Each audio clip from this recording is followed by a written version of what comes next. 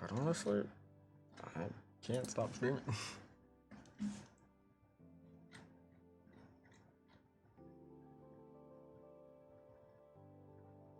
Go for this. There we go. And that one's good.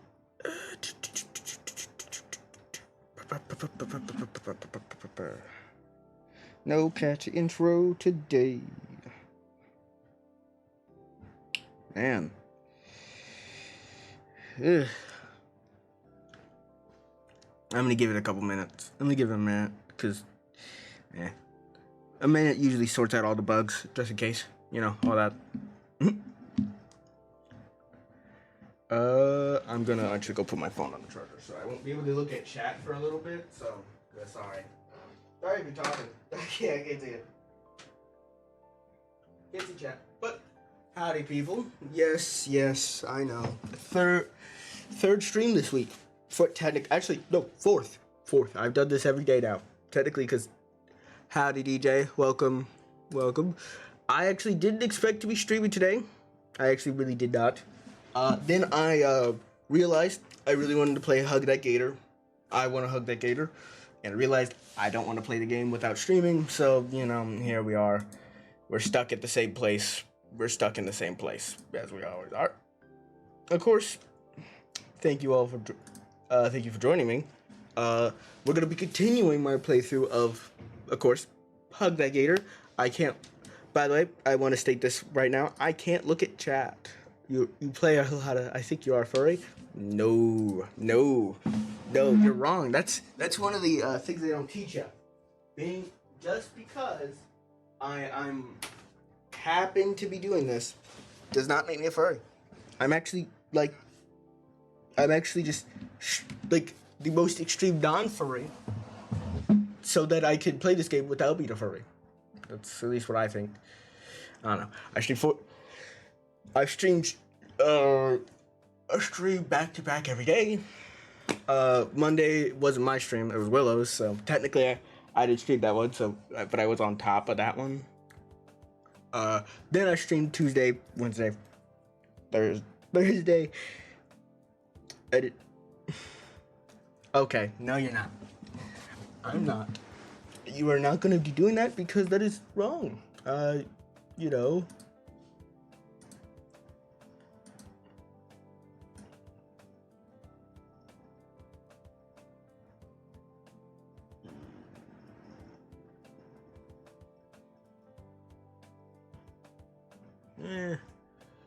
Nah, I'll just do it like that. That works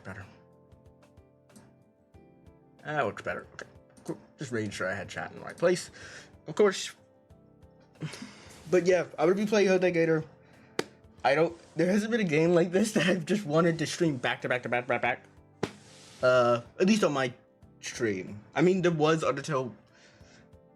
I don't know if I'd consider that more like Deltrude is a stream. Technically, it's not my stream, but I would love to do that every day. Not really. Fuck that. I'd kill. That'd be horrible to do. Oh, that'd be horrid. I'd hate that. Load. Don't worry about that. Let's do that. Okay. So this is right after the arcade. We did the arcade stuff. We're still hopefully doing good. I don't know. I completely don't know. But I'm gonna get into it. So I will look at chat every now and then to check if you're talking. But I'll be strictly real. I don't have my phone on me, so you know I won't be able to check every second that you're talking. So please do give me a break. I'm gonna be reading it every time I think it's a good time to. But you know I'll give you like multiple minutes. And then I'll check. By Sunday, it felt like my bones were made out of paper mache. I couldn't go to school today. Man, this sucks. I shouldn't ignored the signs.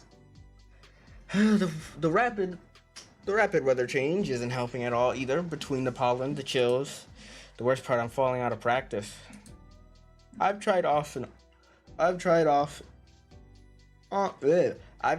and off every hour to watch a drawing tutorial, but within minutes my consciousness was overtaken by fog, and I retreated back to bed.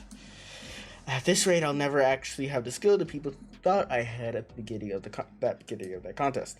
Between the sunlight that obscures the clouds and my own bouts of unconsciousness, it feels like I'm sick. I've been sick for weeks, instead of just days. I would have asked my parents for some help, but they still had work, and the most help they could be is by simply calling into the school to let them know I was sick. Slurp. I'm not doing a slurping noise. That's good enough. I found this cup of medicine I made and go back to my noodles. Oh wait, what did I say? I finish out the cup of medicine I made and go back to my noodles. The only reason why I'm even conscious right now is because I figured some soup would help with the splitting headache. And I've made sure the pantry is stocked full of cup ramen. I shove even more instant noodles into my mouth as I lie splat on the couch, trying to watch whatever's on the TV. Oh boy. Yeah. Okay. Eventually I decided to set the salty goodness aside in favor of scrolling through the notification on my cell phone. Also, the reason why I'm streaming today, if you're asking why I'm streaming instead of not streaming, mainly because, like I said at the very beginning, I really did feel like I just wanted to stream today, and also I really wanted to play this game, and I did not want to just go through a story without you guys, because I felt like it'd be good to get my genuine reaction to things and how everything's going and all that type of shit. But just know that that this stream will probably not be as long as yesterday's. It'll probably be like an hour or two, maybe 3 if I'm really feeling it, but that's pushing it. 2 hours is definitely 3 and above is pushing it, because 1, I have to have enough energy for tomorrow, and 2, I have to have enough energy for tomorrow's stream. Tomorrow's stream is important too, So, I gotta save for that. Anyway, let's continue on. Of course, I got a few dozen from Damien. Bless his heart. If you're bless his heart. What do you mean? He's been giving me our play-by-play of the school day. I get a few messages from Liz too. She's also filling me on the school day, albeit not as nearly as often as Damien. Even Olivia texted me. I feel oddly soothed as I read her well wishes. So I get another notification. It's this time for bed. It's a PDF file of my homework, followed by a simple get well soon with an animated emoji. Aren't I popular? I'll be sure to thank them in person when I'm better. And another way of fuzziness washes over me. So I pop a few flu meds and chase it down with another gulp of lukewarm chicken broth. 3 days of being sick as a dog, and it's only occurring to me now. I haven't seen any sign of... Huh? I thought I already got my grocery delivery bag today, or was that yesterday? Whatever. I pushed myself upright on the couch turned sick bag, uncaring for all the styrofoam cooked noodles and plastic wrap that fell on my carpet. Wow, I really let things get out of hand. Well, my head is spinning, and as I made it, the egregious, fuck that word. That's all I gotta say. The long 20 feet, the horrid 20 foot journey. I checked the peephole and there was nothing there. Or maybe a small child. Trashy Scout cookies sound also right now. One hand works to what hurt while I'm focusing on finding my wallet and the other. Damn poofy sleeves. If these weren't so. Sup? You dead yet? Olivia? My wife. That does make me a furry though, by the way. I just want that to be said. Let me check if someone would talk. I'm not a furry though. Not a furry. I'm not. Probably. Olivia, what are you doing here? In spite of her chair shifts from side to side of her seat, her knees totting together. Uh, um, Mr. Edekin, when did we give you the project worksheet for his class? He pulls her backpack up from behind her chair and reaches in, drawing out a manila envelope, waving it in my face. My dizziness intensifies as my eyes attempt to track the rapidly moving object in front of me. Oh, one of the bear. But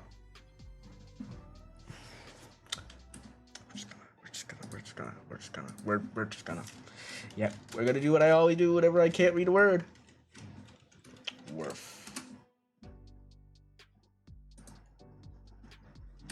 I don't know why you're.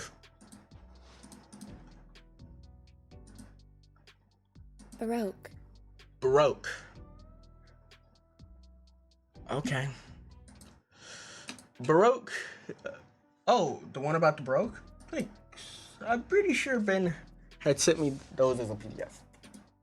She snorts and lets the packet go, my hands fumbling to catch it before it hits the floor. Without batting an eye, Olivia pushes past me as if wandering into someone's house is an everyday occurrence for her. Come on, the project isn't gonna finish itself. Huh?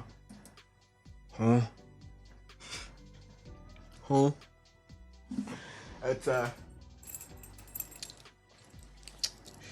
she's already wheeled herself on to the couch and set the backpack on the coffee table. Yeah, I figured you could use some help or balls. And box at the mountain of junk I left. Her nose crinkles hard to tell from so far away. Damn, Inko.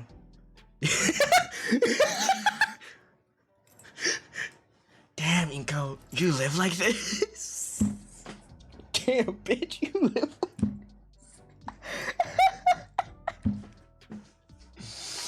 Oh, no, please. Damn, bitch, you live like... Damn, bitch, you look like... you look No, okay. Okay, I got this. Damn, Inko, you live like this?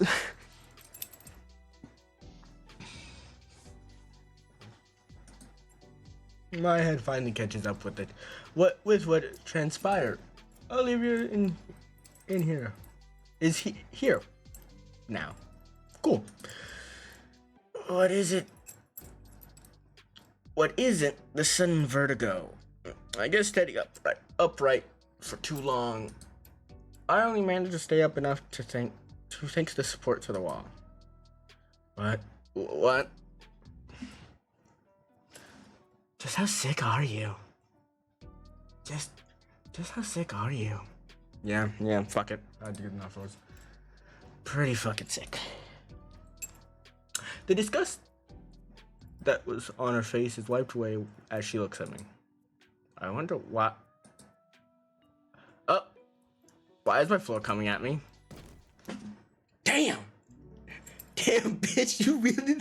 Damn, a bitch. I felt like a bitch. Owie. After my impromptu tumble, Olivia had done her best to pull me up and get me to the couch. My robe did make it easier to drag me across the smooth floor of my house. Okay, forget the project. What project? Attaboy.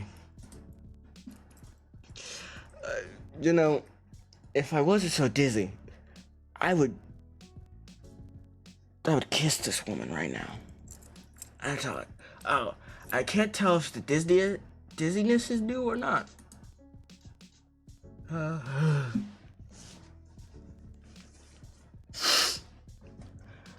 Olivia's already starting to pick up the mountain of trash. Moving what she can into the grocery bag. Watching her with my vision going fuzzy only intensifies the vertigo. Guess I should take more of my medicine. I got a can of soda and a hat from the half-empty case on the table, along with the bottle of cough syrup.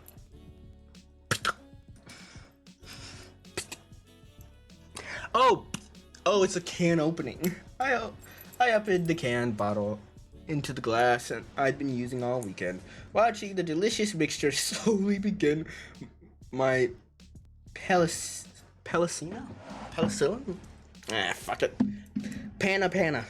Panacea. Hennessy. She could look at me. Why is she looking at me like that? Giving the glass a good swirl to ensure the best final product, I grin and gulp down the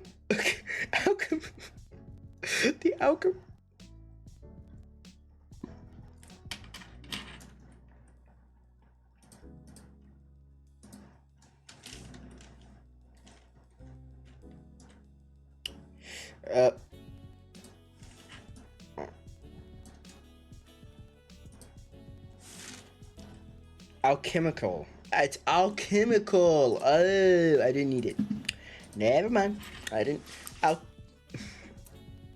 Alchemical. Yeah, masterpiece.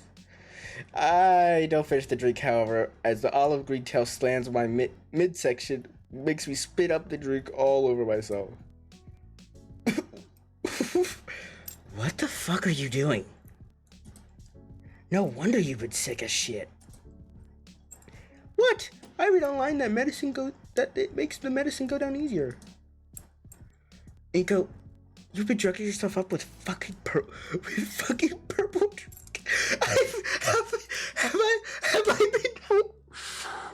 Have I been drinking lean? Have I been fucking? My character has not been drinking fucking lean. You're fucking with me. I've been drinking fucking lean. Holy shit, I need to go get some water. Hold a second. God, am I fucking full?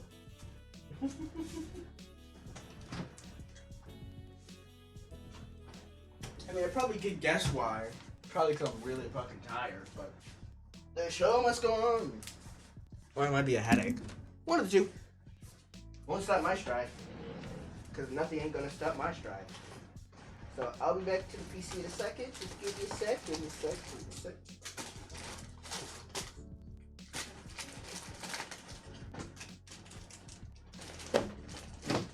Yeah. My name's Damien. I like being shot. I like punching people. And being a fucking dumbass. And I'm Liz. I'm a big Brachiosaurus who's most likely in love with Damien. Who's most likely in love with Damien? Hi. Cause Damien's right about here. And Liz is more around here. What the fuck are you doing? And then Inko is right about here. My regular talking voice.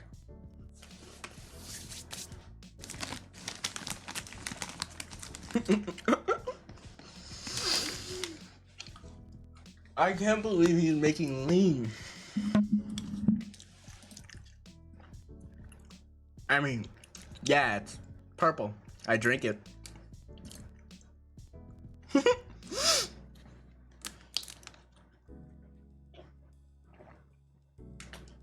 Oh my god, my character was actually making fucking lean. Holy crap. How are you alive? Cause Damien? Liv is more around here. Quieter, whisperer, but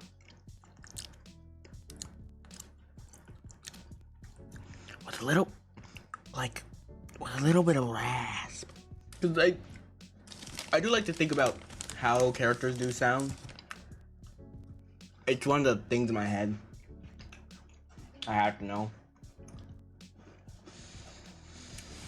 It's like knowing motivation for a character.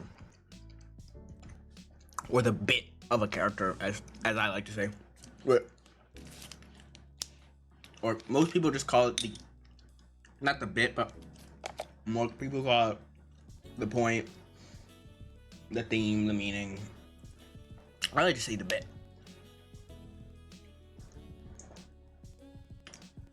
Because if you have a bit for your, well, a lot of the time bit is like the theme. Like, if your bit of a, like, if your bit of a thing is like, oh, these are cowboys. Like a wacky western. Stick to the fucking bit. Stick to the bit. Can't tell you how many times I'm enjoying something and they don't stick, they get off their bit, and I'm just like, well, you lost everything that makes you cool.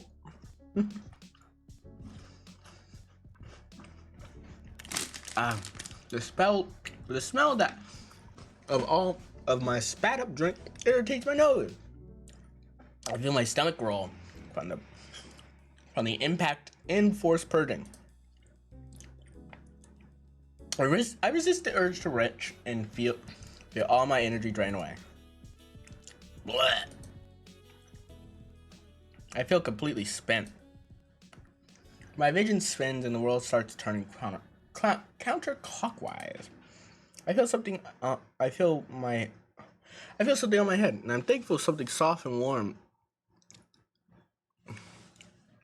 Something soft and warm smoothly maneuvers it back to the couch. The blackness of my shut eyelids returns the upright. Damn, is this what? Damn. This how people with glasses see? I can't see shit. Returns the uprightness of the world, and the numbness I'd grown used to overtakes my limbs. Oh my god. Inko? Inko, are you okay? Oh man, stay there, I'll figure. A little voice drowned out by groaning drowns of white noise. Once again, the colors outside the window bleed and flood into my house. God damn, I can't see shit.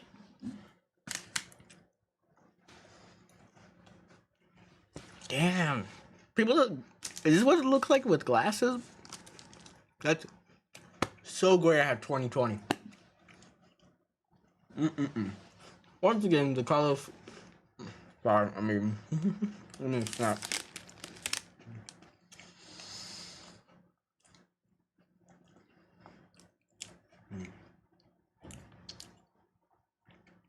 Once again, the it's time for real. Once again, the colors from outside the window bleed and flood into my house. And I'm still without my rent money.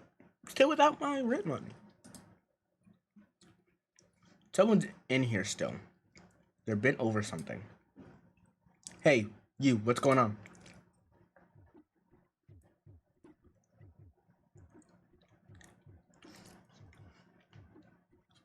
What the actual fuck am I looking at?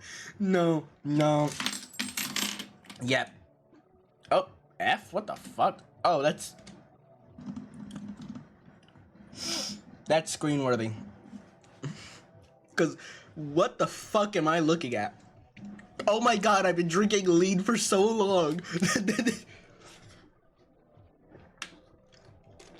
Because, okay, if you don't know what lean is, it's a drink that basically acts the same as like, oh, I should have probably warned, seizure warning or acid warning, I guess, because I don't know what the fuck this is. Hang on, I'll help you out.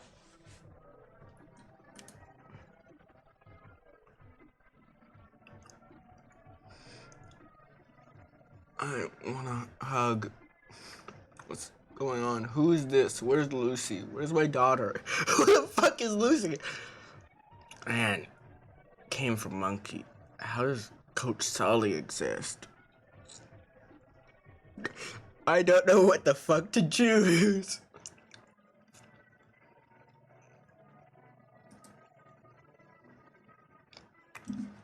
Funny Gator grew on wheels.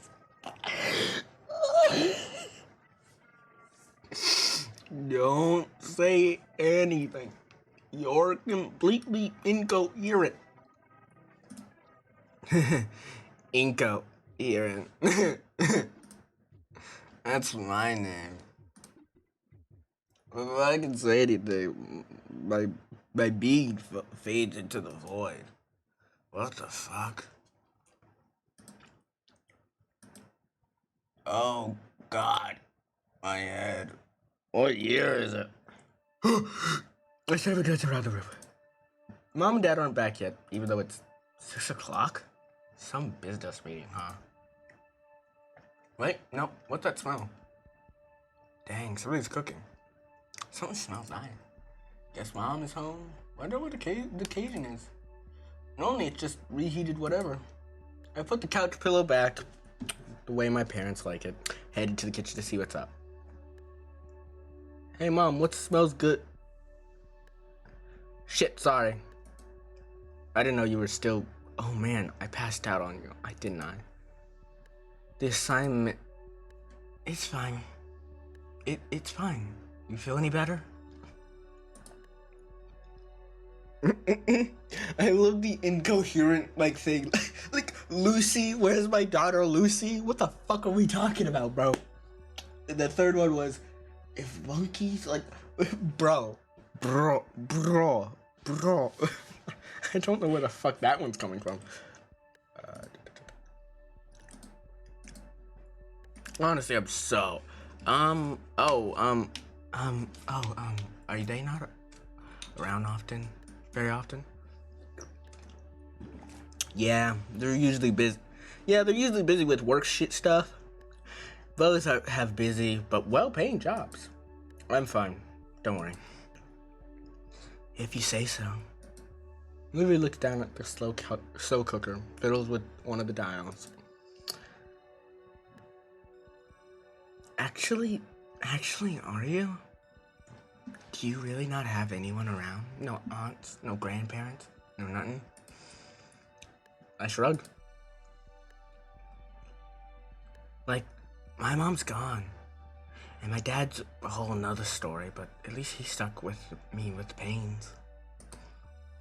And that way, I guess you're worse off to me somehow. The last part she spoke was quieter with her downcast face. I can't help but feel like I wasn't meant to hear it. You at least have your folks. I don't think it does much good compared to our situations. I'll just have to be a better parent for my kids. Oh yeah, Funches. I don't know why though. Isn't that what everyone wants? I hope. You plan to start a family? Yeah, of course. What about you? My dad really wants me to. He knows he's pretty far from ideal, but he told me before he hopes I can make a family work, like how he couldn't. I thought about having kids. In the future, of course. Not now. Fuck. I'm a freshman in college. Fuck having kids. But, I've thought about it. And I pretty much agreed that kids are pretty much out of the options for me for a while. Until I get a good career. I had to find one, get a steady relationship, steady, like multiple years at that point. And then, be in a good enough financial situation where we're not living just paycheck to paycheck. I mean, I never was living like that. But I'd hate to inflict that onto some kid. Just my kid, at least. There's always being a godfather, someone, or being the best uncle in the world to some other kid. I know I'll get that chance at least. Because, Uncle Pink is gonna be the best uncle. Be the cool uncle. The one who shows them how to play video games. Tells them about FNAF. Yeah, in Minecraft. That's gonna be me, bro. I'm gonna be the uncle who introduces the kid to like Minecraft and FNAF, bro. That's gonna be me. I'm gonna introduce him to the most nichest thing I know, and then get that kid, get my niece, nephew, or whoever the fuck, or whatever the fuck they're gonna be. Doesn't matter to me. I'm making sure they're into the niche things I'm into. That goes same for my kid. My kid's gonna be into something niche. I'm about to like show them like an old dead Minecraft series.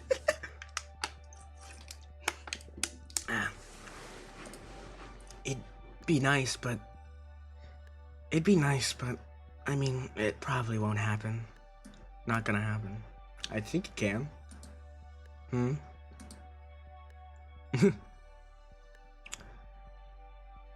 Well, after you collapsed, I panicked. I had to call Miss Payne. Just call her fucking Aunt, you dick.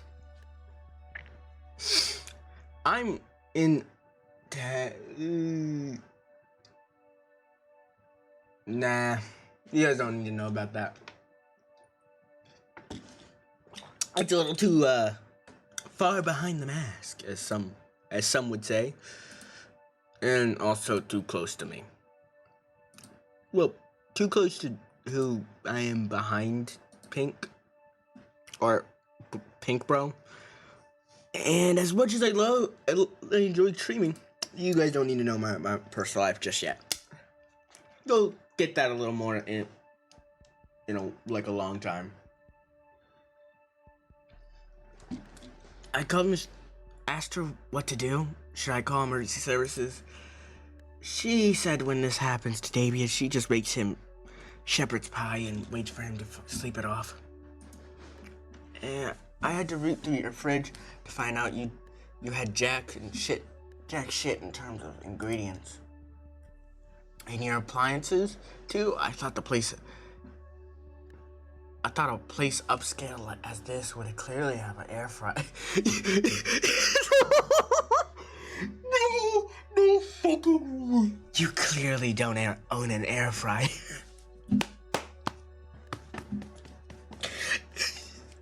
No fucking way. We got two references. We got damn bitch you live like this. Damn bitch you live like this. And your appliances too.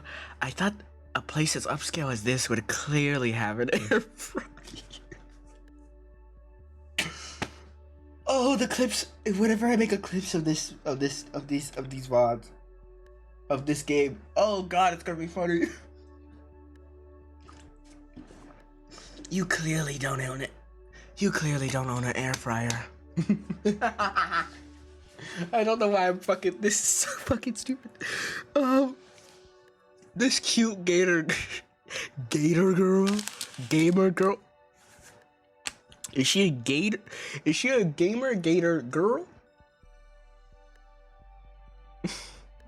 She's a baryonyx, actually. Well, actually, she's actually a baryonyx. So technically, she wouldn't be a gator. Oh, I can't.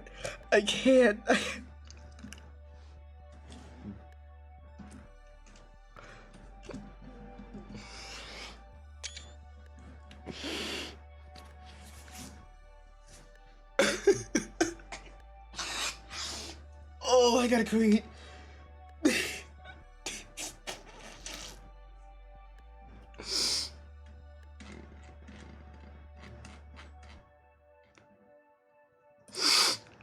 But all I could find was this slow cooker, and so I threw vegetables that hadn't expired into with some stock. Should be good for your sinuses at least. I may remember something along those lines. I stepped closer to Olivia, peering into the glass window of the cooker. I don't know we had half of whatever's in there. Really? Why would your parents just buy this kind of stuff just to let it rot in the fridge? My mom does like to cook, but she doesn't do it often. I wish she could. She would. The green gator snorts. No. You know I'm only spoiling you because you're sick. It's not that. I just miss dinner, you know? Ah, don't do this to me. Sitting around the dining room table talking to each other. We don't do that anymore. Except on holidays. Olivia winces. No kidding. No kidding. Sorry to pry. I can't help but sigh as I think about my lackluster relationship with mom and dad. If you think you got a lackluster relationship, wait until you hear about mine. Yeah. Yeah.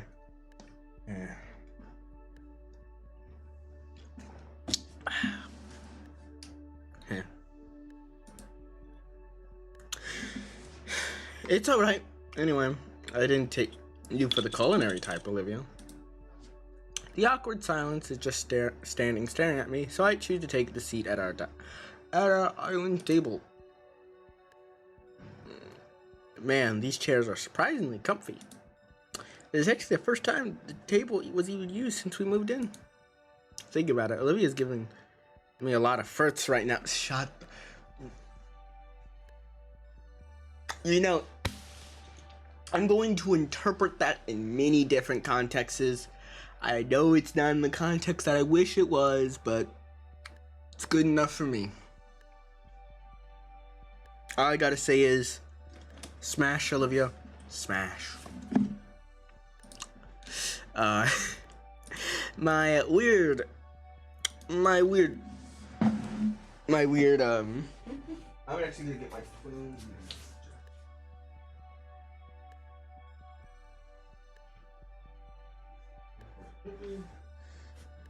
Don't love the debate. Don't get me wrong. I love having someone converse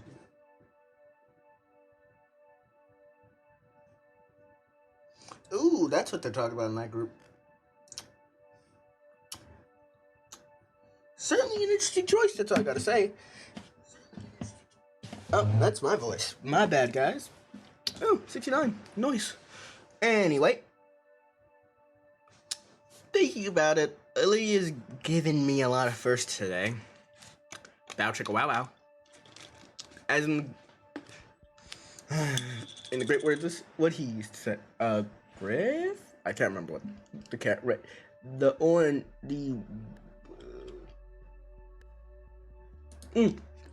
cyan one from fucking Red vs. Blue. Bow chicka wow wow. The one who had a sister who was also this exact, who's literally him copied, but as a woman. No, that's a different one. Different one sister who was like that. That was red. That was Orange's sister, Yellow, who was just the female version of Tucker. It was Tucker. Fucking hell, I remember Tucker. Kinda wish mom would make dinner again, like before she got that promotion. Olivia hums to herself as she moves towards the fridge, pulling out the egg carton and scowling after chuckling. How often do you get groceries, Inko? I ordered some earlier. Actual groceries, not that junk. Oh, God. That's such a waste of money. Imagine if you could cook the food you like. My head gets a bit lighter. Though I can practically taste the sound and taste coming from the cooker. Is that why you're in home ec? There's another low hum from her cicada suit or something. I wanted to be ready when I have my place on my own. And it's actually relaxing. Just keeps my mind and hands busy while I'm alone. Plus, it's either this or, father, Miss Payne all the time. the cooker ding, signaling the stew had been finished. God, that's gonna taste horrible. Oh no. When Olivia takes the lid off the steam, erupts the rich aroma of cooked meat and vegetables. Can you grab us some bowls? I'm guessing the shelves above. I get up and move around the table to shift the bowl to the shelf with all the bowls. I give the top a quick dust check and stick it back in, taking two under it. Olivia already has the ladle ready, stirring the soup slowly. I set the bowls down next to her and she ladles in servings for us. Okay, Moneybags. Back to the couch. You don't want to eat at the table? Can't. What do you... Oh. The island doesn't really have space for a chair to fit underneath. Plus, I want to enjoy some quality entertainment. I figured we could watch some together on the big flat screen you got. That's okay, right? Sure. Bro. She's okay. A girl comes over to you to do a project with you. Sees you pass out. Cooks you a meal. And you don't try to... And you don't, like, ask this girl out immediately?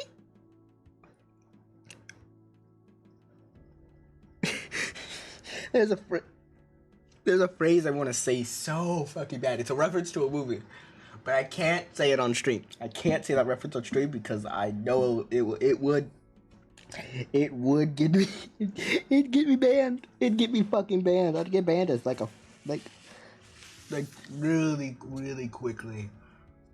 I carry both bowls back into the couch. Here, the entire living room has been cleaned up. Man,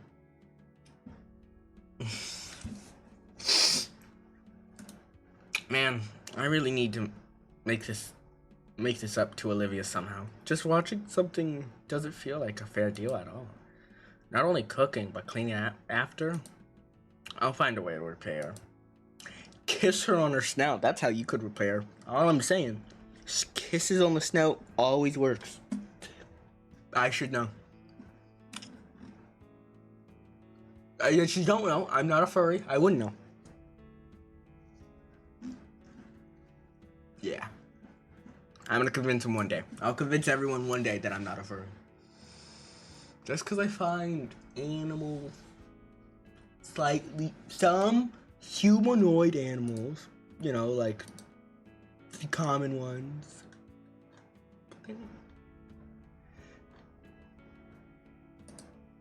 The common ones.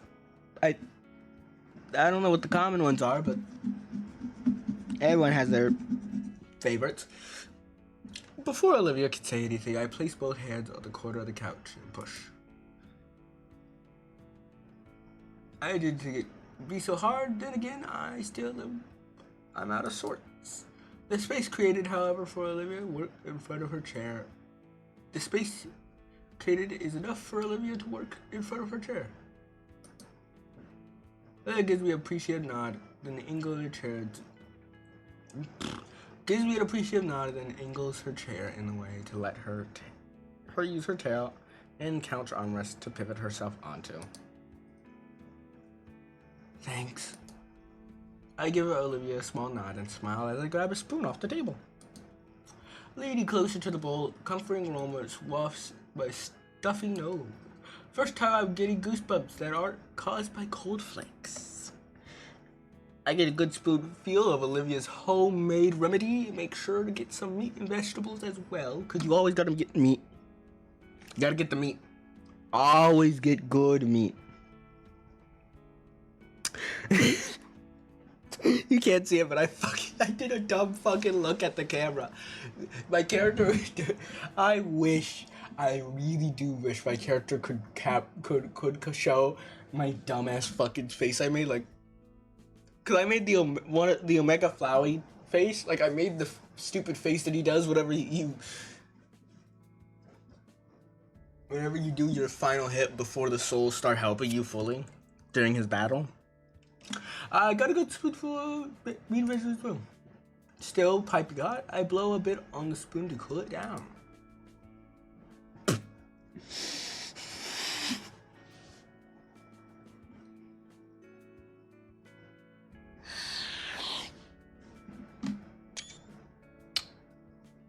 I had to take a screening of that one, bro. Pussy. What?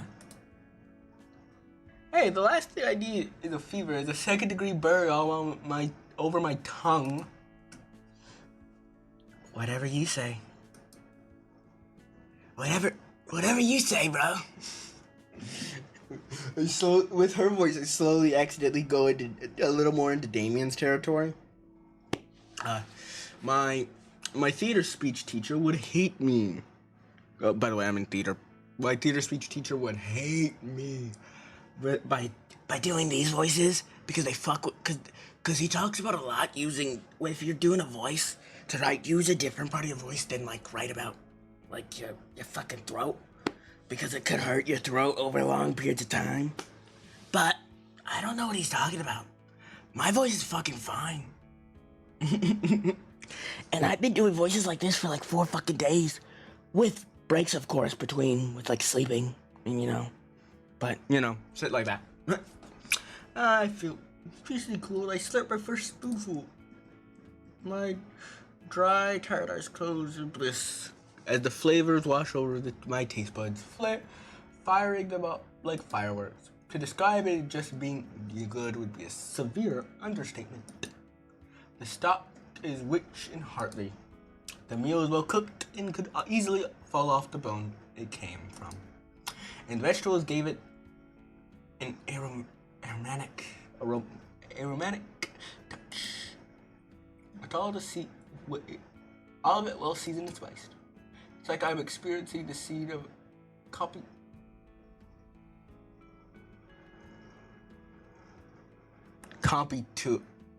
Oh, Ratatouille. From Compy to, because it's a fucking. You're fucking kidding me. They didn't make it Compy. I made a reference to Compies earlier on into early on to the game. That's funny. Sensing and seeing the difference between the different flavors move and dance around my mind. For a brief moment, I forget about my fever and only felt the warm presence of soup envelop me like a cozy blanket. Is it good? Well, like a record scratch, I'm taken out of my experience and brought back to earth by the baryonyx voice. I looked to Olivia, giving me a questioning look, I utterly chomping and munching her soup. I also realized I'm sunk into the couch. My arms slide like a rag doll. I felt my body weighed down, both from my sickness and the soup. I guess I lost in the broth. I'm lost in the sauce. I'm lost in the broth. What the fuck are all these references? Have this been happening the whole time and I just haven't realized any? There has not been this many references. Wow, Olivia, this suit is amazing. Olivia rolls her eyes at my enthusiastic comment, but lets out a tiny smile. It's nothing. I just threw it together in a pot and called it food. Anyone could do that. Lily looks away once, cutting herself short. With a weak strength, I left myself on the couch to better look at the scaly scale. The shining scaly.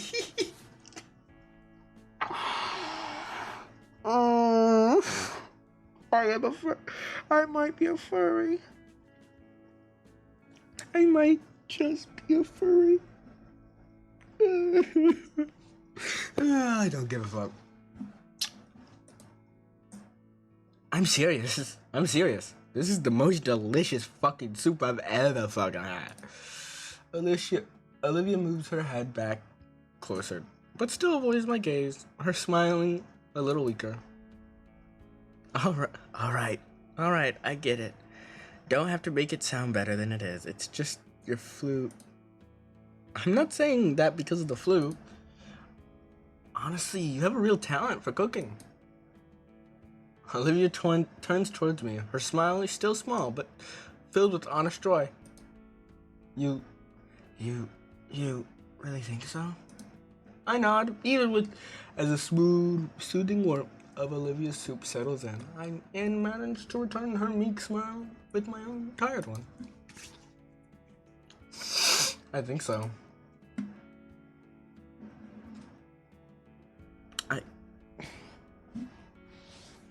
How do I? Oh, God. I'm so happy. I'm so happy. There some certain people in real life cannot see me play this. Because if they did, I'd be called the furry. I'd be called how much time of a furry? How much I'd be called a furry would increase by 10-fold. 12 if I added a couple more, like one more person. Her eyes dot around for anything else to focus on, desperately trying to redirect her fluster.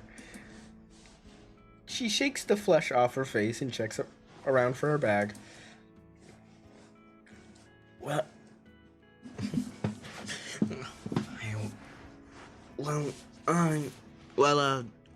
I'll get going. Going? I thought you were wanting to get caught up on your shows. Well, the remote's right here. It's the least I could do after your help today. What were you wanting to watch? She eyes the remote and the oversized screen on our wall. A few things, nothing in particular. I remember you asking last month for recommendations, so I've been thinking of. I think you have a few that you like, but you're sick, and I don't want to. Yeah, I'd love to see what. Yeah, I'd love to see what you have. My parents probably won't be back to hog it for another few hours. If they come back tonight at all. So it's a pretty good time. You're really sure? I'm sure. Show me all about the deep cultural meaning of the animated dinosaur folk cartoon. Oh my god. You're lucky you're sick right now. Yep. Olivia takes the remote and flicks on the TV. After getting over the initial shock of screen being taller than she is, she navigates to a streaming site and picks some colorful series I'd only see in passing. This one has a rough pilot, but it gets better a few episodes in. The animation's top notch. She flips the first episode on and establishing a fight scene on rails while Olivia moves back to the couch by me. Wait, she out of the chair? Oh, she is! Oh, that's so cute. Ugh, I love this game. Fuck. Oh, I love this game so much. Then, to my surprise, she helps herself on the chair to the cushion right next to me. I move my arm out of the way to make room. Oh, sorry. I should have asked. Oh. Hold on, Monza.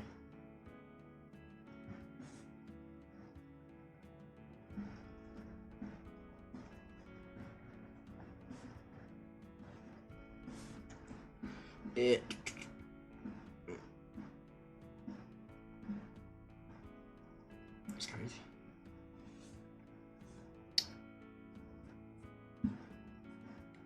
One day, people. One day. Okay, of course you're welcome to sit. Of course you're welcome to sit. I know, but thanks. We focus back on the show. Well, I do. Earlier is glancing my way after every joke. Expect a shot to analyze my reaction. And when it's not for that. It's forewarning that something a bit cheesy was about to happen. Eventually, the first episode closes. The heroes already begin their adventure for real in the following one. The credits scroll. The squishes her hair aside with her fingertip. So, yeah, it's pretty good, I guess. I don't know. What do you think? God, I need to do voice training. Fuck. I would do better at female voices. I'm decent at like kid, like weird, silly voices like this. My answer. Hello, toothpaste boy. You know, like something like that. And I'm like really good at like Damien. Like, what's up, bro? And where I have Maya, more like a up here, and it's like fucking action, you fucking bitch. You know, something like that. Right about here. No. Dum-de-dum. Hello, small child. That's more of my Asgore-ish voice. Hello, Lightner. That's more my Papyrus. Lightner. I'm trying to get my spected voice. Your number one favorite salesman, 1997. I need that little heart-shaped object. You know. But yeah, still. I don't know. I like doing voices. Voices are like one of my favorite things to do. Cause I think I could do really good voices like right here. Like, what the fuck is up, Kyle? What the fuck is up? Like, but some of my voices aren't that fast. But you know, I would love to get training to do certain like accents and shit. I don't know if I could. I would love to get to know how to do an Irish or British accent. That'd be lovely. Or a Scottish even. Or any accent. Or an Australian. Me with an Australian accent would be funny. Would be funny. That's all I gotta say. Anyway. I don't know. What do you think? I liked it. Yeah. Really? Really? Well, they got the whole season. You want to see more? Wait, did you what catch up on your show? It's the pilot. She fumbles the remote in her hands and catches it midair. Well, yeah. Just figured you know what's going on, so you're not lost, you know. But if you want to keep watching this, that's fun too. She quickly pushes the button to start the next episode without my response. Cute is all that runs through my head at her attempts to cover up for a small mistake. She's probably just refreshing her memory, and I wonder why I thought cute would fit. Well, it does. Endearing. Every time she glances over, as if I wouldn't enjoy the show. Sure, Mom and Dad aren't in any rush to get back. The characters on screen freeze. Oh shit, did the Wi-Fi go out again? Oh shoot, did the Wi-Fi go out again? I stand up and check the brutishly heavy limb anchor my lap down. Olivia's tail feels like a boulder across my legs. Keep me from to go. Olivia? I just paused it, Inko. Oh. There's a complicated expression on her face. Is it normal? Is what normal? She chews her lips slowly in consideration. Your parents, like, are they not going to be back? I shrug. They're always busy with work. I feel shifty next to me. Elia inches herself closer. Like, I mean, when I think about it, I barely see them at all. More shifting. I wonder sometime the tail shifts to my abdomen now. Does anyone even care? Bro, are you about to get a hug from her? All the movement stopped as if reality itself had paused. Man, I must be more tired than I thought. I feel my head sway as my muscles ease into putty. I'm sure they do. I look at Olivia, who's shoulder to shoulder with me now. I mean, it's kind of the same. Olivia chews her lips and considering her words. He's always busy too. The whole reason why I live with my godparents is because has to travel for work. So he doesn't... I stop myself. I see the faint wetness in Olivia's eyes. Sorry. Her eyes close as a somber sigh escapes her lips. No, it's fine. I get it, Inko. There's a silence hanging over us now. I copy after the sweetness grow.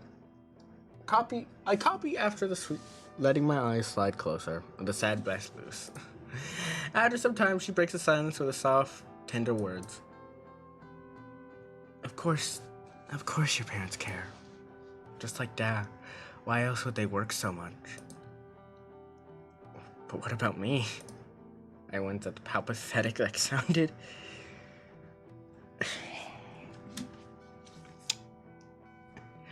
I didn't know it was gonna be this heavy. Okay. Not uncomfortable, don't get me wrong, but definitely...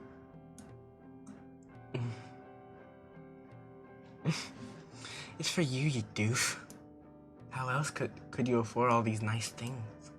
Her words go quieter as time goes on. My body sinks into numbness again. Doc cares enough to work for my sake. Enough to talk my godparents into letting me live with them. They didn't have to, yet I'm burdening them. My mind connects the dots. Mr. Halford and Randy, it's into it.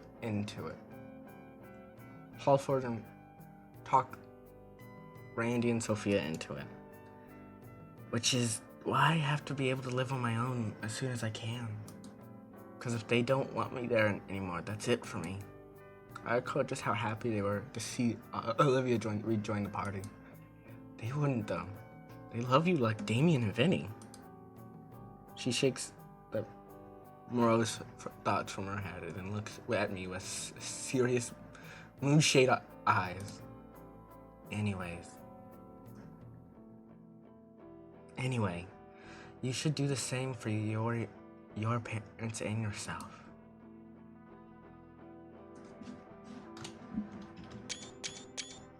Sorry, I did.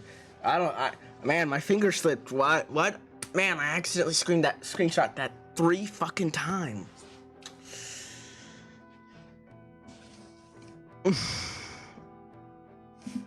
God, this game is reminding me how single I am, but my world goes horizontal as I find my head atop the comfiest pillow I've ever felt. I nod, and a nod becomes a nuzzle into a said pillow. Above me, Olivia yelps. I try to turn to see what's wrong, but something falls atop my head to keep it in place. Nothing. The soothness and cool of something rubs the top of my head, drawing me further and further into a restful peace. Along with the gentle caresses, a deep vibrate emanates from somewhere in my tired mind. Okay. With a looming touch, tone my eyelids grow heavy. By the time I wake up, Olivia's gone. I check my time to only realize it's 4 in the morning. I can't help but groan as I sit up on the couch. Instead of feeling horrible, I feel like I had for the past 2 days. I feel surprisingly well. There's no doubt that Olivia I think. Hell, I might even be able to go to school today. I wonder if any soup left. She probably left it in the fridge, right? I shove over to the appliance and open the door, and my eyes adjust to the light. It only took me seconds to the Tupperware container filled with a delicious meal. Nice. I'll have to ask her for the recipe sometime. Thanks to Olivia's advice and cooking, I finally made my recovery and returned to school. I'm glad to be back. I feel like I missed so much while I've been gone. So much I needed to catch up on. Smooth jazz, by the way. You like jazz? I mean, I did manage to finish all the assignments that Ben has sent me, but I fell out of the loop on other things, like gossip about me. Damien tried to give me the rundown of all during PE. I'm still shocked how bad some of them got. Up to cartel drug running and FBI most wanted. I don't think that's even possible just in a week. The end of the class bell rings throughout the school, signaling the start of lunch. As everyone started to pack up their things, Mr. Edekin speaks up. All right, everyone, make sure you complete the assignments by next class. You have worked wonderful. You all have a wonderful rest of your day now. And oh, it didn't go? I stepped a bit of my neighbors I throw on my backpack. Could you wait a minute? I have a wish to speak with you about. Yeah, of course. Olivia looks back from the classroom entrance, waiting for me. Don't wait up on me. I'll meet you at the table with the others. With a shrug and a nod, Olivia wheels herself down the hall. Out the door and down the hall. Everyone leaves the classroom until it's just Edekin and I. Is that proper grammar? I don't know. I don't give a fuck. Please have a seat. I take a seat because he's putting my backpack down as well. Mr. Edekin gets himself out of the chair and walks around his desk, leaning against it. So, I'll be quick. I got a job that needs doing.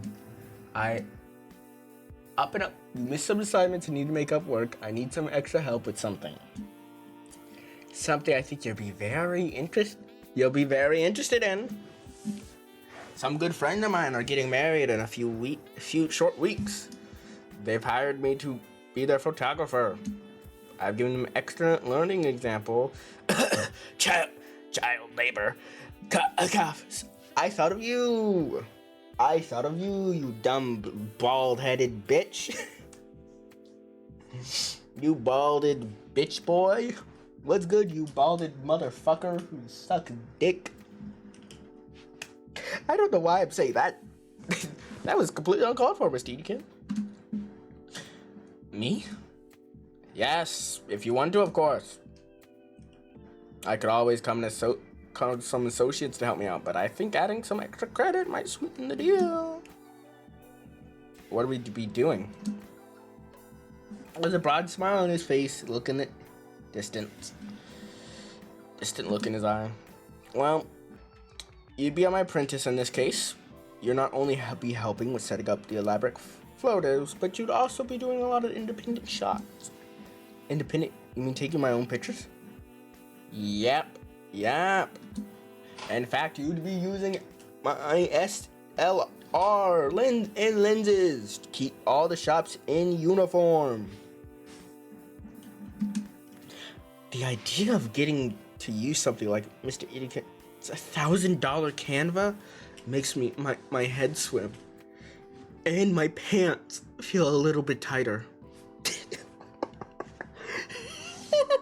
Who the fuck wrote this? Who the fuck wrote this, bro?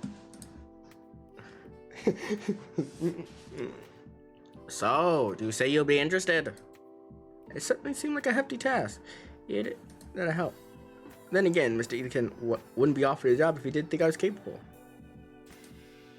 This would technically be my first photography gig. Adding a wedding shoot to boot. Sounds daunting, yet enticing. I would love to. Shit.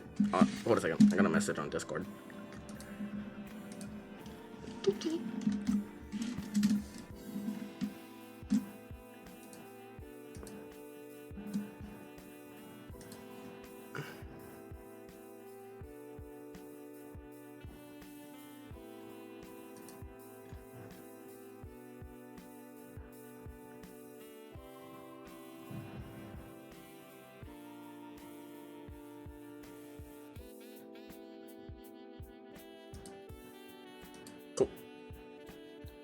Clip.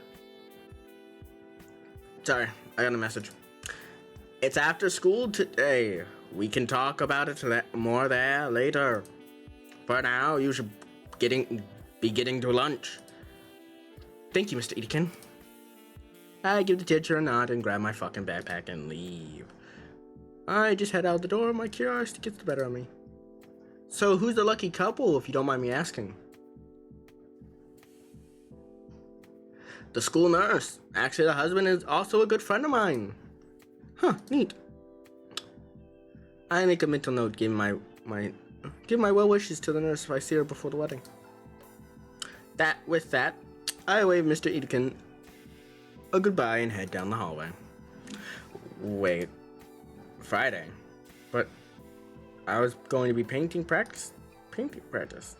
I already agreed to go. If I didn't, it's real photography. It's not even a question if I should go, but geez. It's like the universe is conspiring against me to never stop drawing the stick figures. Hey, I always could just say that I don't like I love drawing worse to make everyone think I'm bad. I finally meet up with Olivia, who's waiting near the entrance to the cafeteria. The grassy green girl is leaned over a soup pot, crunching her maw close as she can, as her eyes the passerby. I hope that's the word. When she noticed that I've moved into her airspace, she perks up immediately. Seeing the transformation is surreal. I chew on my cheek to keep from laughing as I watch her muscular tail wag happily. Finally, took you long enough. I should have used that. I should have used that type of voice for Kara. For back in Undertow Red and Yellow. I'll fix it over when I voice all of. Whenever I do the series of it. Cause I'm gonna do voiceovers of all the series where I voice over characters. Probably I'll get voice actors too. That's a big thing I also want to be working towards. I want to get actors. Mainly just like friends of mine, asking them, hey, can you do this voice redesigns for me? Couple lines, here and there. Like a couple characters. I'll probably get like some people who I think are really good voice actors. Who could probably play it. I'll probably get someone else to play Asgore actually, if I do get something, because honestly, I'm not great at playing. I'm not a dum-de-dum-dum. Hello, small child. My voice isn't that deep. Yeah, sorry it took so long. You didn't have to wait for me, by the way. I can manage waiting if it means eating with you. I feel a smile tug on my lip from hearing Olivia say that. I'm going to punch myself. Mind if I push a chair in? Use me as a battering ram. Mind if I push a chair in? You using me as a battering ram through crowds now, huh? Yeah, something like that.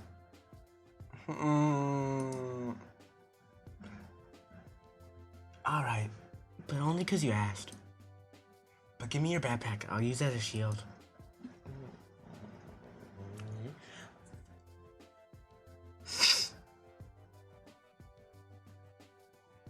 Oh, that's so adorable. You don't know how adorable that looks.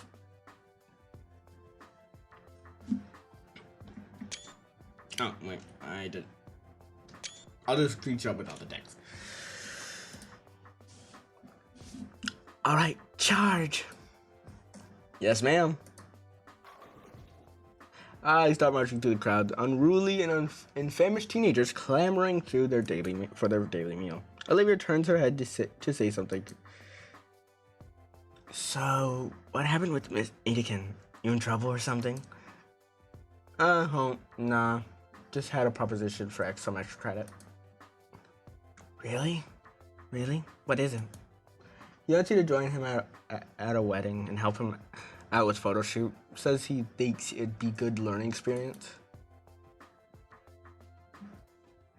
Oh, that sounds pretty interesting. Did you take it? Yep. Could be a good way to hone in on what I know. Plus, extra credit can make up for the time that I was sick. You mean when you nearly overdosed on that cough syrup cocktail you made?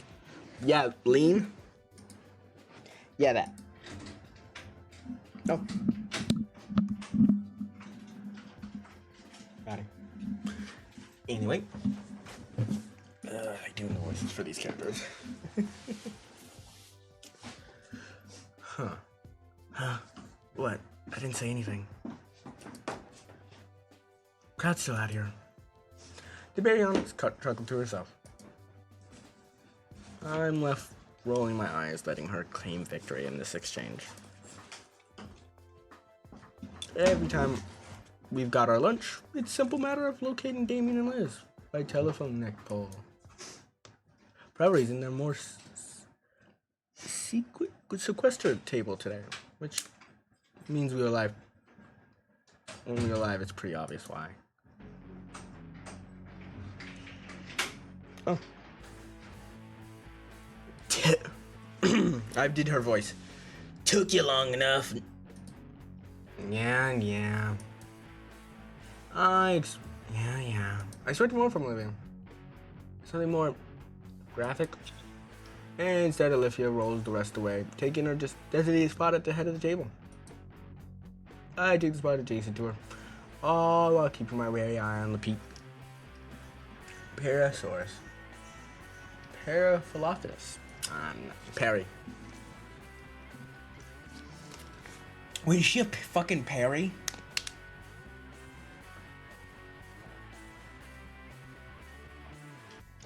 She's deaf.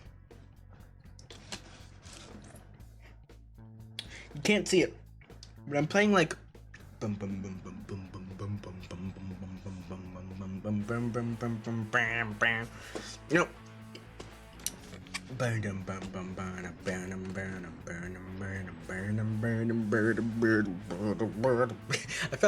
feel like Tobuscus going I do Tobuscus for some reason.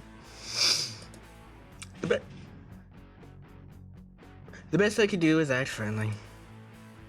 Hey, my eyes, there's what you need? Nah, just here to catch up with my good pal here. While the red-scaled menace turns towards Olivia, her eyes remain locked on her soggy chicken, which is she's eating menacingly, mechanically.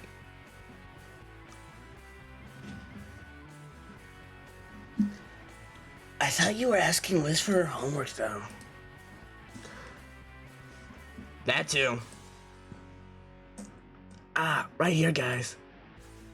A pair of sodas rolled down the table. I think Raptor Cry. We have Laughter Jesus, Raptor Christ. Thank you to Laughter Jesus, bro.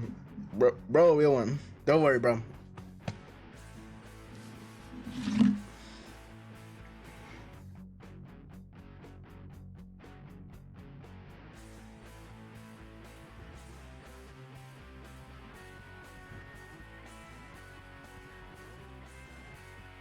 Sorry, I'm doing.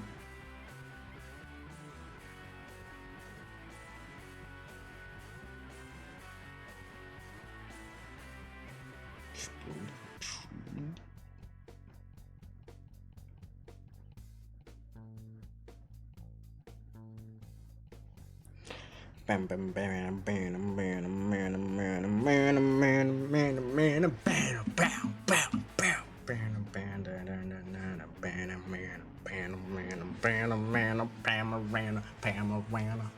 I don't know what I'm fucking saying. Able to catch us before they ram into my tray. Questionable lunch meat. You guys were taking a while, so I grabbed the drinks today. No, you didn't. My gave you those. Well, she did it because I thought about doing it. She's trying to bribe you for the math answers I helped you with earlier. Liz, I can't believe you would imply something about me. That just makes you a beta cuck. Am I gonna give her a fucking shadow voice? That just makes you a beta cuck. But it's true. Hey, free soda's free soda, man. You're a beta cuck. At any rate, real reason I'm here is, say Olivia, you leave your phone at home or something, People are trying to contact you all day. Oh. Leah pulls up her phone for her punk jacket. Catch a glimpse of a wallpaper. A comical portrait of guts that she probably doodled.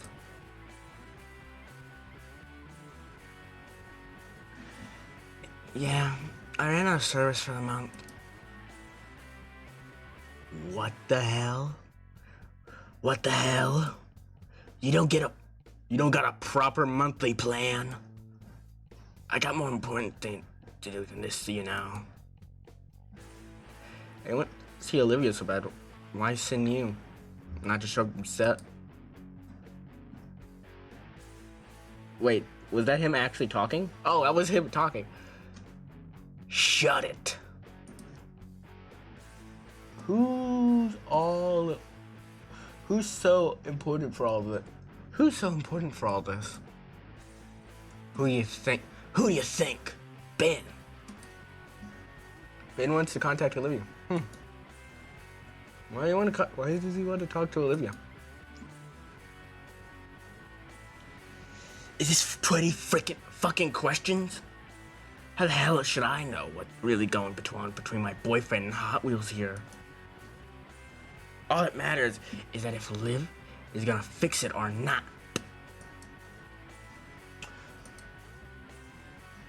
I'll think about it. Ugh, whatever.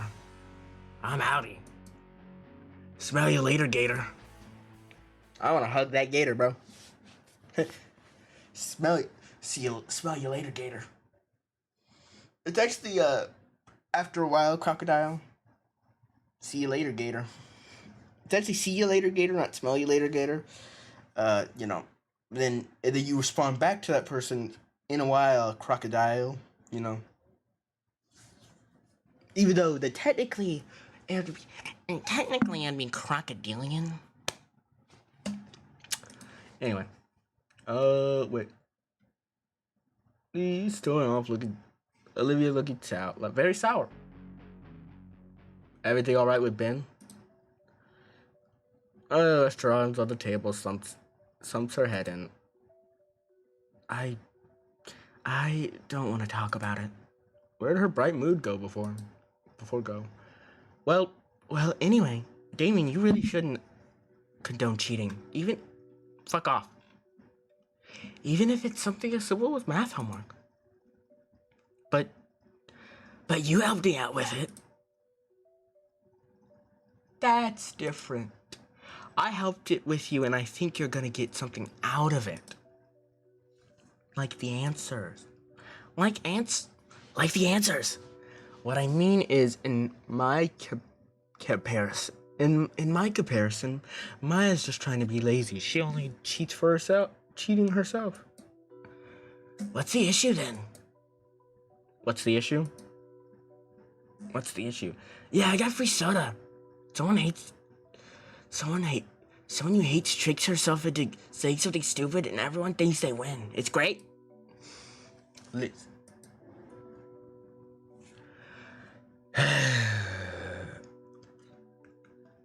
You scare me sometimes, Damien. I guess I'll have to ask Ben what's going on if I see him later. In the meantime, this position only keeps getting more and more dour. I try to think of something that can help cheer her up, like coming up dead ends. Just what could work here? There's got to be something. I can't just leave her in such a sour mood. Oh, how about that? Hey, so what's to do with your phone background? Oh, you noticed it? No, that's not her voice. Oh, you noticed it? She flips her phone on to show me her background. Oh, it's a little doodle of Gus. Yeah, I drew it up the other day. Got the curve just right first try, so pretty cool. I'll bet. Is he with you today? Nah, I left him home. How often do you bring him? Not often enough. Once or twice a semester. Even then, it's just when I'm bored. Although, once he's Once he was just in my hoodie when I left for school. Unexpected. It was here. I got the pic saved. This creature shade of a small creature sat on top of the desk with its skinny tail clenched onto its chest lightly. I don't know why, but he holds his tail like that all the time. I feel Davey and Liz hover behind me, their eyes locked onto the adorable fat creature on screen. I don't know who's cool. I don't know who coos, but probably Liz. But Olivia rolls her eyes and swipes to the next picture of a cute pet. Don't swipe too much, bro. I've seen too many pictures of people swiping too much in someone's camera roll. And it's like a photo of them in a certain in risque situation. Cause that's what you never do, by the way. Never switch. If it's not your photo gallery, let me tell you a little something.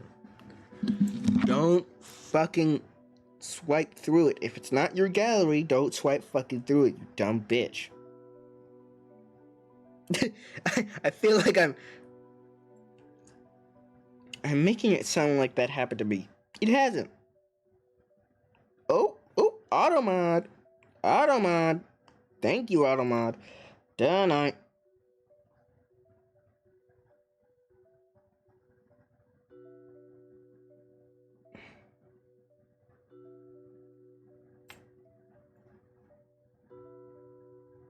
Okay, I'll be right back. I gotta go to the restroom real quick. So I'm gonna put on a BRB screen, and you're gonna get this lovely music to listen to while I go back to the restroom. Okay.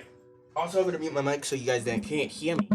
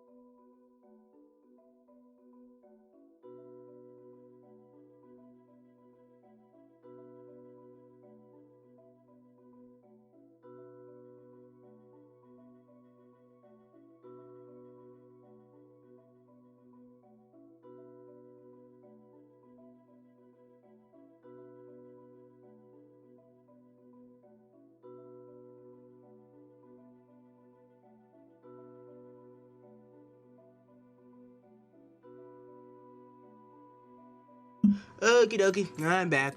Sorry about my extended leave. I needed that restroom break was overdue. Okay, I don't know who could, but Petra's pilot ball looks confusing. For the remaining minutes of lunch, we just sit there huddled around Olivia's phone and entranced by her sweet little rat, as it did most mundane things. Yet, the method of doing them was way too undeniably cute, and that's what really got us.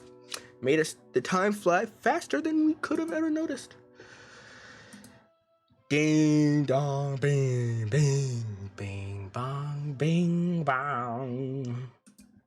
I blinked a couple times, and I stretched my arms and legs and get up from my desk. This Broccoli really knows how to make 40 minutes feel like 80.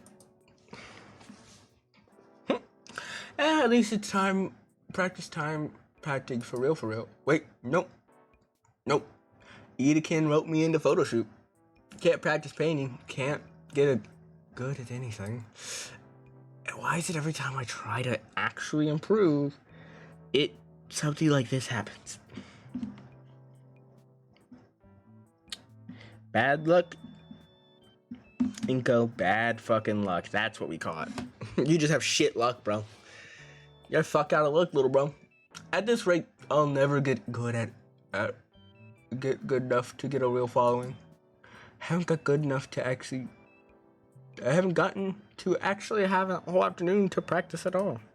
Still, there's no way in hell I'm missing this. Yeah, no fucking duh. I ended up meeting with Ben and Itika right as he was locking his classroom.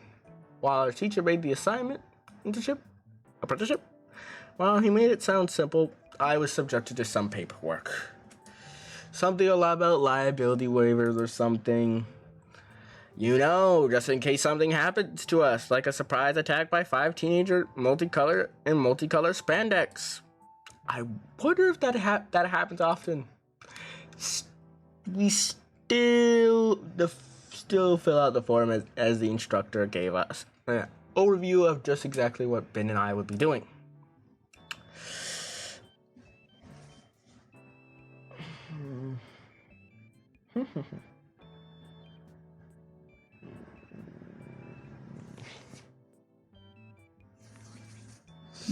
There's a few structures out there, save for one edge of a cliff. Ben's the first one out of the cramped car with an armful of telescoping black stands. I follow the example, unloading the vehicle. Other designs. All right, you two. You remember what you're doing doing tonight? Yes, sir. After we set up the photo stations in the corner of the hall, we take turns walking the reception, taking pictures of the guests. Perfect. I'll be waiting. I'll be with the wedding party the entire time. So if you need me, just look for a gaggle of similarly dressed women screeching and you'll find me. He grins as he helps carry the last of the lightest equipment from the trunk. Reminder, this isn't actual work, so be polite, be efficient, but most importantly, Ben and I start upright, ready for the order any tour. Have fun! But trust me, the clients will appreciate it more. Finally finished with unloading, and I exhale a mixed aroma of ocean and flowers. While I find the scent seems to have the exact opposite reaction. His brow pinched together in disgust as he tried to fan away the air once covered his nose with the other. Ugh, I'm going to get to be sick. The sick one next with this weather. At least the view's great. That it is, yeah. Mr. Edie could led us through a small garden. Garden? Where the fuck am I? Garden, and out in the front, into the reception hall. I'm gonna fuck up on small words, aren't I? It's a spacious wedding tent, adorned with all sorts of flora and high-end lighting, keeping the place warm. Yes. My name is Mr. Edegan. Yes. My name is Mr. Antenna's TV time. Yeah, this is definitely gonna be his voice. Yep, Yep, I like it. That's the way, I like it. That's a reference to, it's a song, and then it's also a reference to Austin Powers. Okay, you guys know how to set up here. I'm going to get to business, bitches. Get fucked. Yes, sir. Yes, sir. He leaves us stepping into the ongoing ceremony with a prime camera and tripod. Ben and I exchange a single glance before we resign ourselves to the daunting task. First on the list was telescopic stands for the cameras. For experience, from the experience. From the experience, it doesn't take us too long to get those in place. Next are the reflectors, strobe lights. All packed in heavy cases that have to be hauled inside. For my third case, I'm already exhausted. Shoot, I thought gym class would prepare me for this. Fuck no. Bzz. My phone buzzed. Might as well take a breather. Oh, but yep, I discovered it's from Olivia. Hey, Shades. Hi, Olivia. You got a service bag?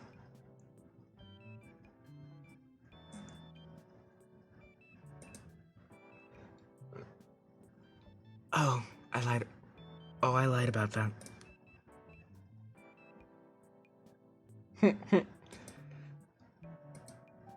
I saw you leave school with Ekin after school. What's up with that? What's up with that? I'm helping him with the wedding photos shoot. You? At a wedding? Did Ekin give you a better jacket for it? My jacket is cool enough. So, we're at... Teach said a place called the Clark's Looks Out on the way over. Wait, really? That place has a bunch of scenic views. If you see any good landscape shots, take one for me. Sure, if I get the time. No, do it now.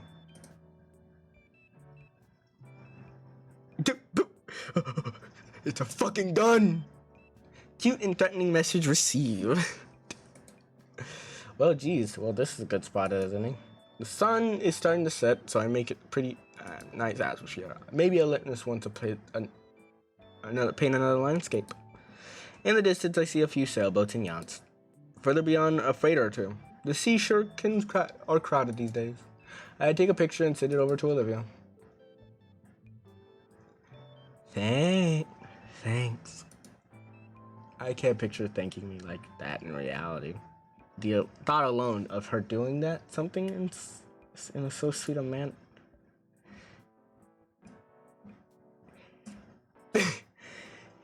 Aiko, this thing weighs like 80 pounds. I'm not doing all the work. Oh, right. Let my camera hang loose around my neck while assisting Big to set up the last standing reflectors. Setting up meant not only the cameras, but the large chunk of the incomplete decor prep, which meant carrying out loads and loads of heavy cases with strobes, reflectors, cloth sheets, so many telescoping sand poles. Following instructions, Ben set up a small red carpet leading into the glamour shot station. Meanwhile, I was finishing making sure the marked out spots within the room had right combination of flash and strobe and or reflectors. By the time our teacher came back, we'd been placed the final light in position. As the guests started to walk down Ben's handmade path, I skirted along the edge, and my burrowed hard can carry. Clicks at muted chatting guests, while I think I managed to catch some decent shots. I'm just not feeling it today. Slowly roll it. And voila.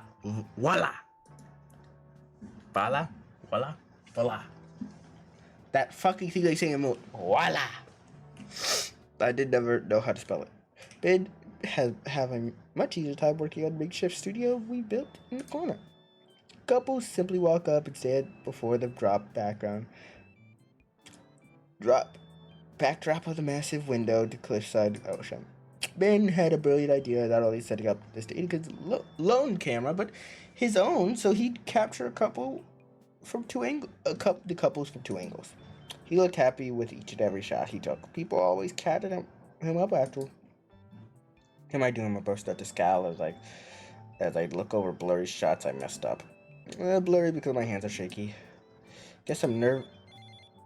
I hadn't noticed how my big message has been going off. So does it go well? Hardly, I think. Ben's turning it into a competition. Are you winning? Nope, not really. No, not really. I love that I have to beat him for me. I would beat him. I would beat anyone for you. You guys can't see it. I wish.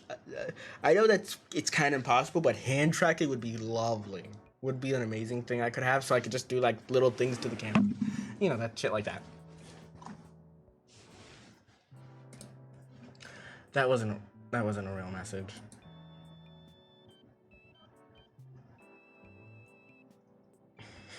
I tried to ignore my phone. I don't think anything will calm my nerves at this point.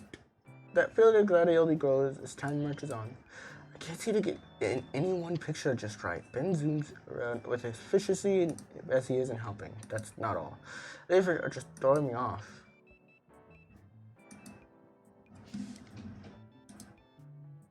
Just break his flashing light stick thingy. Then his pics will be super dark. How out of date is things we have still use flash pins?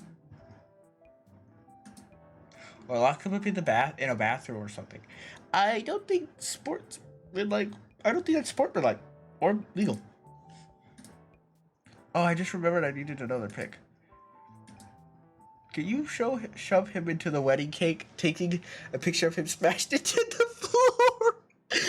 Oh, I love this woman. I need it for Muse. That. Do it for me. Come on, that's just violent. Let me answer her. Please let me do it. Within I spot a perfect shot of an older couple. Parrots of the globe, I believe. There's a good chance. I bring the borrowed camera. I look through the roof shot and see the parrots already moved away into another group. The camera sits my group, but luckily the neck strap holds its safety against my chest. Okay, I need a break. I find the appropriate place to sneak outside. Go around the building, stumping down against the brick siding. It's really twilight out there. Oh.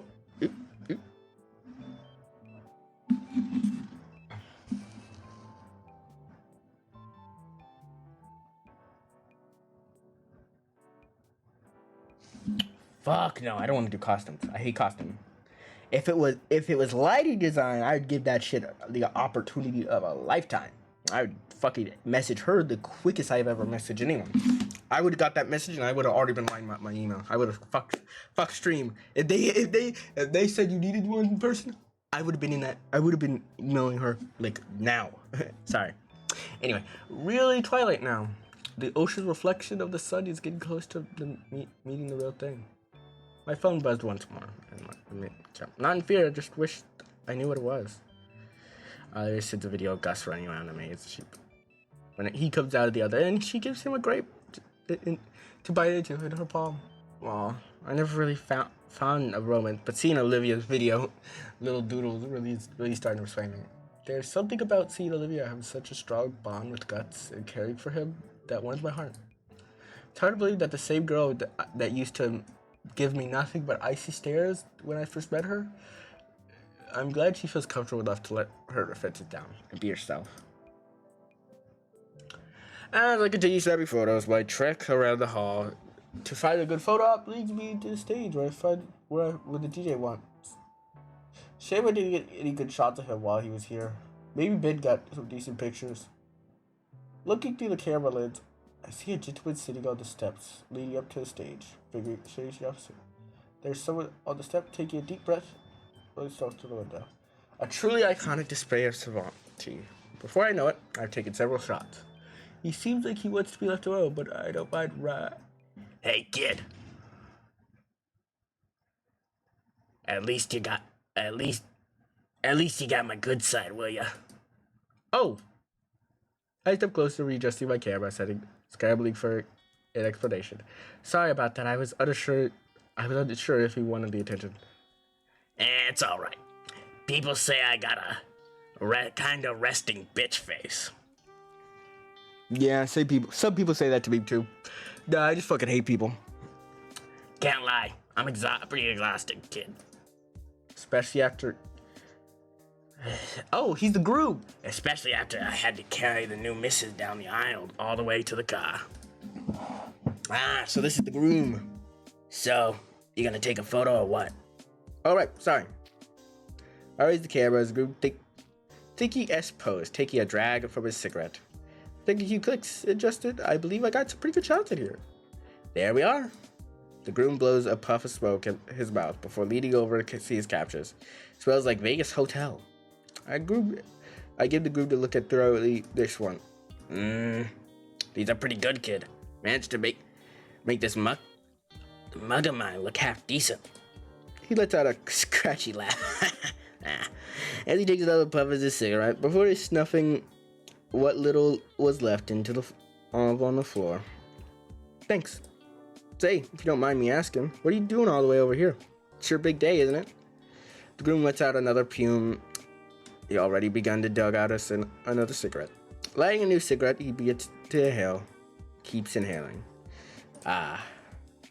He continues inhaling the cigarette's finished. He finally inhales steam with lung cancer, slowly, course over 30 seconds. Sir? Of course it is. Just having a little rest is all. I mean, this has been the happiest day of my life, but tiring as all hell. The missus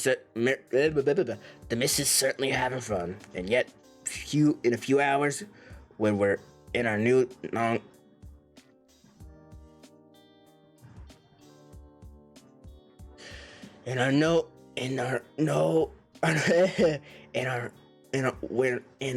our new no longer bachelor pad, I'll be listening to her as she moans about how sure she is.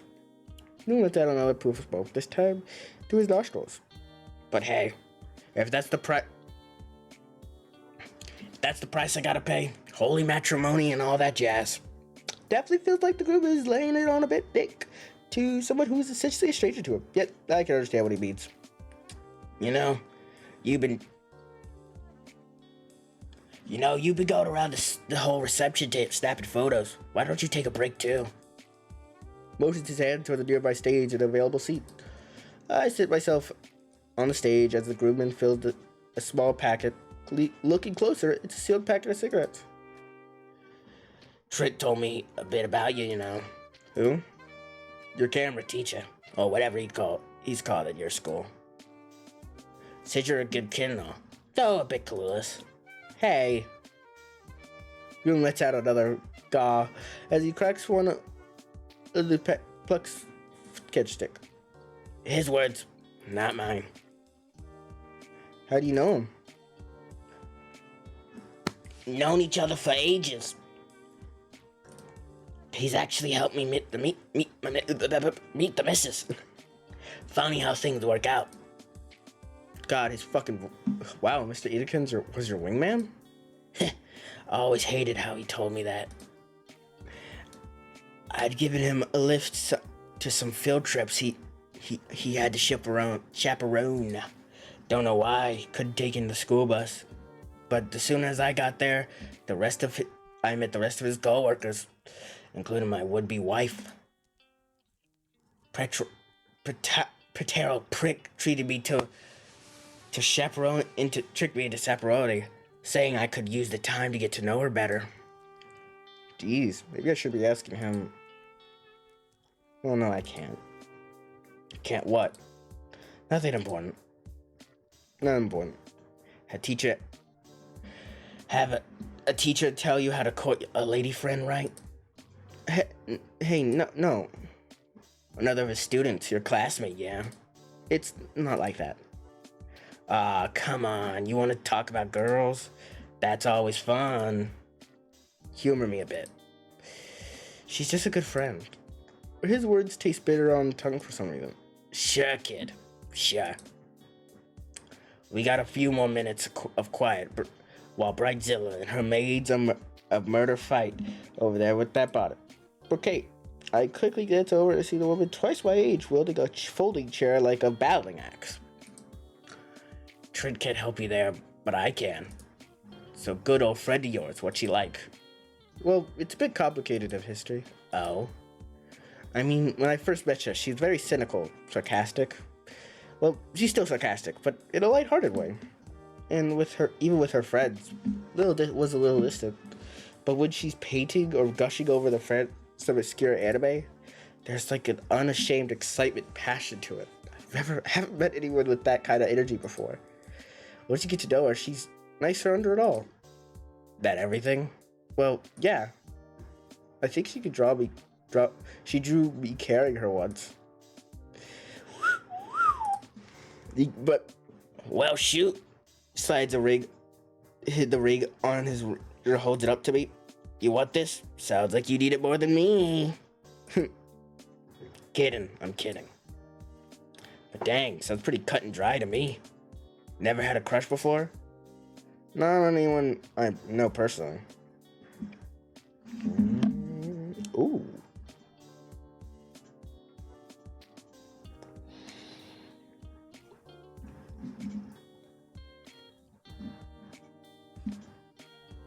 Oh. I'll definitely listen to that later. Not now, of course. Anyway, not anyone I know personally.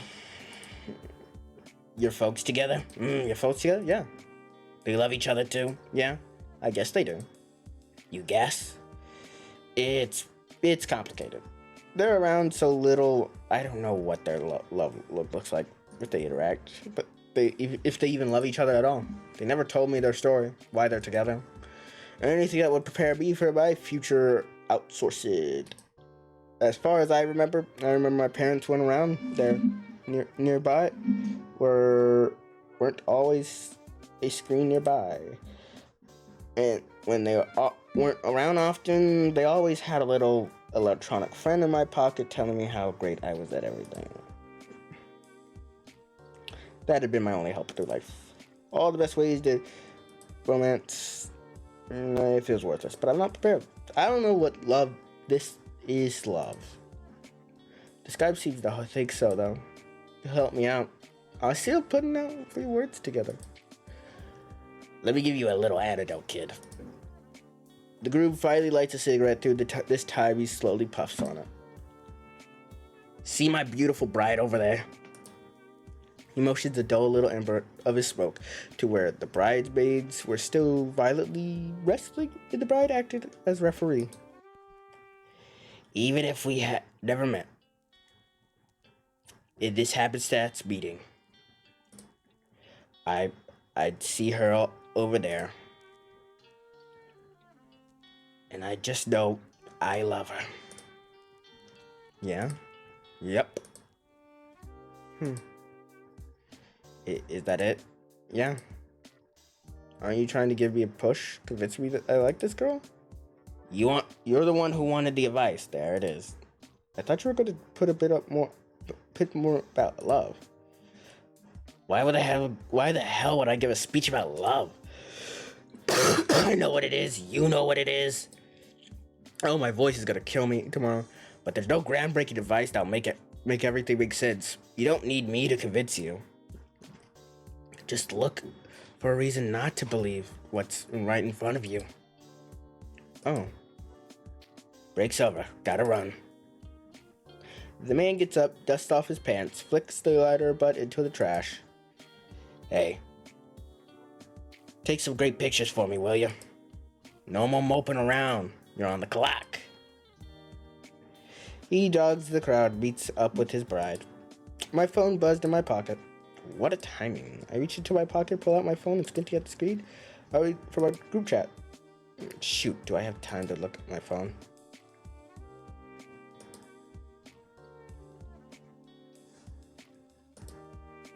Probably focus on what to do it here. Besides, I don't want to let the group down. But this is Olivia we're talking about. I don't want to do anything without much stretch cat. Fuck no. Why the fuck would I consult the others about Olivia? Sounds stupid as fuck. Like, oh, sorry, another DM. What the fuck? Why the fuck did I get a DM right now? I mean, probably don't know I'm streaming.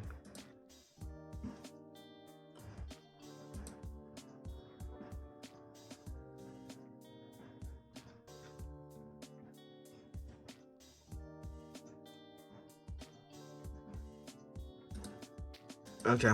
I know what I'm doing. I gotta choose to... I'm not gonna fucking ask them. Why the fuck would I ask them? There's no information that I need that I don't already know.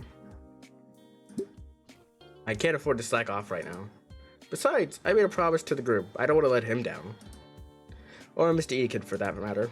The silence of my phone slips back into my jack pocket, pushing off the wall, taking hold of my camera. Where should I shoot? Where should I even shoot for a start? I think I have a few ideas.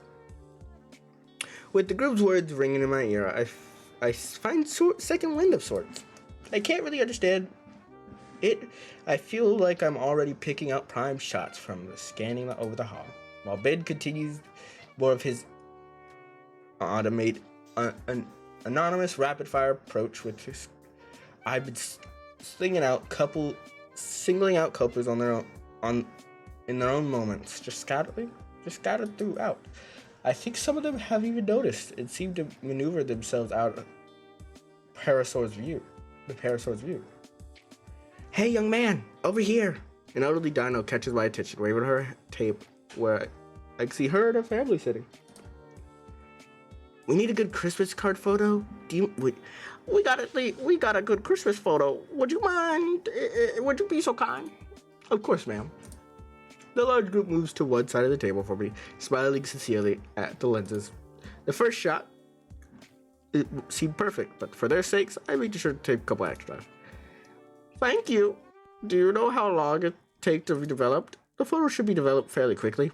We'll be sure that everyone gets these before the end of the month.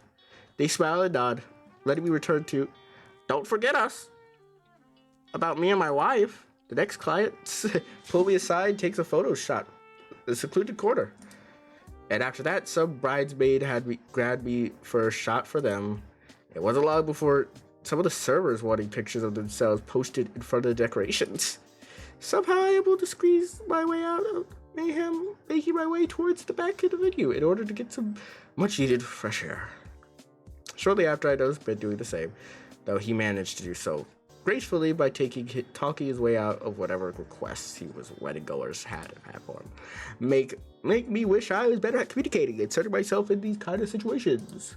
Ben takes notice of me and approaches from a very casual place, with no one else seeming to take note of him. Taking a breather? I give a nod and of my head, causing him to smile and just adjust his glasses with his index finger. Well, wedding's almost finished, so the worst of the workload's behind us. That was good. He checks his phone. 8 hours? Jeez. Man, my leg's starting to hurt. You're telling me you don't have a tail. Do you know how you think I feel? We sigh together. It's the first bit of silence we've had in a while. Across the room, the bride slumps into a chair, kicking her heels off. Groom sees me and shrugs a bit, smirking. So, how do you feel about the pictures you're taking? My name's Rosie. My name's Lancer.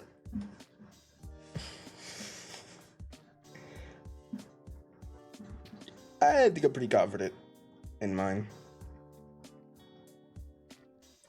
I think I'm pretty confident in mine.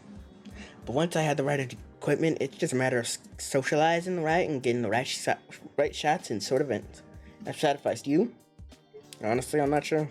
I've been taking these pictures right, but it's like something's missing. Missing?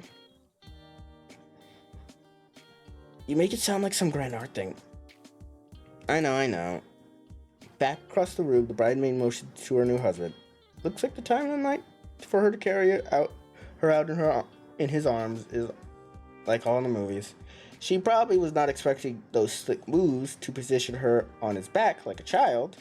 He laughs to himself while she pouts loudly and holds her onto his hair, keeping balance.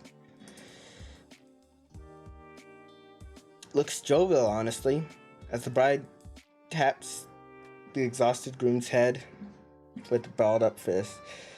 But he's laughing so infectious, her pout's replaced by delighted giggles of her own. Oh, another fucking one. Jesus. Don't I? Damn, 2 bucks. That's how I know this one's gonna be a good one. I love so he finally catches her in hand. Just folds it up. Just folds it. Once again, they're talking. The bridesmaid's melting into putty. The bride is melting, quiet in his words. For with how menial it is, it's how crude that guy was earlier. That understanding, genuine playfulness between them.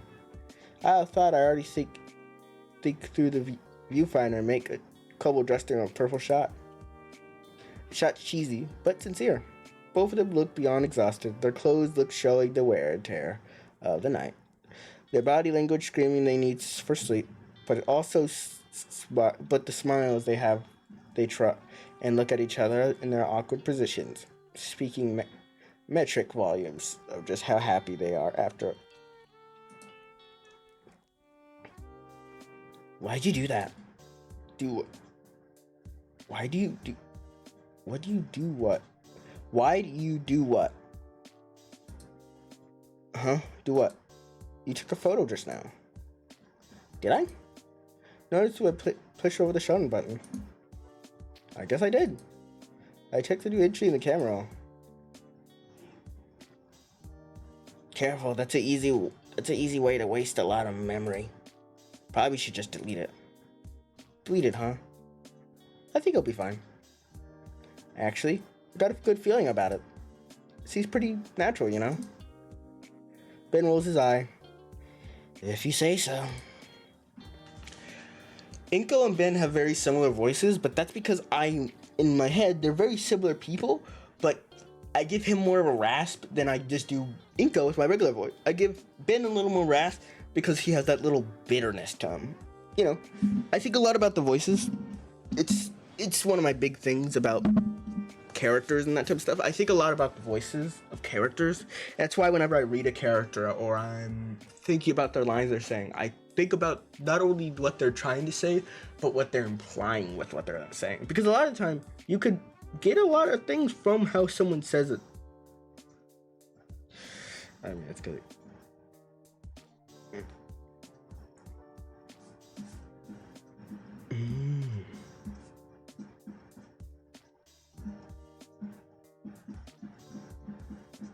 Sorry, I got it. That happened.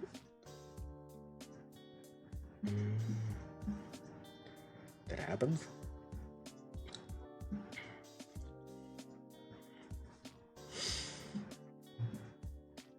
Sorry, I had to take a quick look. Okay, before the parasaur turns to go back to his assembly line of photos, I grab his shoulder. By the way, Ben. Maya stopped by our lunch table earlier to complain to Olivia. Oh boy. You said you were trying to call her, but was upset she wasn't picking up. I don't want to pry into your personal business, but are you two on bad terms? Huh? What are you talking about? What? Haven't spoken to Olivia in ages. Huh? I thought you were above gossip, Rico. Sorry, Alright, boy. Oh, wait. Alrighty, boys. You ready to pack up? Pretty long night, huh? Our teacher looks haggard as he steps to us. His wings are dragging on the floor, and he's propping himself with one of the nightstands we brought. Despite his exhaustion, his grin smiling widely. You two enjoy your first work experience? Absolutely, Mr. Itika. I managed to load up on both memory cards you gave me. I even managed to try out different kinds of lenses you bought. Good for you, Ben. What about you, Inko? Well, I'm gonna be honest, it took me a while. It took me a while for me, Mr. Itika. I suppose it's a tough order to start with. So many account for, and oh no. I mean that I didn't get that many. No, oh no. I meant that I didn't get that many good shots until the end. I didn't even finish the first card you gave me.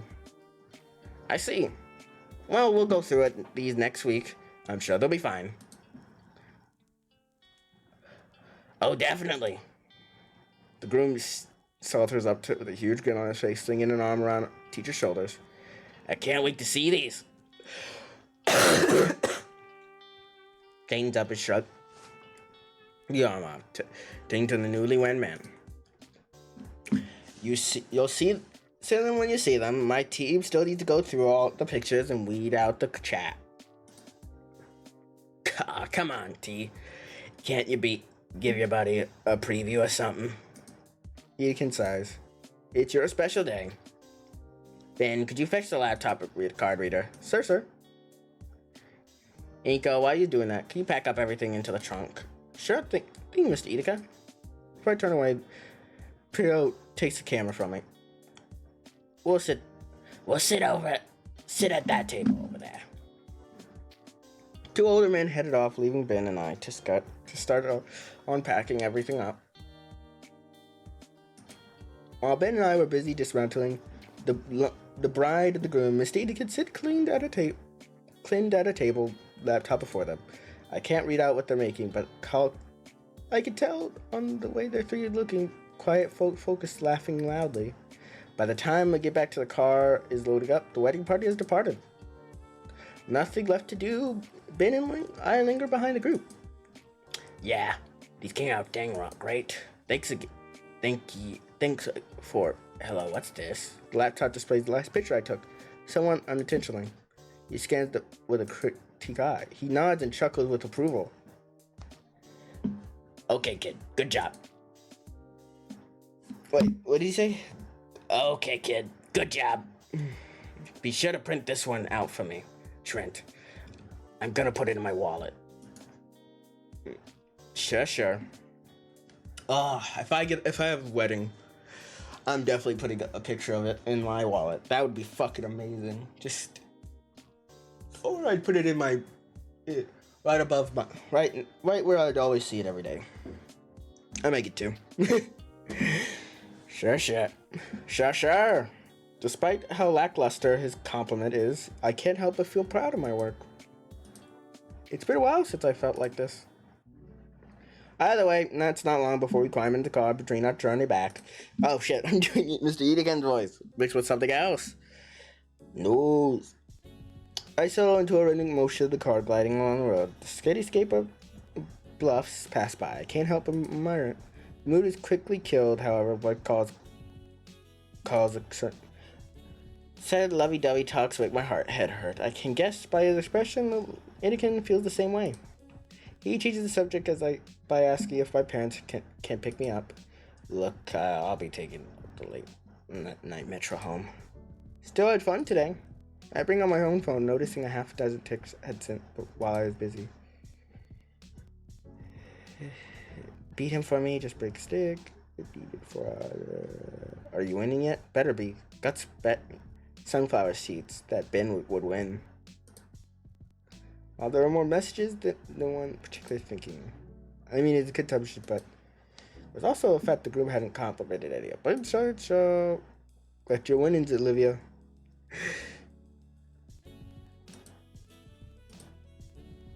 Crocodile. So cute. Good job, Agent. You deserve a reward for your hard work. Award? What kind of... Oh my. Would she really... She knows I'm with Ben and Anakin. Interior car feels warmer as I bated breath. Inko, you good? You're breathing pretty hard. Fine, putting right this car sick. Just breathe. What? No, there's no way. Okay, wait, hold a second. I have to check if we would do... So... Okay, okay. I'm gonna switch to screen, I'm gonna switch to screen 4. You can still see me. But you can't see my screen anymore. Just because I want to see images. Cut your witties, Olivia. Good job, Agent. Deserve a word for your hard work. Lord, what kind of... Oh my. Would she really... She knows I'm in the car with... Eat kid. The interior car feels heart rate of breath. Inko, you okay? You're breathing pretty hard there. Pretty fine, just car sick. Make sure that there's absolutely no way to confuse my stream. extra protection, I dim to the point where I'd be able to see the darkness of the car. Finally, Olivia's text come through. I hold my breath before opening my eyes to see. Okay, it's not what I thought it would. Okay, whew. Okay, it's nothing too bad. I'm just gonna go make sure. Right. Loading image. Mr. Eating Kid, I think he goes about to vomit. Okay. Okay, I thought it was really about to do... Oh, wait. Let me just... Because I had to check just in case, just in case,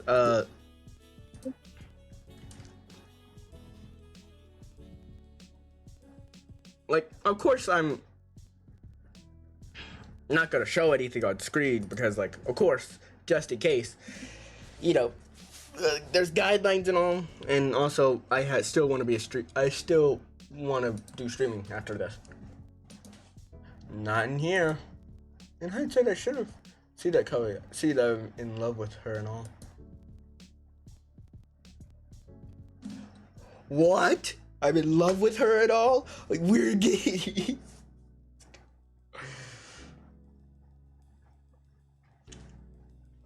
He admitted it? He admitted it, yes. Damn my hormones. Even though we're pretty far into fall season, today is a nice day out. There's a storm coming later today with cold front, so temperatures outside are bearable enough to just relax in. One last respite before unforgiving cold of winter sets in. I decided to celebrate by eating lunch outside. After a good bit of prodding, Olivia joins me. Nico, it's too cold. It's gonna freeze. It'll freeze my veins solid. It's 70 degrees, and you already agreed. Calm down. We step out into the chilled air. Hiss. She pulls the drawstrings on her hoodie taut, yanking it shut again.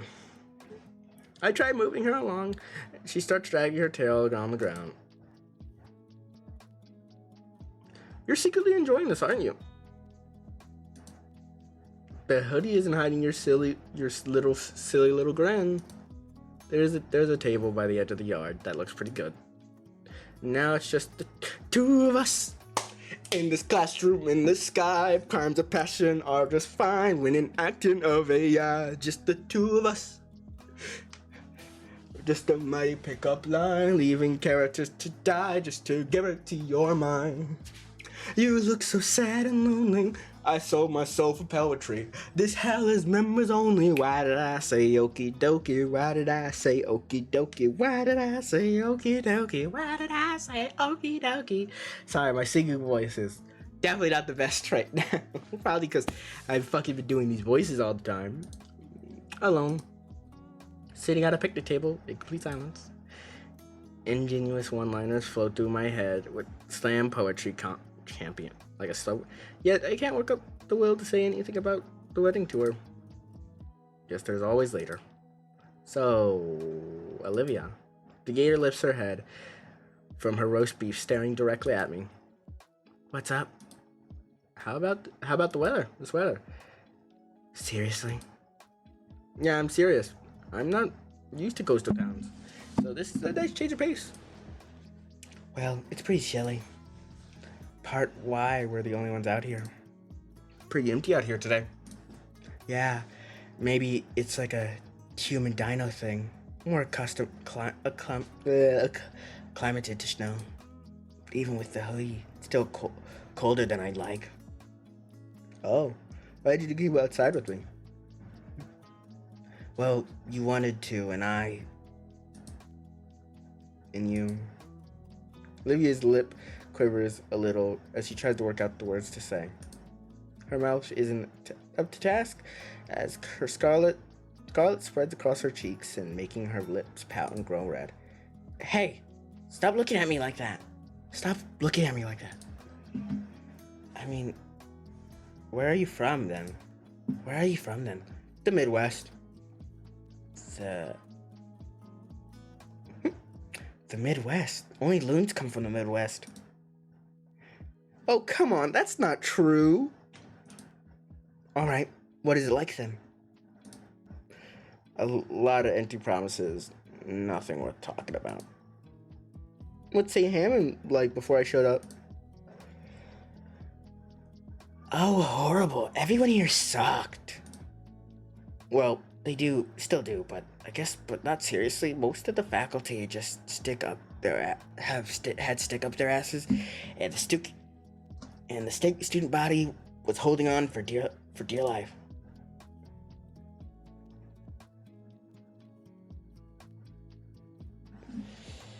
If I do anything to get out of this place. If I gotta take you and Damien with me. Mm-hmm. Wow. Colorful. I Olivia Fruit with that similar voice. The sound of stone gripping on stone echoed through the courtyard as we turned our heads towards whoever said that.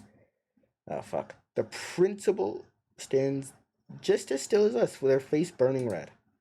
Her jaw is moving, teeth grinding, especially loud as she looks at Olivia.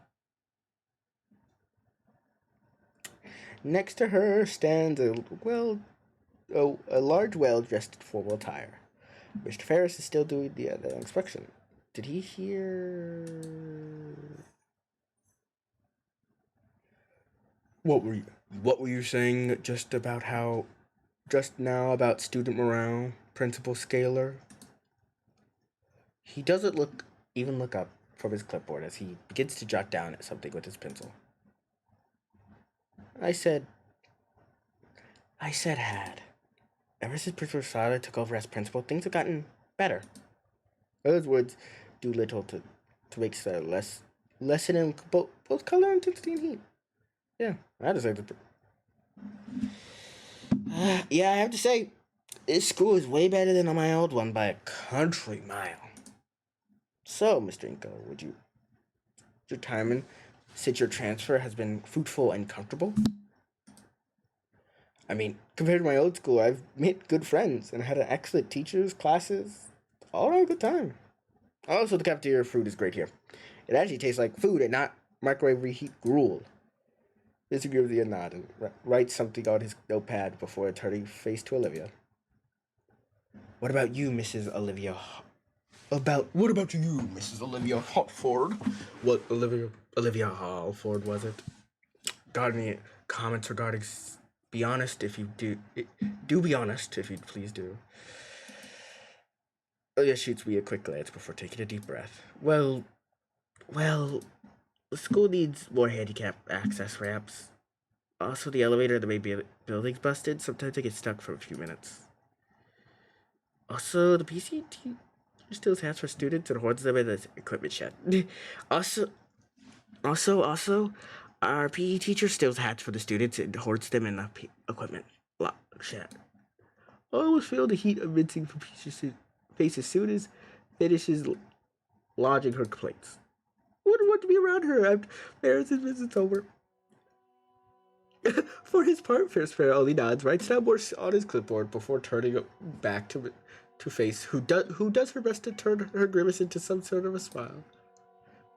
It seems like there are some more issues left from a previous administration.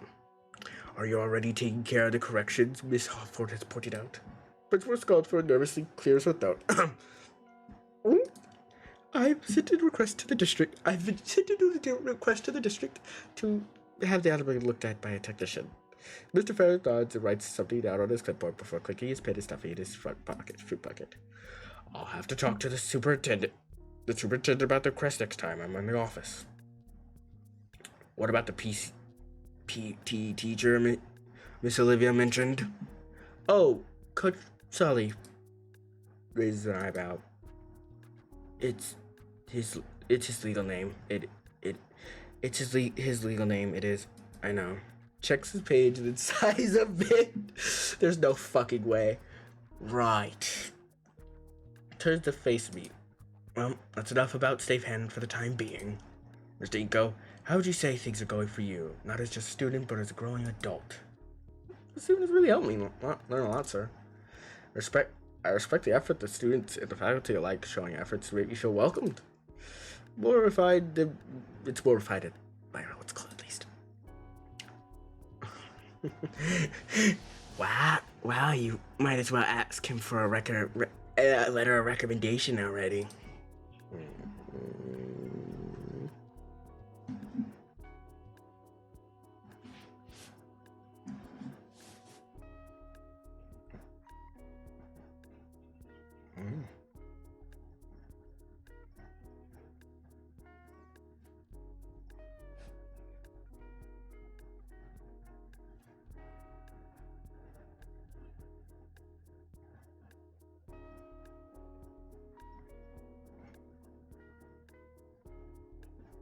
Sorry, I'm texting them. Then.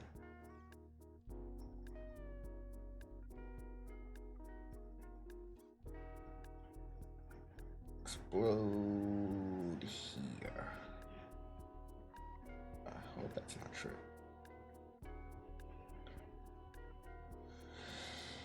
You know how it is. Kind of. I think. I don't know. I've been.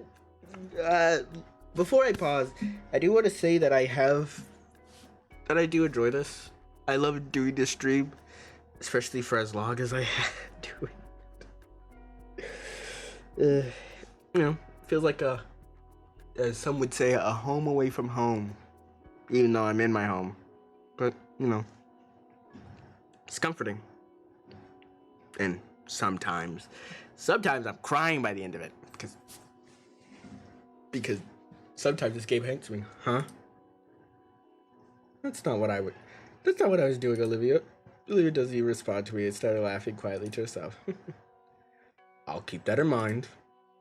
The Leviathan finishes up jotting down something on his clipboard and finally turns the principal skyward. I think everything I need for the time being. So, Mr. Ferris, why don't we join this fact to the faculty lounge? Of course, we could go over your future budgetary plans over the nice cup of coffee.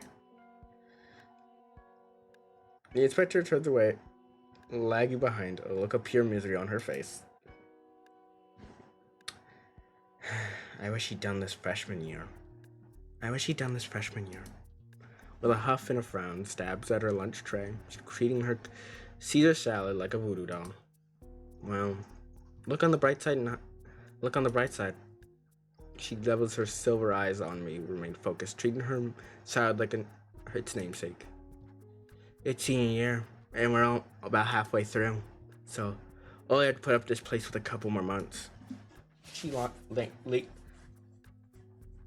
lances the big piece of chicken, twisting her snort roughly. And then what? Then what? I guess, I don't really have any concrete plans for after school. What do you mean? You mentioned all that stuff about making a name for yourself. I mean, yeah, when I first got here, that was the goal. But honestly, I haven't considered what I was gonna do to get there. It's my turn to turn my meal. You? Good luck with that, Olivia. I plan on getting an art degree. Wow. Whoa, really? Online, of course. Oh. Not like I have many other options. The only time I'm worth anything is when there's a brush in my hand. Only classes I'm really passing too. I nod my head in understanding, but she's talking about her future. It sounds more like a resignation than a declaration. I at least have something. Even if my goal is vague. The more so, the mood leaves the lost words. Damn it. I was hoping to use this time to, I don't know, talk to Olivia and ask her something. Or something like that. Stupid Mr. Ferris and his workplace politics dampening the mood. Fuck! My guy, you need to ask this woman out, bro. Please, for my sake, for me, so I can have the gator, a gator girlfriend. That's such a shit way of phrasing that. Oh, I hate myself for even suggesting that. The air between us is awkward as we pick out our lunch. Even at the bell, after the bell, when we're forced to finish eating, it's still weird. Even when I asked Olivia, what's like to put, if like she just remained silent in thought. Olivia had been quieter for about 5 minutes now. Even though 5 minutes isn't that long, Olivia's done so much chatty. I was late, so it's silent felt a little bit off-putting to me. A part of me couldn't help but wonder if the cold shoulder directed at me or just remaining nerves from that last conversation. No use thinking about it. So, penny for your thoughts, Olivia? Oh, Brian. Sorry. I guess I'm just not here right now. What are you thinking about exactly? Olivia lets out a sigh, turns her head upwards so her eyes meet mine. I really got me thinking about talking about earlier how it seemed neither of us know what exactly we're doing after school ends. All right, now giving much thought to the fact that I had essentially dropped the bombshell on both of us. Now, I really stopped to think about the idea that neither one of us really knows what we're going to do after graduation concerning. Those two at least have a small idea what they want to do after graduation. Yeah, at least I think. Hell, Liz made a full chart timeline for herself. I mean, I'd always figured I'd go to college, but it feels so basic, for lack of a better word. There's some grander plan, big step in my life. University, a career, starting to become some kind of family. Some kind of plans come to mind. They're all simply platitudes at the end of the day, though. Is it even worth making plans? The more I think about it, the more like something stupid just comes out of left field and wrecks everything. If you want to make God laugh, tell him your plans and all. So, all I can really do then is just live in the moment. I've always hated this sort of thinking. Just sitting in the duck. Just sitting duck for life, take a pot shot at me. Just live, pretend death can't show up. Take a shot at me anytime. Hey, it's Olivia. And friend. Step into in her chair. Oh, hey Mia. Olivia's words are a hiss as she tries to face away from the crimson-scaled girl. Her hand shaky restrained against the wheel of the chair slowly turned into two. Got a couple questions to ask you, Olivia. Would you like to humor me for a bit? What am I saying? Of course you don't mind. Prairie stands up, sway her hips, and push me outside, taking away from me. What the hell? You say you're just gonna do that out of nowhere? She looked back at me. He's funny. We're just gonna go have some girl talk. No boys allowed. Sorry. You up for that, right, Liv? She puts a hand on her shoulder, cocks an eyebrow back at me. Like she knows something. So yeah, we'll just be a moment. Don't worry, pretty little head of yours. Pretty bald head of yours, I should have said that. I'm left gawking, confused at the two, headed in the other direction. Olivia doesn't seem to know what to say or do either. She just goes along with the parasaur, wheeling her away. A part of me wants to give chase, but the side eye of that mind gives me said force me to stop. I feel useless, so to watch the two go. Well, thoughts of what to do to portray my body.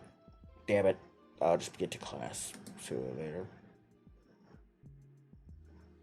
By the time I get close to half expecting to find Olivia already waiting for me. But instead, she isn't here. I reluctantly take my seat, tapping my foot impatiently. Even when the bell comes and goes, there's no sign of her. Shit. I should let it go below by her. I was like thinking, I really don't want to cut class, but I can't afford anything bad to happen to her. Nope, I can't see you do anything. I should my hand up. Yes, Mr. Nito. Can I be excused? Why? Class barely started a few minutes ago.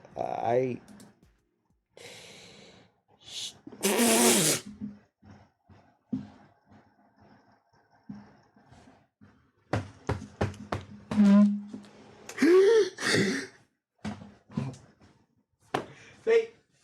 Oh God, I'm stupid. Ego, you're fucking stupid. You're stupid, man. You're stupid. Why did you just say you shit yourself? You could have just said I didn't use the restroom.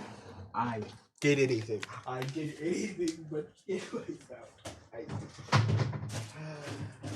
People, I hate this. I shat myself.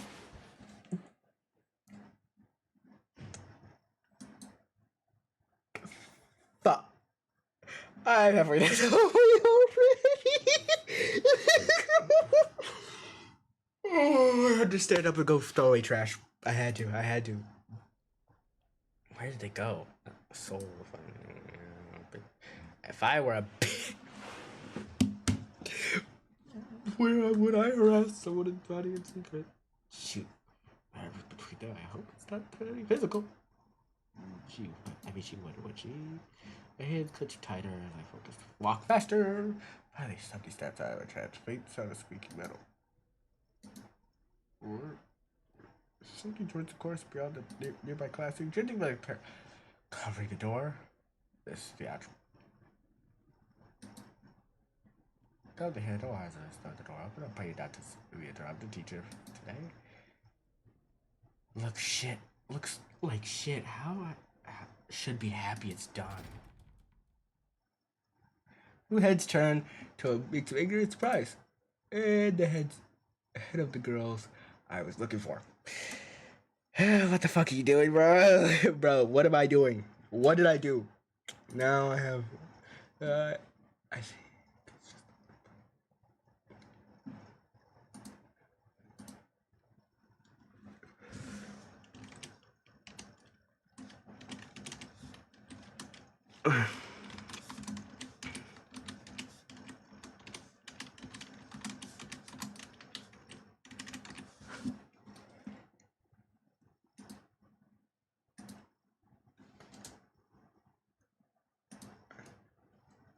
Okay.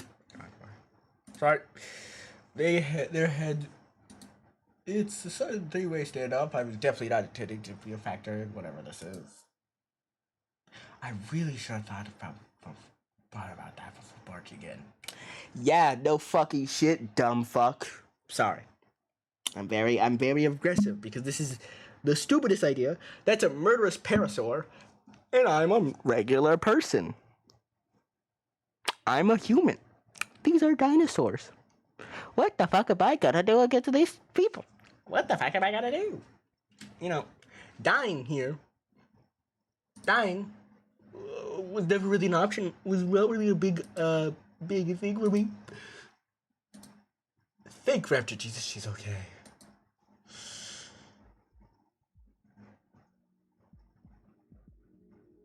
What the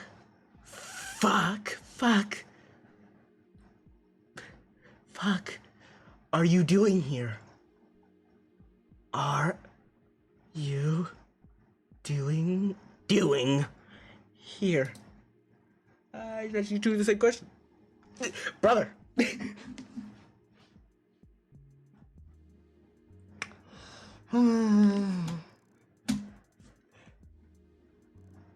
Oh my god. Look, Baldy. Now's not the time. Don't talk to him like that. Yeah, or what? I told you not to be followed.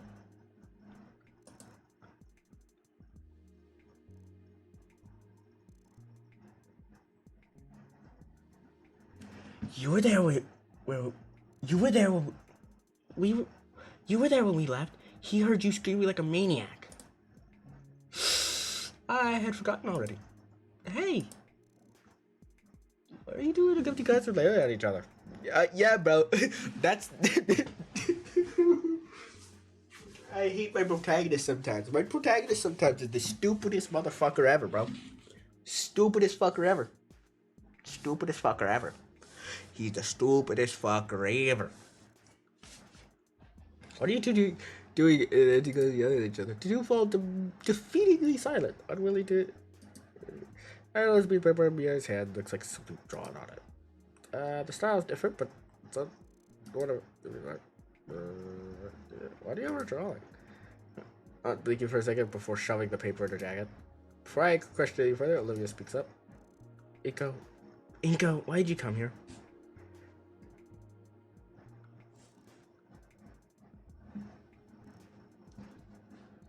Inko, why did you come here? It seems like you were in trouble. How touching. We're all in trouble now. We? Yeah, dumbass. Yeah, I don't have time for this. Hot Wheels filament. What's the big issue? Ava claws at her armrest again. She looks ready to cry. Hey, where'd your vicious bravado go? Are you afraid of telling him? Afraid of what he'll think? Shut up! Precious, fine, I'll say it. Dad turns to me with a malicious grin. Know about that little prick? I know about that, what the prick did during the yearbook contest. Now, originally, I wouldn't give two shits. But it hit me, holy shit, she could get away with it. Now, how crazy is that? She pauses, goading me to say otherwise, but I bite my tongue. Like a shark smelling blood in the water, she started to circle me and talked. Did one thing lead to another? We're helping each other out. After all, if the school found out, got her unemployed ass.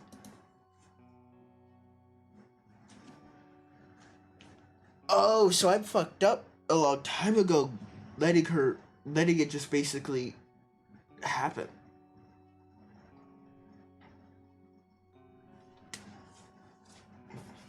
Fuck, I should have did something earlier.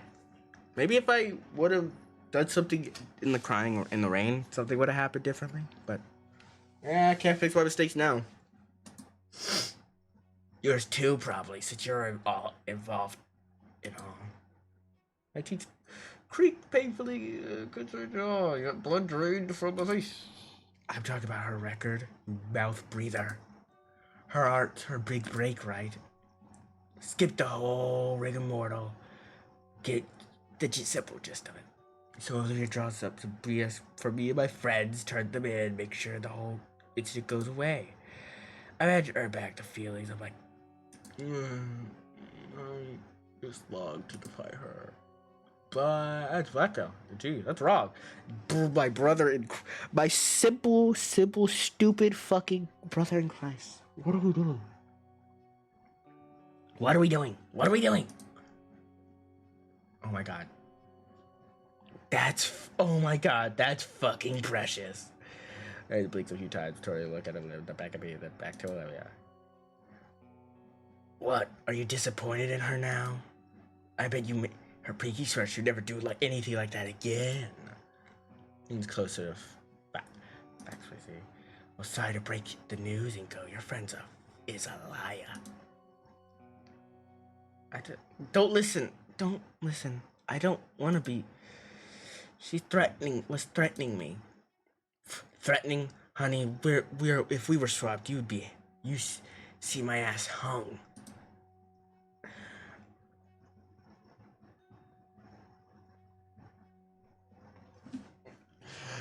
If I have acted differently, so differently, all this could go away. Probably not. Probably not. You think a cripple like you would have it? You think a cripple like you would have more shame than that? Watch Olivia start twitching. I let her start to get to her. Can't let her talk to like that. Alright, just stop it, okay? You don't need this right now. Can you just both walk away? Feel like it's never happened? Shit, Nico, you're good. You hear that, Olivia? Wait, I didn't mean. Look at you staring at me with a look of betrayal. God damn it. Me wanting to talk to her. Shut the fuck up, Ego. Sometimes you just need to, like, talk. Shut the fuck up. You know, sometimes my main character needs to zip the fucking mouth and keep his mouth fucking shut before I jump into this game and start beating the fuck out of him. And if you're asking how I can get into the game, don't worry. I have my secrets. 'Cause this guy will get his ass beaten. Waves me off and turns their face toward dark one's wide. I bet you'd love to walk away from this, but things just don't work out that way, do they? That's why you don't want Eco knowing you're still a dirty cheater.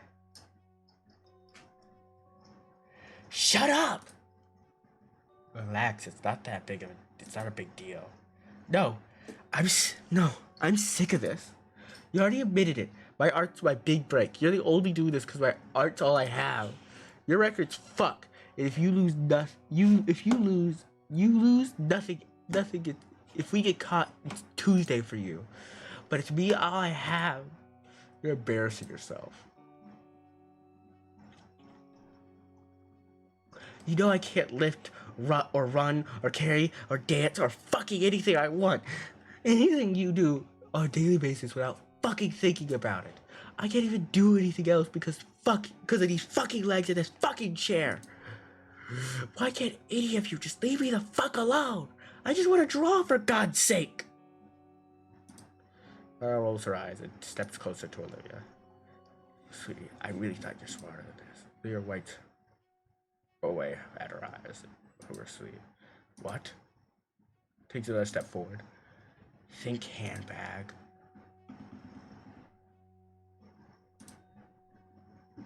If your works were crap, you wouldn't have a record to hold over you. Everyone knows you're the best artist in this place. You're just a special about it. His mouth hang open, but no words come out. You're the kind of idiot who lets this sort of comment get to you, so let me be the first to say it. Congratulations, Olivia. You have a fan. Anyways, Inko. Oh crap. Fuck. That's aside. You're in on it now, too. Don't want Olivia to starve, would you? Her words, not mine. Say a damn word about any of this. She's due. Do you understand me? I try to muster up the words of defiance, but just passes the spot over the horrified expression. Hello, Baldy. I'm waiting for an answer, you skinny. So you don't know what to say or do in this situation? No.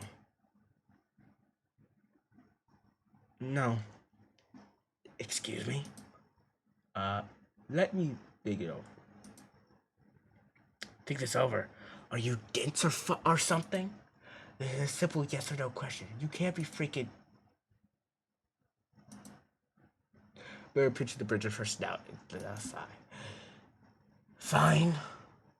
Till you talk it over and reach some type of resolution. Don't change the fact what I said earlier, Inko. Don't say I didn't do nothing nice. But think carefully, amigo. Both of you got hell of a lot more to lose than I do. Lydia gives me and Olivia one final glance before I leave the room. And I didn't mean to recover my thoughts. I never thought it would go this far. Olivia right now, she must be... I stand up from the floor. Yeah, the Gator. She looks like a mess. Why? She goes, why? Why did you have to come in here? I'm sorry. I was just worried about what Maya could do to you, and I wanted to make sure you're alright. Her arm rests. I was alright. I had it handled with Mia. But basically to be her slave? All of her work? Not all of it. Just what she needs to pass. I'll take a seat right next to her there. She told me that she'll go to scholars, so everything. This girl knew that I swapped the art. She knew that it was with you. I couldn't let her do that to us, so I got desperate, told her I'd do anything she wanted. That's how I got mixed up with her. That a deep, heavy sigh. Olivia, I can understand, but she knew before I came in. Even when you're doing her work, save her skin, she still treats you like your art, and more importantly, you like garbage. My words ripped through the Gator girl's fragile heart. You're miserable. You know that. Olivia looks away. No! What are you saying, bro? Bro, what are we saying? What are we doing, little bro? Bro, what are we doing? What are we doing? Hey, what we... Like my uncle always says, what the fuck? What are we doing? What are we doing? Oh. Something good. Ew, it might be just my phone. Might just be my phone.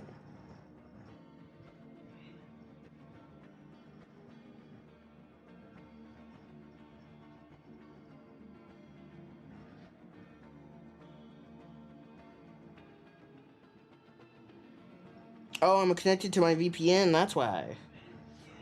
My VPN is still on. I should probably turn that off.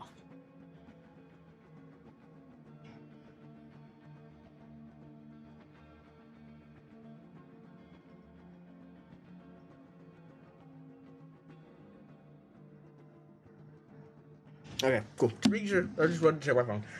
Look, Olivia looks from me, her face scorching up with tears in her eyes. I don't know what to do. I don't even know I can trust her to keep her word. Now that you know what's going on, Maya has a noose around both of our necks. The gravity of the situation settles in, like something both frozen up in a blaze. There's only 6 months left in this semester. It's not like she's asking for something impossible. Her eyes regain some fire as she smiles. I'll just have to tough it out, making art to shut her up until the whole stupid thing can blow over. She's been going through this long, and that's just, I've had an option, so is she. I just blurt out the first thing comes to mind. I don't tell Sarsa about what Maya's making you do. Skylar, are you out of your mind? You saw how she handles things around here, especially with the auditor breathing down her neck. I'm trying to avoid getting caught. Right. Okay, Edekin. For a split second, I see her mask crack and her real worry evident in those silver shaking eyes. No. Her eyes make the show clear in the throat.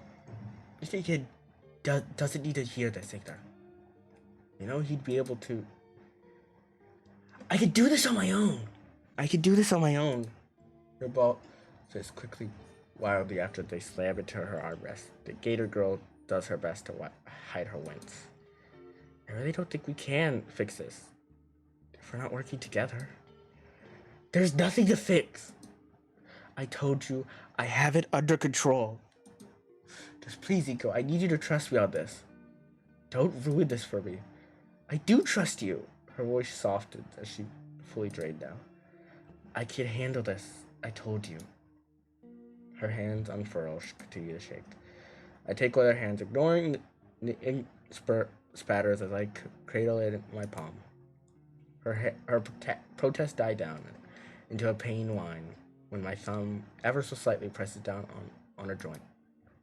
All this time, you've been doing your best, Olivia. Sorry, the voice acting is not great. I'm doing my best as good voice work for him, but I'm just using my regular voice. Maya's had me drawn for her group almost daily. It must hurt after so long. Maybe it does. But it's something I can't work through. Why can't you trust me to help them? It's not that I don't trust you, Inko. It's that I did trust everyone. It's that I did trust everyone else. So please stop asking about fixing me. Or fixing things, I mean. Is this what this is about? Olivia's burnout at this point. She's already hurt badly. I can feel her hand shaking. Beyond the point that the rest can handle.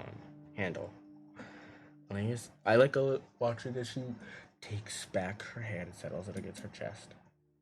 A nearby chair leg, with my foot dragged the seat closer. Close enough that I could sit right next to the baryonyx. And go. I find that being next to her makes it easier for what I'm about to say. Breathe in, breathe out. Reading her eyes, I speak my honest thoughts. See, it can help Olivia. Her teeth grind together as though contemplating ball my face off. Please, hear me out. I want to trust Iko, but I'm scared that Mr. Iko will hate me forever for this. He's the only one that ever made me feel like my art is worth something. I can't lose him. Look, we can get you out of this. Of course Iko will understand. Even go bat for you. If you're the one who speaks up, it means you're the one getting back at Maya. She won't have any power over you. I can't give it all up like this. How can I trust you with my entire future? You have nothing to lose. I have everything to lose. Can you trust Edekin? He will really just let this happen? Maya has no reason to throw you under the bus. Does he? Of course not. Mr. Edekin he's the only teacher that's never given up on me. I'm here too. You're not alone, Olivia. I need you to accept our help. Please. Olivia looks at me in the eyes for a few seconds, properly snapping her face downward. Her body begins to quiver, almost as if she's trembling with a mixture of cold and fear. Olivia, I get up from my chair, reach out to grasp her shoulder. I try to comfort her somewhat. It's okay, I'm here for you. Time to reach. The shaking followed by sniffling, at which point I noticed tears ran down. Turn on that. When I finish, lunges forward and wraps her arms around my abdomen, bringing me forward and burying her face into my stomach. At which point she begins to let out what I can only describe as pain-filled wail. At first, I'm left utterly frozen in place. Hands raised, eyes wide. Nothing in my life had ever prepared me for a situation like this. No, Inko. You know what to do. I place my other hand on Olivia's other shoulder and slowly take a single knee, bringing my eye level with her. Then, without saying a word, I tighten and embrace, allowing her to wrap her arms around my neck as I wrap my arms around hers. My waist is pulled closer too by her butt. That's her tail. Becoming and propped her belt, harnessing me to the Gator girl. This distinct thumping in my chest, rhythmic and relaxing. The realization is that her heart sets my face ablaze. Also brings a smile to my lips. Cause it lets myself become lost in the warmth of Olivia's embrace. When we break apart. Oh wait, I should. Can I go back?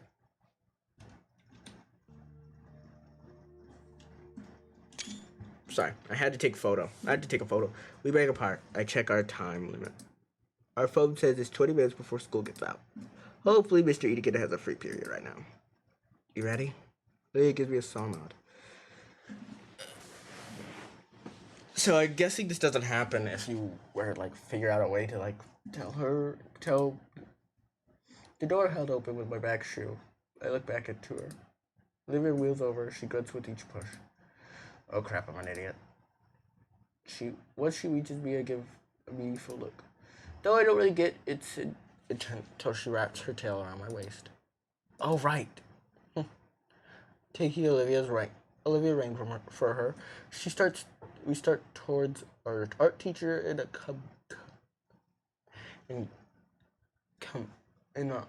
our companionable silence. Man, I can't wait to just go home and relax. Maybe open a bag of chips. Olivia's trimmers has fallen to a 2 scale. So that's nice. She's seen enough violence to last a while. Then again, so have I. She'd probably kill us if she saw us sneaking off. We're nearly in the hall. It's neatly over. The first bit of quiet, we just get to walking to the hall. Olivia's gripping my waist pretty hard. I guess she's still pretty tense. So maybe there's a massage place. Wait a second. The sounds of Olivia walking to the halls. Something ancient awakened with the icy chill on my spine. Knife poisoned right behind my back. The Gator girl tenses, head stiffening, her pupils slowly shift to mine, and conjures the warning me. Sup? You trying to run? Fight or flight, reflex kick in. Zero thought in my end. My body chose to book it.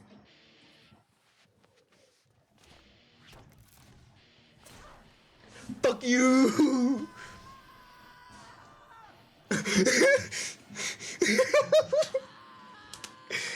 Ooh. Uh-oh. Uh-oh. Run! Run! Fucking run!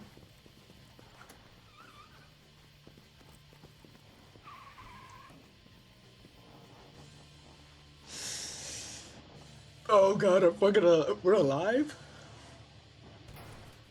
Wham! For a moment, I heard a deafening noise of metal closing doors hid from by punching it in rage or accidentally slamming into it, chasing after us.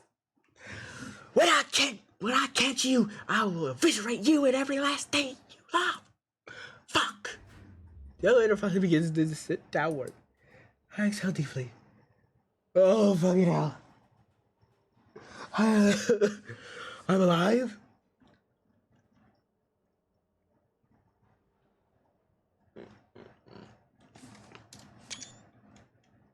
Ages later.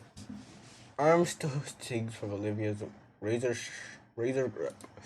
Good thing I have a jacket. Her claws shredded the sleeve. I think may have drawn blood. When I shake my arm a bit, Olivia retracts her hand apologetically. Sorry. Oh God, are you okay? No, I'm not. What happened when we reached the bottom? I'll be waiting for us. Olivia removed the key from its slot. It won't open. Just don't make any noise. The elevator reaches the bottom. Just as Olivia said, without the key, outdated chain of Mondo. His power's down.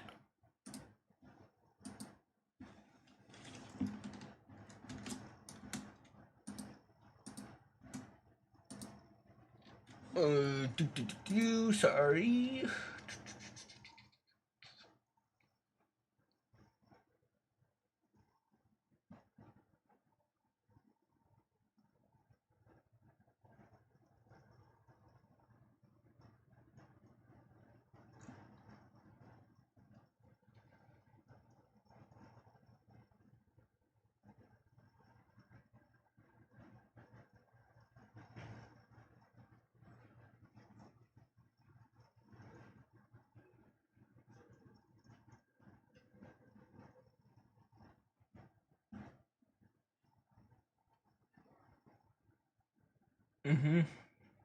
Okay, sorry. Silent. There's a small gap underneath the door, letting light in. We sit in the dark, empty cabin, what feels like minutes. I'm pressed to close to Olivia while we're waiting it out. I feel her tail wrap around my ankle, which thankfully won't rip my clothing apart. The phrase 7 minutes in heaven surfaces in my head is buried immediately. It's a bit warm in here. Shh.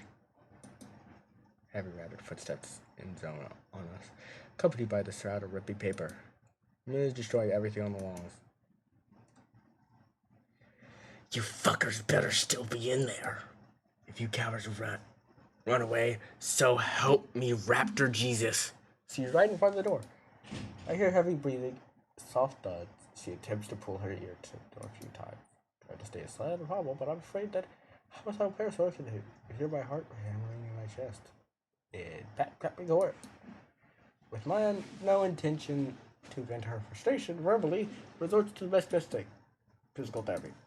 We're surrounded by solder wimpy paper, tinted blockers, drywall fracturing. On occasion, hitting the elevator door, and I don't dare to move. I hear voices, draw attention to herself. Who the fuck are you looking at? Do you want a one-less horn? Find someone quick.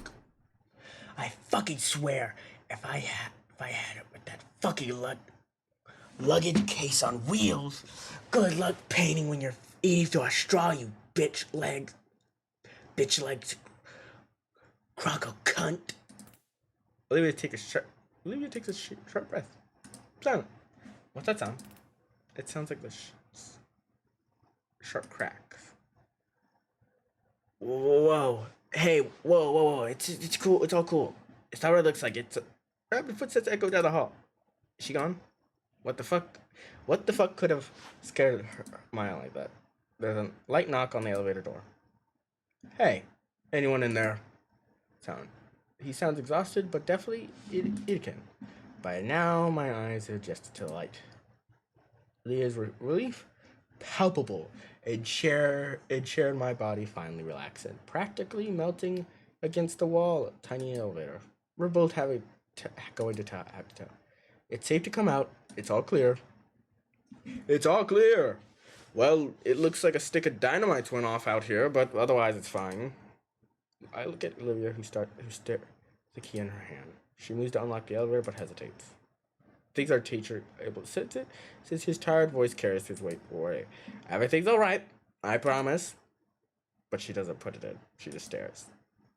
You don't know that. Whispers softly. I can barely make it out. God, please. Putting the key open, Edith telling everything. There's no way I'm letting Maya slide for this. There's nothing a safe bet. Nothing can be said for sure. She can't do anything, so she looks at me. If I'd have the answer. The key is offered to me. Help.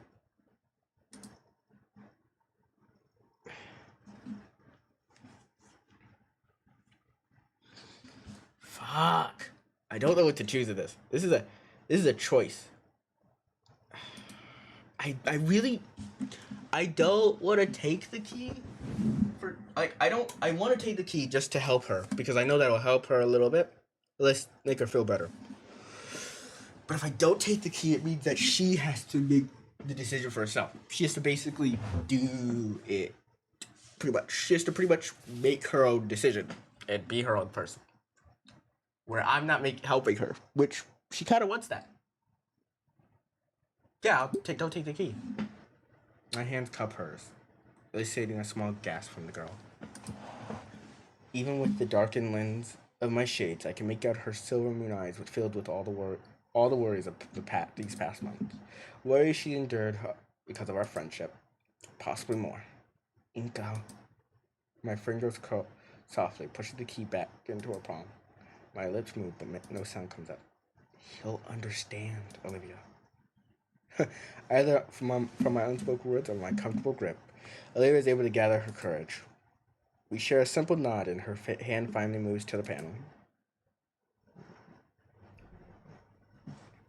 With the key inserted and twisted, the dark room shutters, and briefly before the metal door finally sides open, we're greeted by the sight of our teacher, looking haggard, and his brow liquid sweat holding some strange black rod.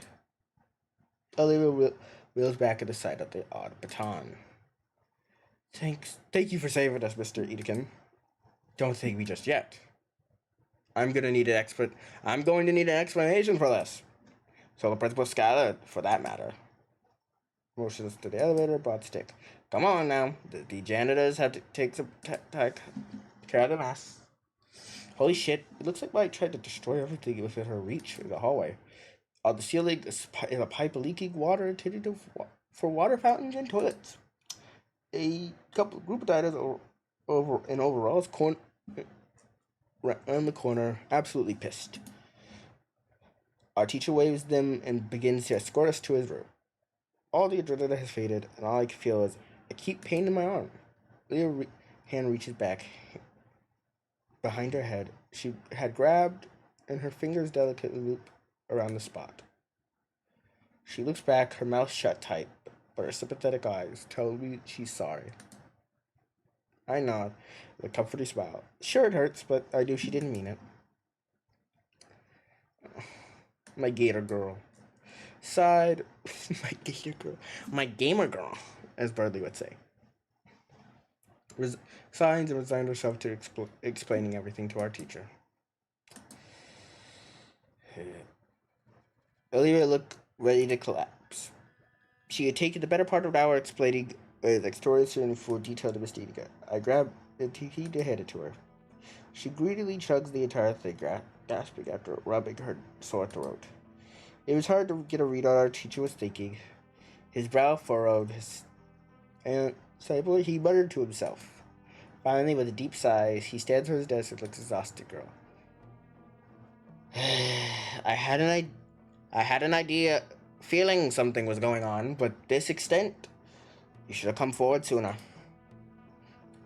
I know, but we're here now, aren't we? Fair point. I'm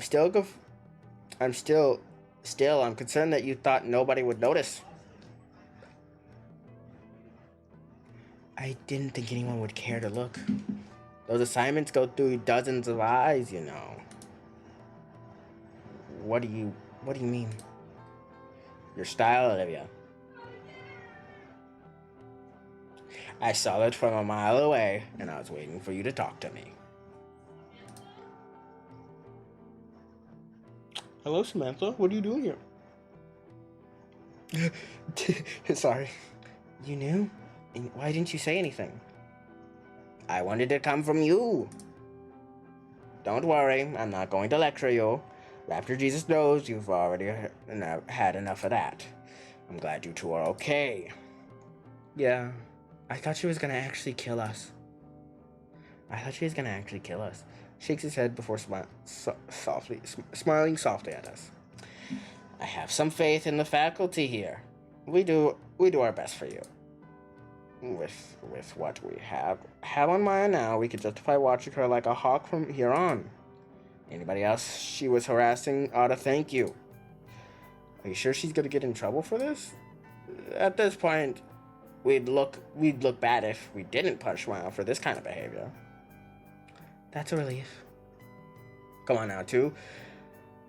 You two can hunker down until the school clears. You sure? You were gonna stay after like always, all right? Yeah. Loud swords make me stump on the floor. Mr. Egan! Whoops. Looks at the device in his hand. Is that a taser? Is there a piece of tape on it with something written on it? Attractus protocol? Anyway, I'm gonna run to get some things done. They're gonna want my account on paper pretty soon. May as well knock it out on the way. Don't burn the place down, alright? Alone, I get sitting near the back of the classroom. Looking at the window, I finally get a huge sigh of relief. I've been holding it. Goes up to join me. Surprisingly, she's smiling. You were right, Inko. I could trust him. We sit in silence, just looking out the window. When school let out, we watch a crowd of students go home. We didn't see Maya in the crowd, but that doesn't matter. I think despite of it, Olivia's life is going to be a bit easier after today. While students trickle out of school, Olivia took the chance to unwind. I figured it's best to let her rest as I saw her drooping eyelids finally shut. She looked cute. Just snapped idly at her wheelchair. Except for the weird bellowing. It was like a snort, except I could feel it vibrating through the floor. With the clouds high in the sun, the classroom light turned off. I could do it some shut eye too, but can't bring myself to close my eyes. Instead, I look out the window. Layers of clouds overhead. steadily grow more and more dense, casting a darker shade on everything. Light raindrops. Late prick gets the window. Crap, I should have brought my umbrella. A few minutes go by, they roll closer, blocking the sunlight. For they were awake, she think this is pretty neat. I look back at her. Maybe I could nap too. Just a little. What was that? Oh. My eyes are drawn upwards to the heavy clouds of the sky. In a moment, glass window illuminated by numerous heavy droplets of rain. Holy moly. Holy moly. The trees outside are bellowing almost aggressively. Several small branches are stripped away in downpour. And our brother wouldn't help with this. Huh? What? What? My phone's blaring an alarm. So is Olivia's. A structure to shelter in place for several hours. Oh, the door shut, completely open. Mr. Gator, panting, clothes drenched. He takes our moment of surprise to compose himself as best he can. Sorry about that. Faculty's due to sleep at the campus right now. Apparently there's a monsoon scare right now. Monsoon? Do those happen here? Oh, dressed into his dress outfit. Out the window as if asking if Maya had clocked me in the head after all.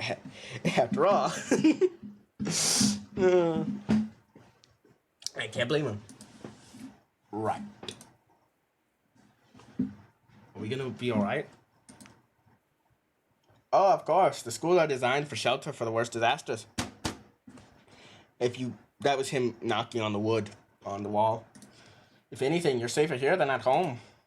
But the hallway outside is open, isn't it? Just finished putting the cover up. Cover? Just keep close to the wall, yeah? Yeah. What do we do now? Igor shakes his phone at us. Shelter in place. We're stuck here for a few hours. You reach into a bag, pulls out a jolly bucket, well-used pencil. Actually, why don't you use this time to catch up on schoolwork? I'm sure you have homework for other class still pending.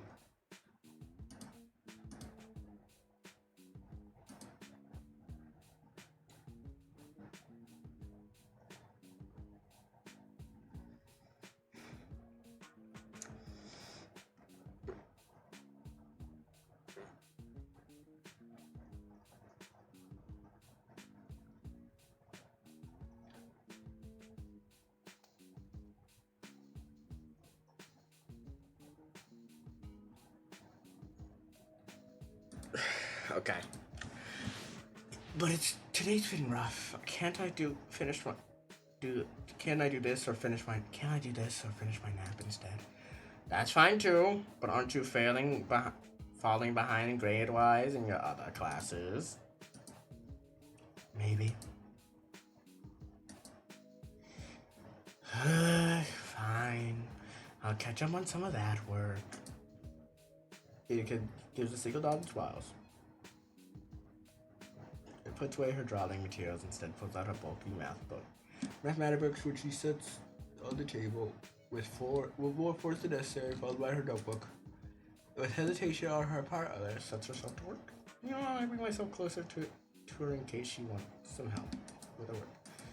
After a few minutes, it's clear her mind and spirit isn't into the work one bit. She constantly fidgets, taps her pen on the table, looks around the room, out the window, until she lets out a groan and slams her book shut. Ugh. This sucks. Can you please do something else? He was busy himself with grading some paperwork, stacked up for his homework, looks at the real like lovely his chin. Oh, there is something you could help me out with. I need both of you to help with. Could you ever consider a new extra assignment? What do you say? I don't know, pretty rough on Olivia. Absolutely, I'll do it. Alright. Onward. It's back here. It's the back of the way list to follow him. There's something in the dark room? Oh man.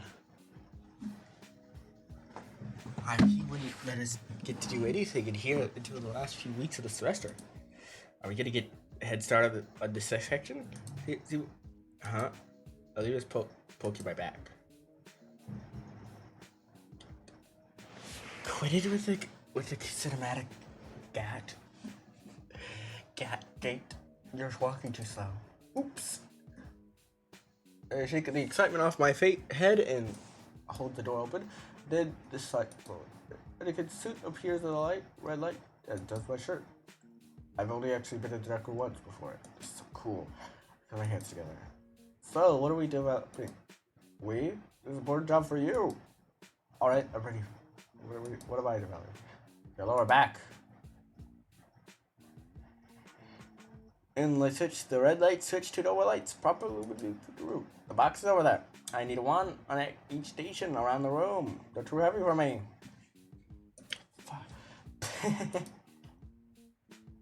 If you can, of course. Legally, I can't make you do any of this. Do I at least get extra credit? Get one of the big bag of chips I keep hidden in my desk. Fine. Nice. Come on, Olivia. We should clear the way for him. Actually, in the box, we'll need him in a bit. The two move back to the entrance, and I'm faced with a myriad of boxes to carry. Looks like there's about 10. Pretty medium size.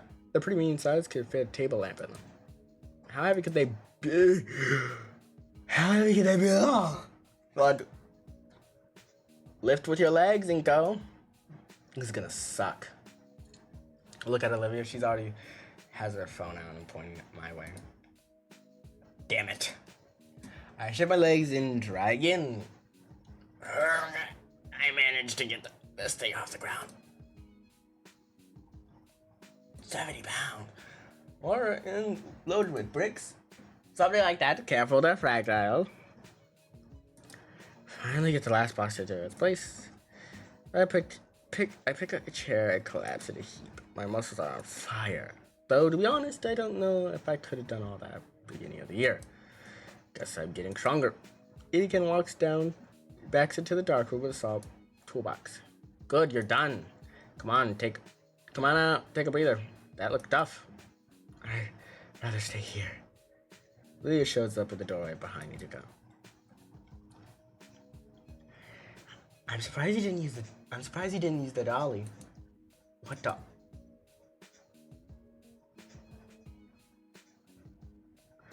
Before you get started with me, you didn't ask. For the love of God. I hate you. That's the spirit. Lydia stifles her laughter into a snickling snort. Your mood will improve when you see just what you've been carrying. Oh, you have the box of the cut up. Our teacher pulls out a large overhead lamp. Oh, sweet. So that means that you'll be making your own prints for midterm. That sounds awesome. Oh man, I can't wait to. But before any of that, these need to be assembled. Takes the rest apart for the first box and set down meticulously. Lydia's gotten curious. She rolls up to the station to handle one of the funny-looking pieces. Anywho, here you two go. Wait, two? Yes. Don't think I didn't notice you watching Ingo so. Don't think I didn't notice you watching Ingo so much. Stare at the cheeky good from our teacher's face. But what about you, Miss? I'll be right back. He makes his way to the door again. Get started without me. I need to fetch some things. He left the room. Olivia already has the toolbox open on her lap. Right then, I grabbed the folded instructions and laid out. See the detailed bizarre device. Thud. Okay, so thud. Step 1. Hand me the next piece. Oh, did I scare you? Yes, you fucking scared me, you fucking Lovely woman I love. What was that last part? Nothing. These things are heavy. What if you dropped that on something? I didn't though. But you could have. Oh, it's been 3 hours. Jesus. I'm already getting up in hours. Jesus Christ. What the fuck is wrong with me?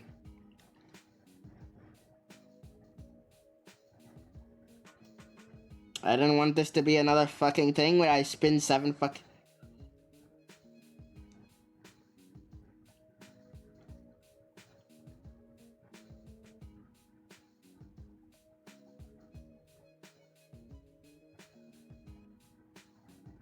I think I'm a bad person. That's all I gotta say.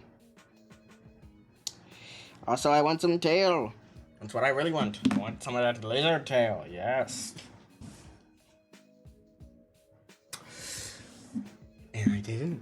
And I didn't. Olivia's tail reaches for brackets, but I grabbed the limb before she could take them. And hold on. I gotta do right or enlarge. Or the enlarger might not work right. She retracts her tail from the table. You're no fun. It's just an oversized lamp. That's a gross oversimplification. You're a gross oversimplification. Etiquette's gonna make you you're the one you break. Just me take a sketchbook right.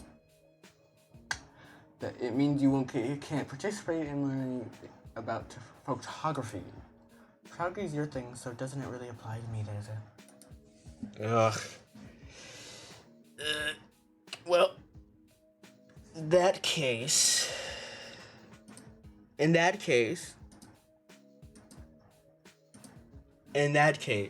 well, that's the case for you, but photography is my thing. My thing? It's the whole reason I took this class after all. Oh, sorry. It's nothing. Politely rests her hand in her lap. Her eyes linger on the box parts. Well, how does it work then? I'm gonna go get another water. I'm gonna get a Coke. I haven't drank a single one.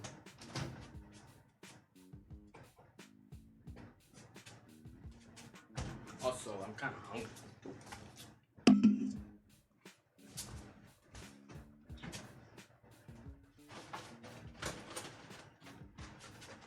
Take some leftover Chinese food I have. Here I go.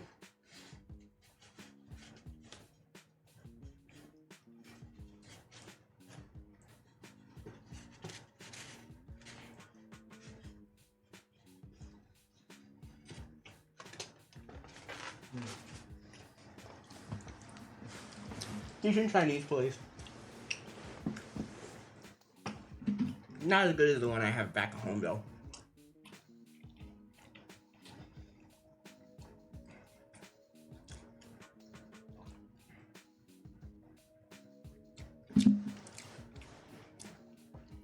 The photo enlarger?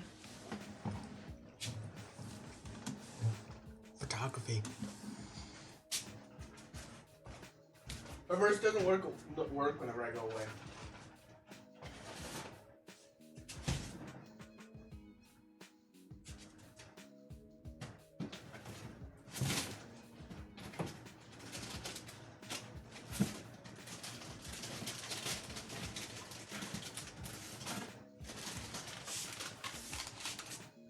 Got chips now.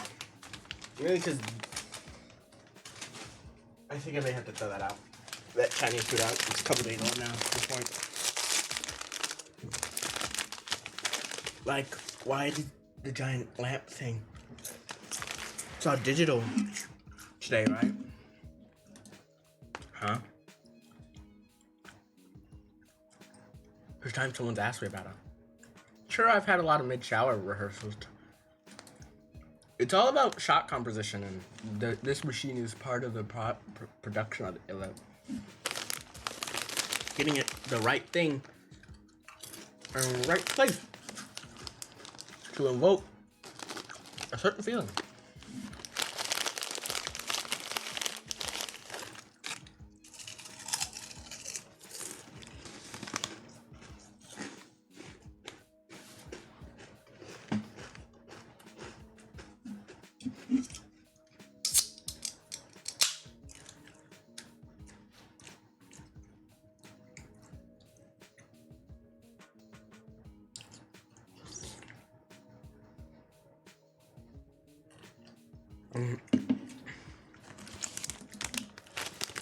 I'm a little ill prepared for Olivia's comeback. Yeah. Let But it's a lot easier to pick a composition you want. You don't have to worry about any factors other than yourself. With photography, you have to build a set of good photos, and that's the fun of it.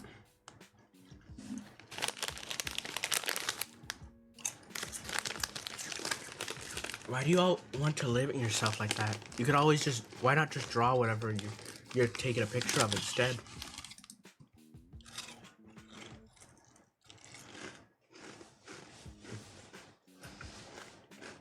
You can express all those things, all the kind of things you could never express with a photo.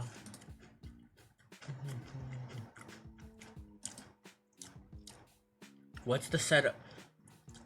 All this junk apart from there's lines on a page.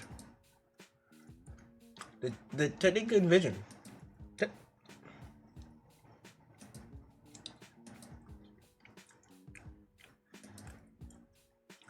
Portion, making sure it's like it. I plug in the shape, flip the switch. I accept the entire base. With fusion, I move to the entrance of the room and flick the light switch. Oh, I love the detail that they actually made it a red room.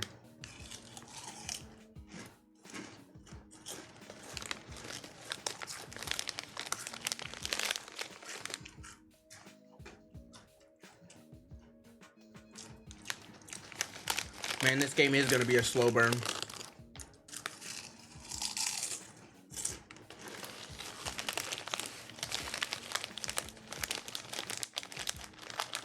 Sorry, I'm pretty me.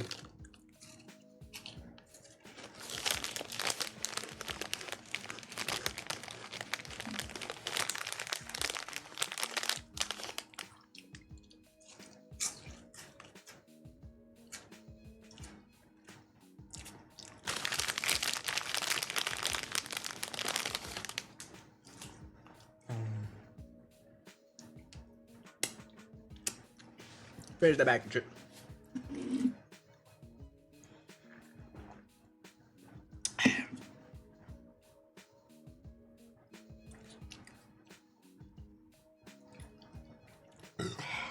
Excuse me. Going back to the workout, I pulled a developed negative from my backpack. Cut the side to I want the carrier. Ta-da! Blurry God projected into the base. Right. Give me it.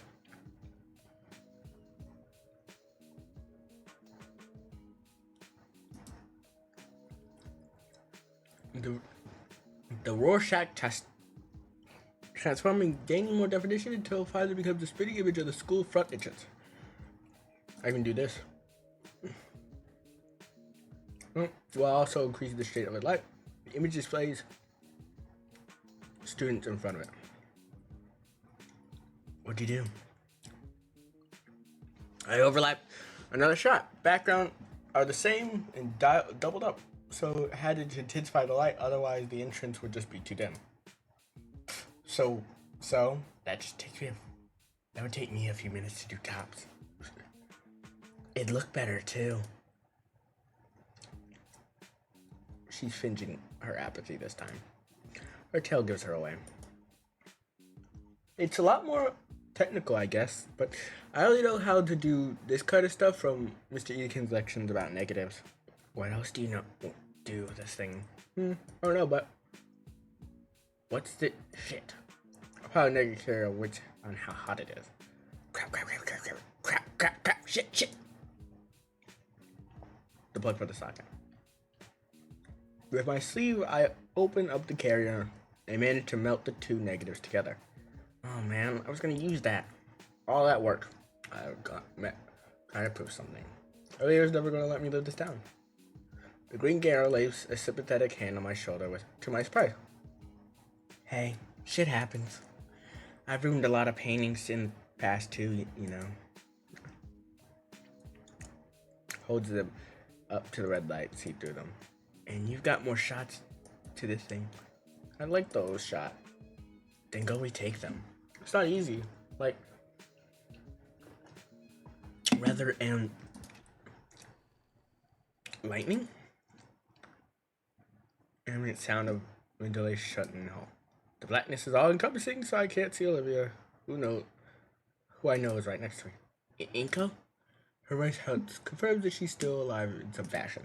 But there's a shakiness in her tone which sends a tense wrap down my spine. Our breathing is the only noise, as if we've been capsulated in a void of nothingness. I'm still here. I know that. I plant my hand to brace her shoulder. Her shout. One metal. But, yeah, just school lost power. Something covered my hand. It squeezed, painfully. Sorry. The pressure lessens, but she doesn't let go of my fingers. No, it's fine. Sure, I'll shake a scaly limb in my hand, but when I brush my thumb across the limb to ease it, to across the limb to ease. Hey, stop that. Stop what? Just stop. Do what you do with your hand. I shrug. And then want to slap my face when I realize she can't see that. Alright. Dark room isn't getting to either. We should go. Wham. Inko and Olivia.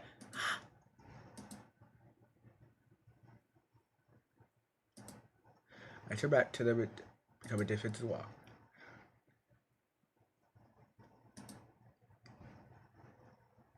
Hey, it's me, Mr. Idika. Idika will fight. It took a bit to find Flasher, but how is the room? It looks up, shining white, putting his flashlight in his own face. Oh. Get. I am super late, Lil. It's fine. You already know what happens anyway, so it's not that bad. But nothing too bad's happened. Of course, just the fight with Maya. Well, not the fight, but the chase for Maya. Really good animation. Really enjoyed it.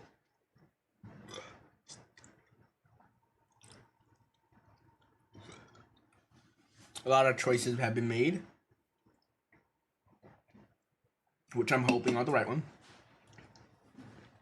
Well, technically, in the game like this, there are no right choices, I guess. There are good choices and bad choices, probably, but, get off me, you get. Oh. Look, I'm not paying you two to get frisky in the closet. That's what Trigun's class is for. We're not frisk. This guy holds up a pale hand. Grin widening. Relax, I'm joking around. I'm joking. He leans against the doorway to get a better look inside the dark room with his flashlight. Power's out for the whole block. Apparently our backup generator is decades old and is keeping on the AC.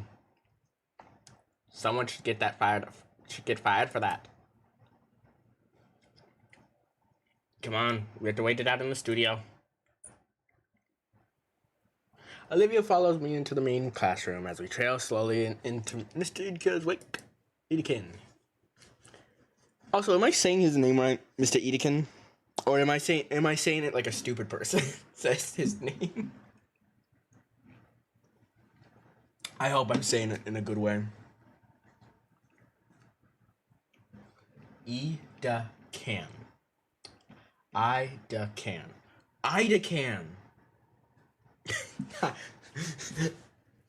Is that the Idakan? Idakan.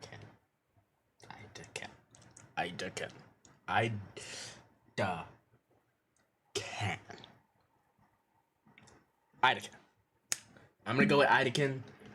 Idakan.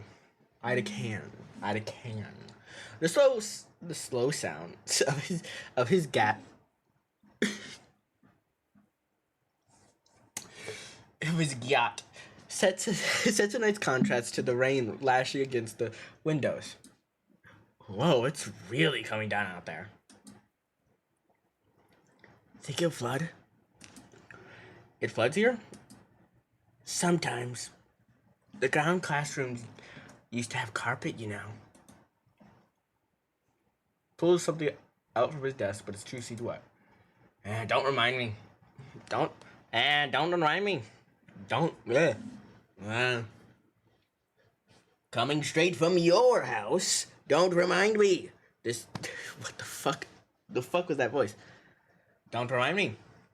That junk sucked away half a year's funding. You ever try to teach people about watercolors without freaking watercolors? Was it ridiculous? I remember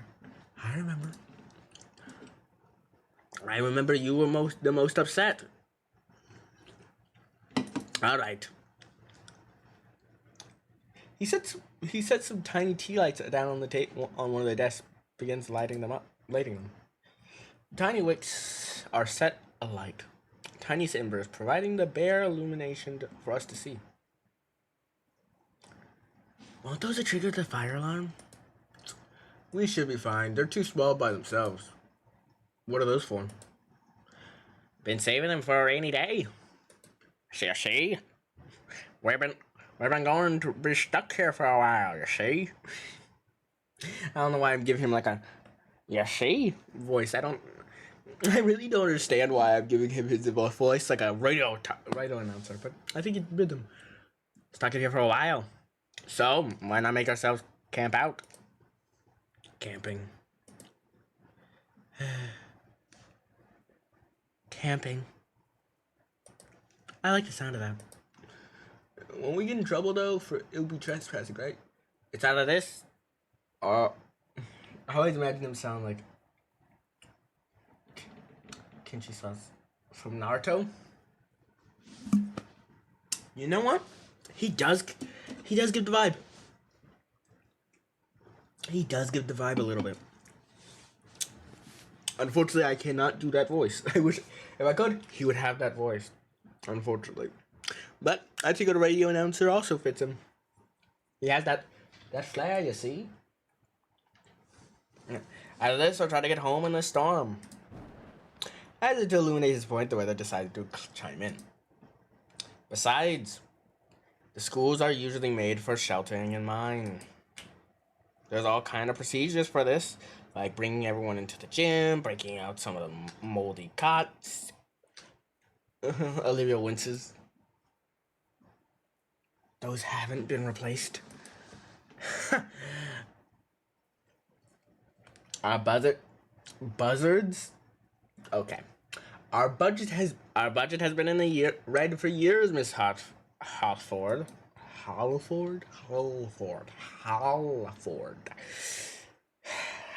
get some of these names right by the end of this.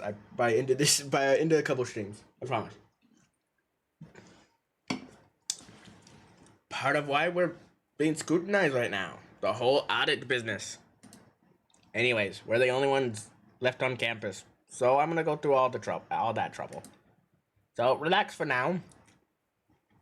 I've already called the taxi for both of you. Taxi? I made some calls as soon as the power went out. It's just gonna be a while to get one ready to send it out. What we'll do in the meantime? Our teacher has a grin. You're not done with homework, right? I'm kidding. Time and the storm carry on, yet things are surprisingly calm. Olivia pretends to focus on her work, while I pretend to help her. But soon enough, Mr. Ekin starts sharing wild stories about previous semesters. So this is what I told them.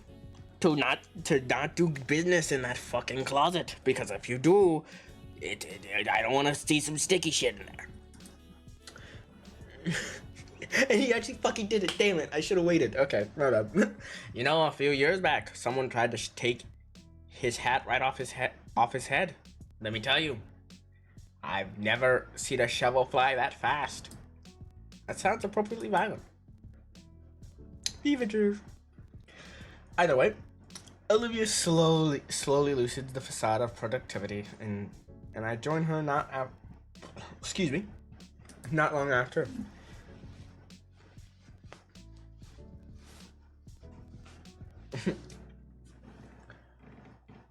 You know, I still owe you for ruining your coat last year. Oh, forget about it. I have dozens of them in my closet anyway. You too?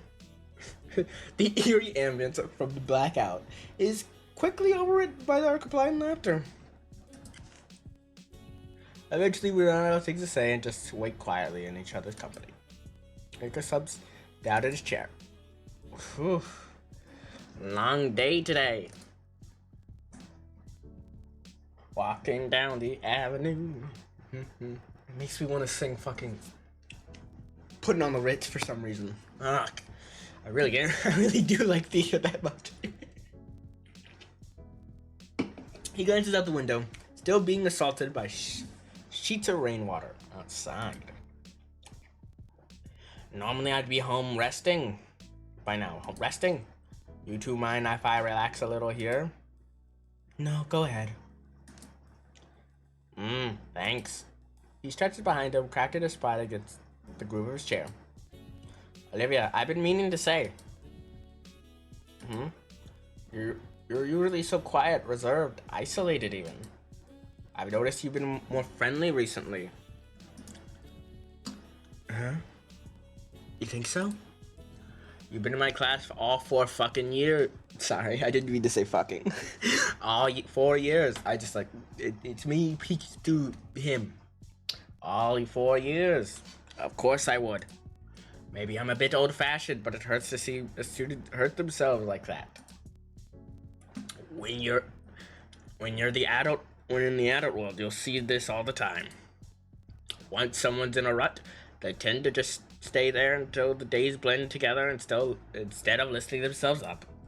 Like they got all the time in the world. So, I'm proud of you for making the effort, Olivia. Oh, Mr. Deacon, I don't, I mean... Don't be flustered. Be proud, Olivia. Manage to form a friendship. Of course, I appreciate you extending an olive branch too, Inko. Also, one thing I love about this, that the Brave protagonist is not just an empty shell for me to put all of my stuff onto. I love that he has something. I wish they gave him more of a better design, but beggars can't be choosers. Can they? No, we can still problem, Mr. Deacon. Come on. Come on, it's school hours are over. You could drop the mister. I mean, it's not something to thank me for, isn't it? I'm just your friend. That's great to hear, though. You can't always navigate this world alone. Someone to keep your company can really help. He can? More than you can imagine. Ida leans forward to place his hand over both of ours. Before she winces and yanks it back. Shit. Olivia? Are you alright? Oh no! Oh, I'm just fine. That just hurts. It's fine before, though. I was fine before, though. Off that wrist all day. How bad was that bad? Was it that bad? It was feeling better. I helped. Even I helped build those boohickeys. The printer at Lodgers? He covers his eyes with one hand. Of course. Great move.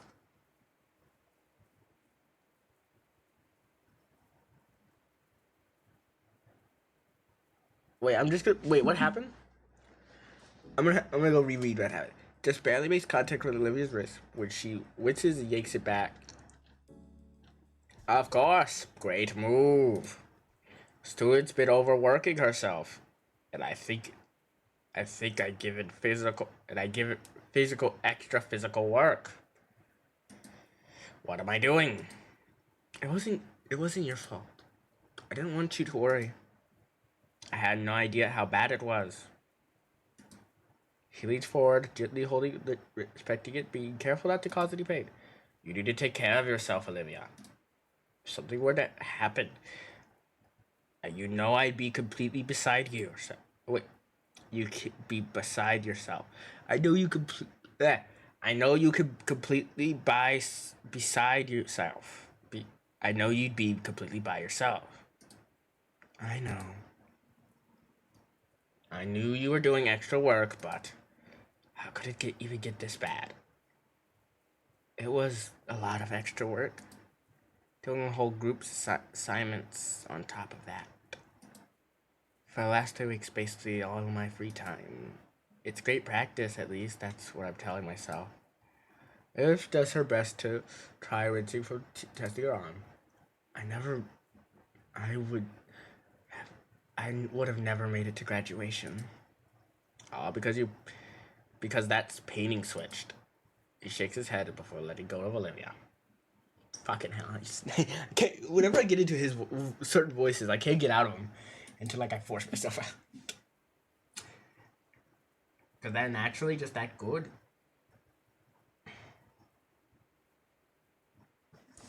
No, it goes further than that. That painting was all the pain you've been going through all these years. All because of that first contest entry hanging in the gala. Your first venture into the art world, and it went how it did. Stretch the finger out, bend on slowly, carefully. What the fuck happened? Because I'm worried about what happened to her, during that first gala. Because I don't know exactly what happened to make them reference it oh, it happened. I'm scared to know, see if it, if something happened. My hand moves without a thought, fingers taking her hand, carefully help it in some way or another. You and that painting. Our painter palms his face and groans into it. It's a genuinely good piece, Olivia. I've told you so many times. She locks it up. But man, quick question. What choice did you make when you went after Olivia on the rain? I didn't go further. I basically said I can't hate you, Olivia. Unfortunately, I think I don't know if that was the right choice though. Cause I've been thinking back about it because of this whole situation about the rain. Cause it feels like noted. Continue, lol. What's that supposed to mean? What do you mean noted? Continue, lol. Was that an important choice that I had to make? I'm terrified now that I fucked myself over in the end. Because a lot of these choices, I'm hoping I'm not fucking myself over and getting a bad ending. Not telling you until you get an ending long. Ah, you're a dick. Just kidding. Thank you, because I actually don't like spoilers, but I know. What a horrible chain of events. I've had to witness it all these years. Watch as it's taking your friends, your self-worth, that little smile you had when you came into my class. Now it's ruined your health.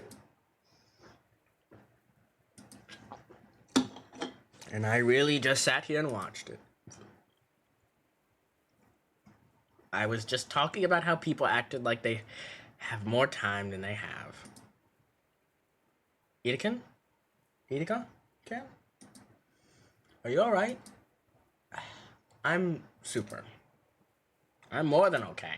In fact, I made my mind about something. You. Take her to the gala, please. There's something I want you two to see. You. No words. Just do it, please. I nod. What are you going to show us? He stops at the door. Something you should have seen a long time ago. Oh, why do I have a bad feeling that something bad's about to happen here? My shoes slosh noises through the flooded hallways as we slowly head back to the building. Olivia herself used her arms to tuck her legs up into her seat, her head now resting on her knees. Anakin doesn't seem to care. Each step he takes splashing waters around soaking his slacks. The drain in the floor are working overtime to keep the water at minimal level. An unsettling feeling washes over me as we enter the atrium into school. At least we are dealing with wet floors, but navigating the halls in the dark is a new difficulty. Maybe but phone usually has a flashlight to share my way, but I'm still unnerved. The only sound I hear is the squash of my shoes and the awkward dripping from both Olivia and I. And then I would realize Edekin has left us behind. Mr. Edekin? Her voice bounces off the dark hallways. Did you see where he went? Kinda. I think he went that way. I just make out where Olivia's hands pointing thanks to her phone towards the school office. I keep pushing Olivia through taking my time as I feel my shoes threaten to slip each time I take. It's slow going between eerie darkness and my slow steps. What should have taken us minutes at most took us 3 minutes for us to arrive at the gala. Well, we're here. Oh wait, this is my voice. We're here. Door ranges against the glass ceiling. What's normally a source of the hallway's natural lighting is completely disturbed by the typhoon. There's still no sign of it. Mr. Edekin. I withdraw my phone and turn on his flashlight too. Hope to improve the situation. Like hear something else? Aside from us in the rain. Something getting closer. A tiny red light in the distance. A tiny ember bouncing. Turning it on until...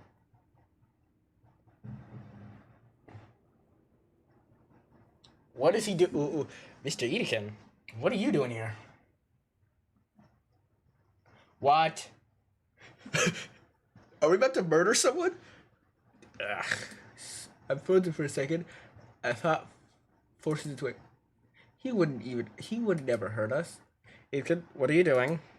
Something kicks aside. It's Olivia's painting from an art contest from a few weeks back. It smacks loudly against the glass casing of the display. These are the ones, right? What? I'm ignored. Mr. Edie starts staring right at Olivia. She also struck with fear, but she nods. Edie takes a deep breath, faces the display. What are you going to do with that? Wait, is this a bit of stream, isn't it?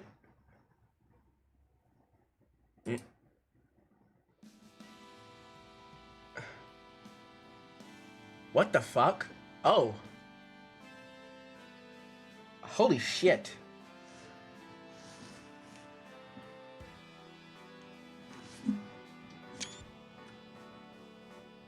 Beautiful. What the fuck? This is beautifully drawn.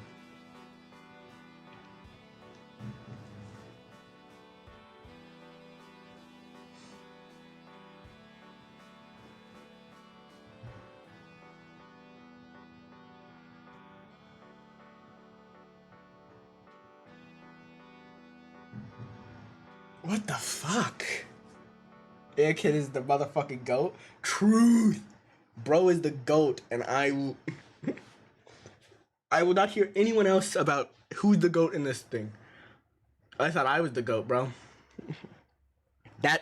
Bro, I guess he's the prehistoric version of a goat, bro. Okay. Olivia. It's gone. Both of them. They should have been done a long ago. Yeah. Mr. Edekin, it's crazy. I know. What about the other things in the case? Boo-hoo. Who fucking cares?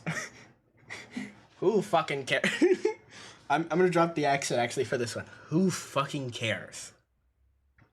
Because I have a feeling that he would put on more of a voice for everyone. Like in his classroom, he'd sound more like this. But right now he'd basically sound like right about here. Like, who the fuck cares? Nah. Who the fuck cares? Those students graduated gauges ago. Gauges? Okay, never mind. You know, you know how many still do art? None.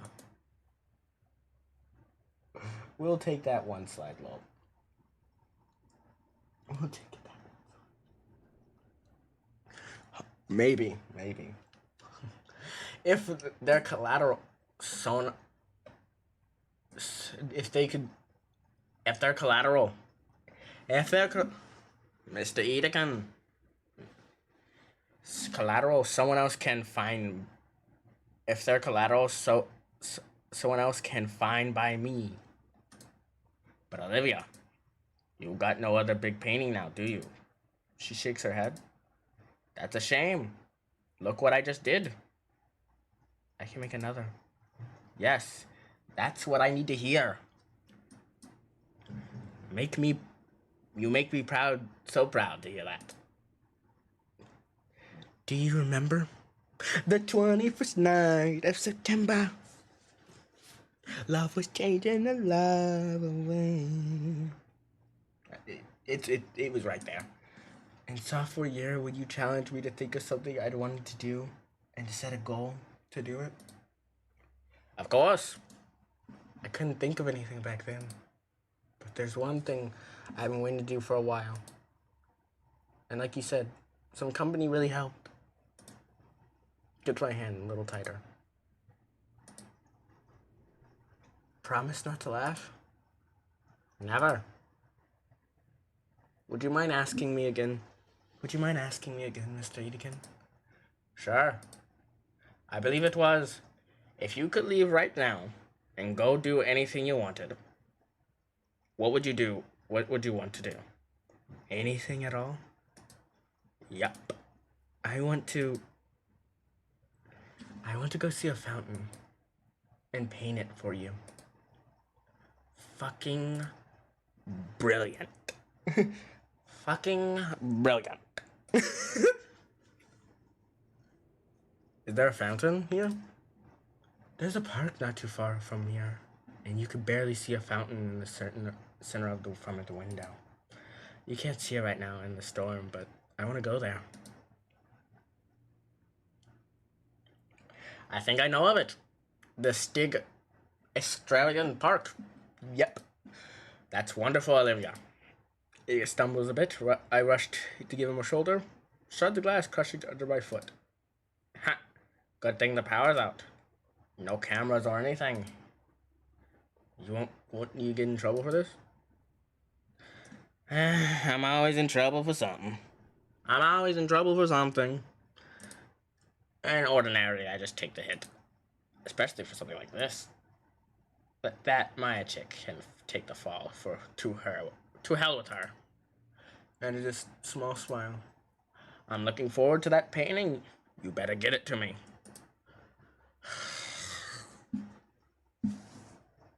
Something better not happen to any of these characters. I have one question. Don't answer it. I know you won't answer it. But, like, is this setting up something? Because if this is setting up something, I'm really scared for what this is setting up. Because this is either going to be heartbreaking or sad, or, like, something nice, heartwarming. Please tell me it's heartwarming what happens when she paints the picture. Give me that comfort.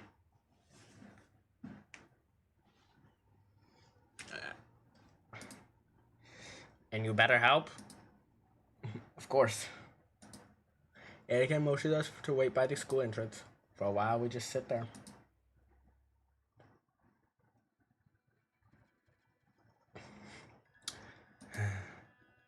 Do you have one, Anakin? Anakin? Do you have something you want to do?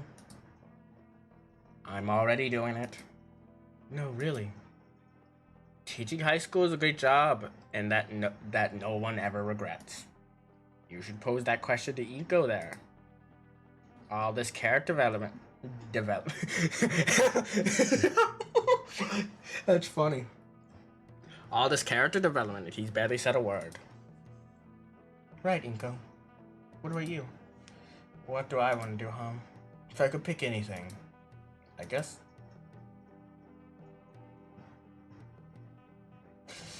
Oh, I don't know what to choose. Fuck.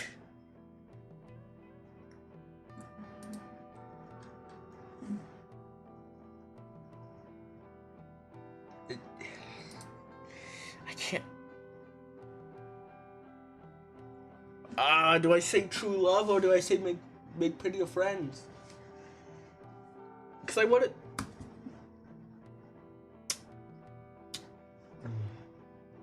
Because I have a feeling that if I choose true love, I might fuck things up.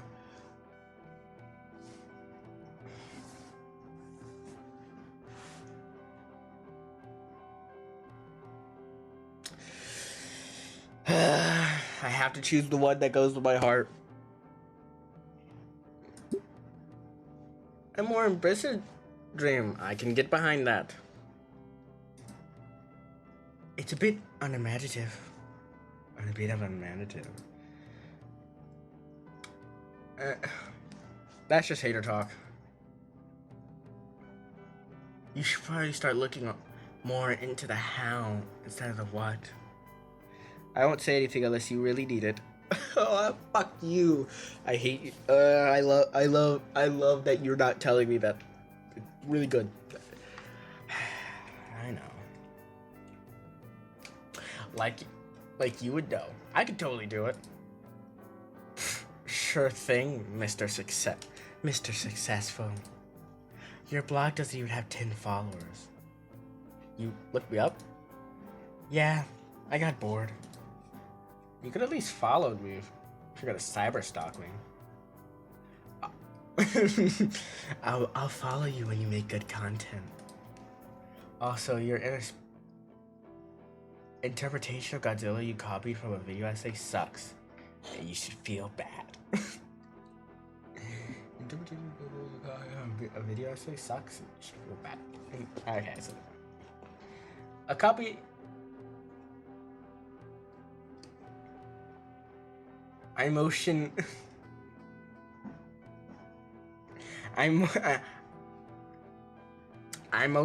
copy your good motion with an axe and karate chop Olivia's leg. I didn't feel that, jackass. Well, I guess that's some banter. Is a form of motivation as well. Sounds like you have quite the promise to uphold, Inko. Boo. With the dis being thrown around, what stood out the most was wild grin on Olivia's face. Between the static coat, fuck it, of the rain and uproarious laughter, sometimes seemed non-existent. I could feel the muscle in my face ache, being brought by bouts of tears and grinning, which makes their taxi's arrival more so disappointing. As we escorted to the parking lot, our mirth was replaced by something more calm, comfortable, easy, quiet that let my thoughts wander back to things we were said to each other, back to what our Pateros teacher said, navigating the world alone. For all the time I spent around Livia and her friends, it really occurred to me that she'd harbor something like loneliness. Damien is like a wild crowd composed in a singular madman. And Liz, she's practically group's nanny or something. The driver of the yellow van yet leans into his horns, and I can finally hear the baleful yell on me. Even though the haze of the fog ray drops.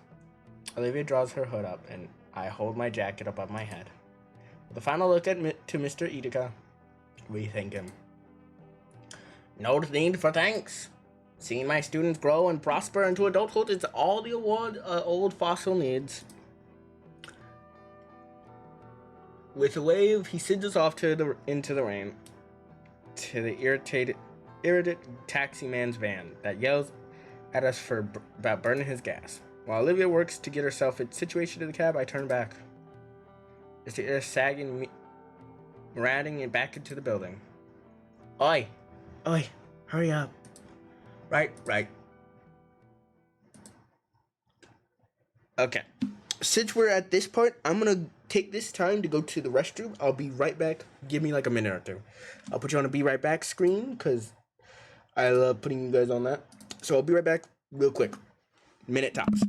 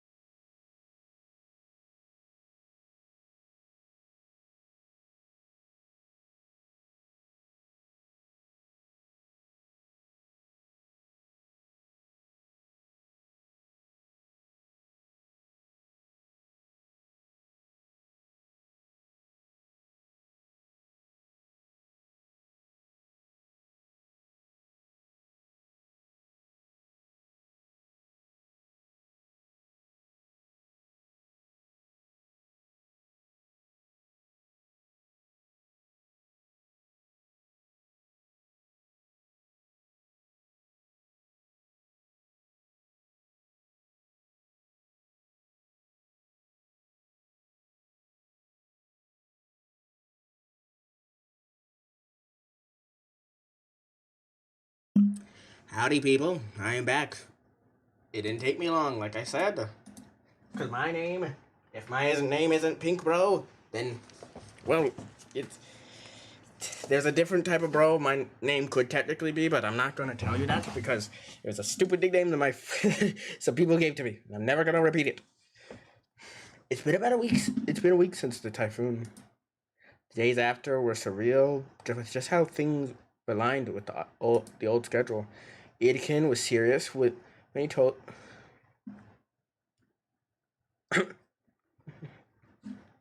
he Mr. Edkin was serious about told to keep out the risk. He effectively banned her from painting until it got better. Meaning all week I've been doing our work as a group. It was exhausting. But today I'm pretty excited.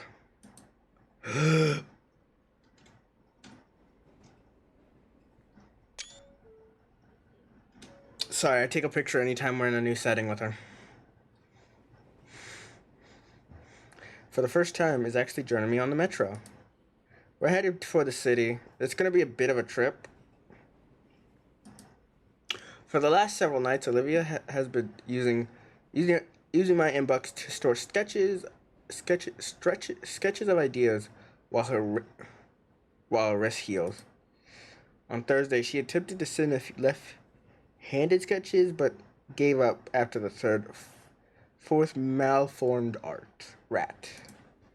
Then Liz sent game-chasing invitation to our group chat. Her uncle had some business in the city. He told her that she could do something with the time, since it's her car. So she invited the rest of us to join her for lunch at a fancy place. It got us pretty thrilled. Got me pretty thrilled.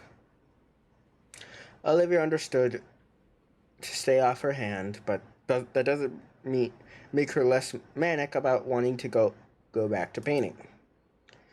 Why'd you agree if you didn't want to go? Well, it's a trip to the city. Won't suck so bad if you're here.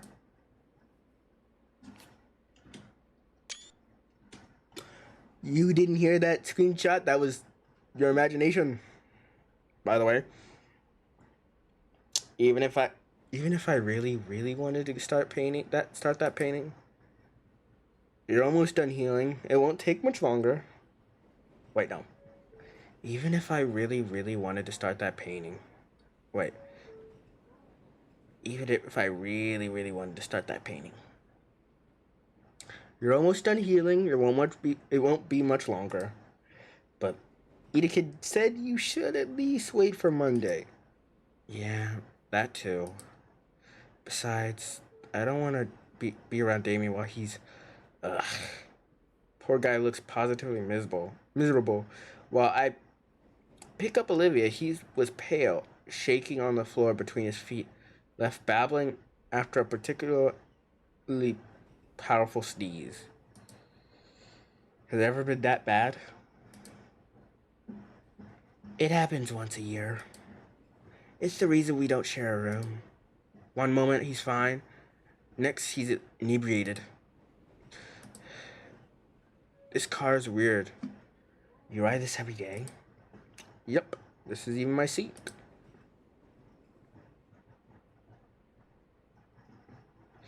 Riding next to the folding accessibility seat? What, did you start accounting for me before we even met? Maybe I did. She mouthed something and rolls her eyes, but there's a clear smile. Oh. Clear smile as she goes back to watching and passing the buildings.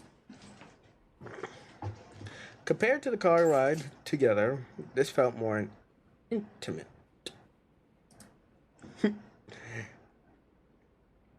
Even if there were more people in close proximity, none of them paid us any mind. Just Olivia and I. Several stations later, the metro grinds to a halt at our stop. Alright, ready? Yeah. There, shoots my hand away when I go to help her out of the metro. Which is funny that his seat is right next to the accessibility seat. It's like they were fated for each other. Wink, wink. I don't know why I'm making these jokes twice. Why I'm making that joke. We step out of the chilled air to the city. I'm already getting goosebumps. That cold front is making itself known. Should really find this quickly before Olivia starts shivering. Are you seeing a long big neck anywhere? None that I know of. Great, that sounds awesome. We looked around through the alleyway to the close shop. Maybe she's in the bathroom? I'd wait around, but I don't want to make Olivia wait in the cold. Did we go to the wrong stop? Just text her already. Oh, crap. Right, I'm done. Hey. What the hey? Where'd you go? A moment later, her head ropes her out the door at a nearby coffee shop, followed by the rest of her. Hey, Inko. Glad you guys could make it. Just got confused. Yeah, just got confused. Didn't know you'd be in the cafe there. Oh, I thought that was her for a second. Really? I've been here the whole time. I messaged Damien. I went to escape in the cold and...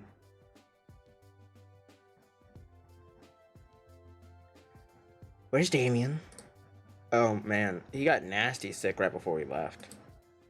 Couldn't make it. But is he fine? He'll be fine, I think. Okay, alright. That just throws a wrench into all my plans, doesn't it? We still have fun without him, right?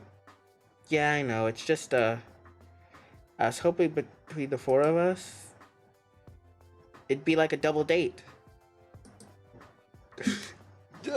No. Why did he cheat? Huh? Yeah, Damien and me, you and Inko, all together for a fancy lunch. Liz, Olivia and I aren't... Oh! I'm sorry, I just assumed... Wait, does that mean Olivia and Damien are dating? Are they dating? Was that confirmed somewhere? I thought they were just like she was deeply. I thought she just liked him, and I didn't know if he liked her back. No. Oh, okay. They're not. They're not in a relationship. That was just her trying to basically get him. Oh, so she just likes him, and they aren't confirmed to be in a relationship. Cool. Wait, you said Liz and Damien? Yeah, no, I assumed that they were in a relationship. Yeah, I assumed that those two were in a relationship. Well, either they were in a relationship or that Liz kind of liked Damien. I kind of got that from the arcade sequence. You know, they kept bringing up the double date thing. And I just was like, I put the pieces together in my head. Because I'm a smart cookie, you know. Yeah, she's down bad for him, but he has noticed. But wink. Oh. What the fuck is... What do you mean wink? What the fuck is that? Oh, God. Oh, there's gonna be something bad, isn't it? Can you... Okay, don't say anything, but like... He's noticed, but wink. Is that supposed to mean something? Well, of course it means something, but never mind. Don't answer me.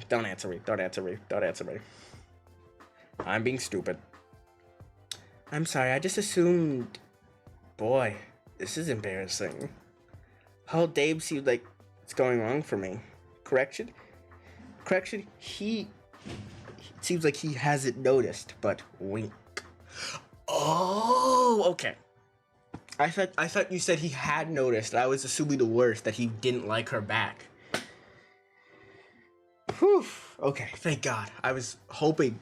So she's like, she's down bad for him. He may act dumb, but he's not stupid.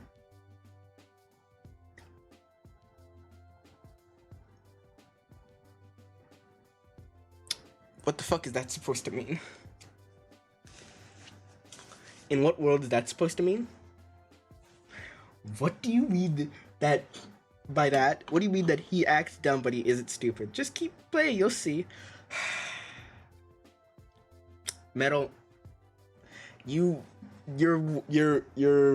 very secretive words frighten me. It's fine. Yeah, well, we still can have a good time. We still have lunch with I still have having lunch with friends. I'll be quiet again. Okay, Metal. Thank you for letting me know some things. Okay. I'm sure you guys will love it too. Come on. I'm sure you guys will love it too. Come on. Okay, but still, I know that the main character does like her. Why am I on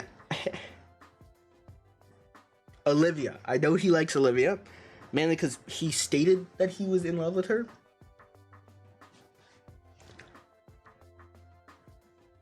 Which I thought came out a little out of nowhere. Which I understand, because like it was basically like the whole wedding scene was supposed to basically point out that, hey, this was pretty much telling me, hey, you and her, that basically that pointing out she likes you, bro. Come on. But honestly, I'm surprised Iko has not tried to like, ask her out yet. I'm still surprised. Liz leads us down the streets and point out our direction when it comes to view through the towering skyscrapers. The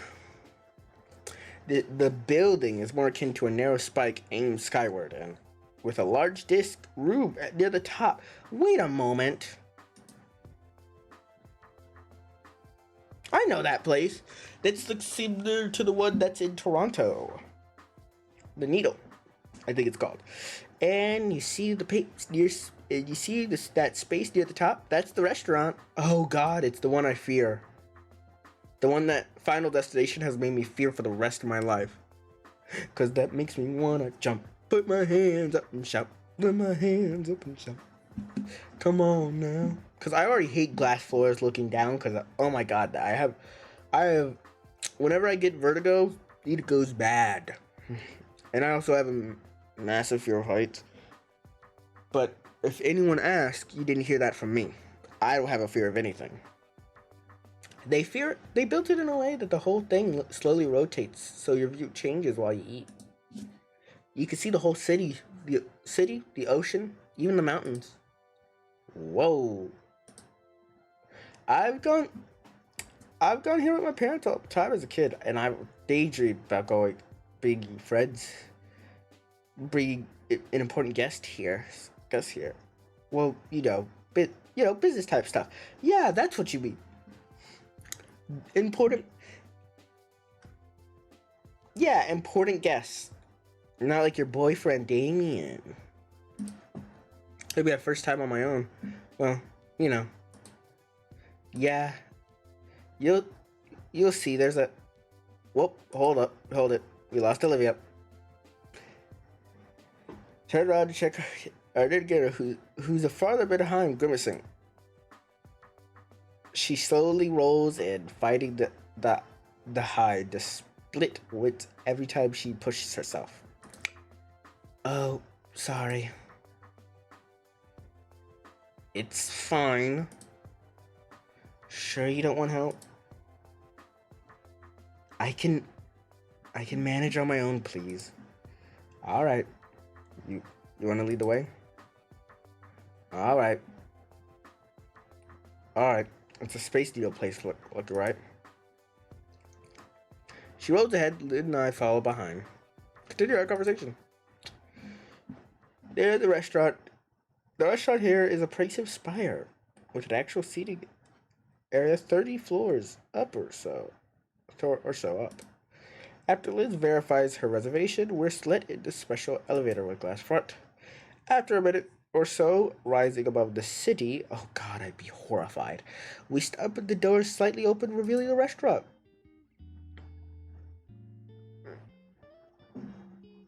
I hate this. I hate this. I would hate this so much in real life. I would probably jump out another window. I'd probably just like...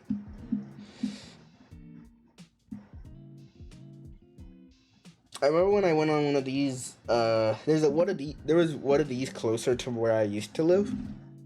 And bro, well, not something like this. It was an attraction at a fucking amusement park I went to. And damn, I went on something like this where it just basically, you sit in a seat and it basically like brings you all the way up. But it doesn't go back down fast. It just stays, it goes down slowly. It goes up slowly and it goes down slowly. God, I hated it. I hated every second of it because it was so scary. I'm not a good with heights, as you can tell. Tell from my experiences. It's a circular room with seats by the window and an inner ring for bars. And the kitchen makes up the center. Definitely carefully crafted place. I wonder if it'd be kind of place my parents would bring me to. She greets us, leads us to a table by the window. I love that their body just goes down, which just signify they're sitting. Their body just sinks down a little. She approaches the space and stops. She looks down out the window. Can we switch seats? Afraid of heights? Shut. All right. I obliged, shifting the seat over so she could sit instead by the aisle.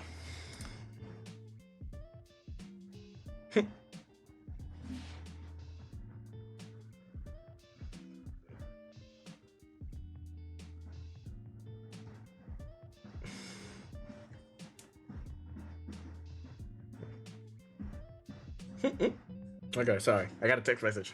And quite a view, huh? I can see why it'd make you squeamish, Olivia. Heights are also scary. Scare the living daylights out of me. What? What? Are you afraid of heights too, Liz? Well, yeah, isn't everyone? What?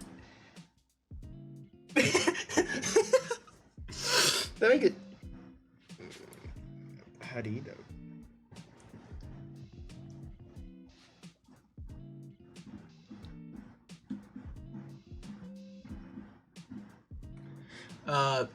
That doesn't make any goddamn sense, Liz. Your head hangs 3 stories above your shoulders, and heights scare you.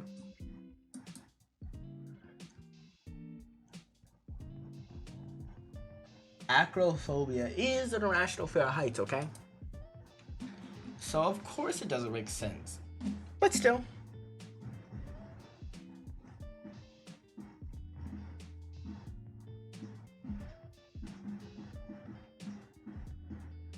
Sorry, I'm trying to respond to this text quickly.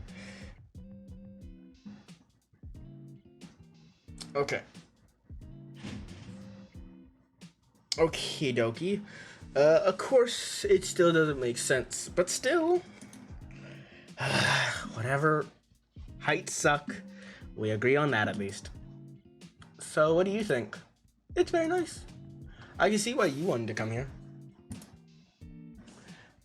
Liz not. My family usually comes here once a year. I feel the same way. Thank you.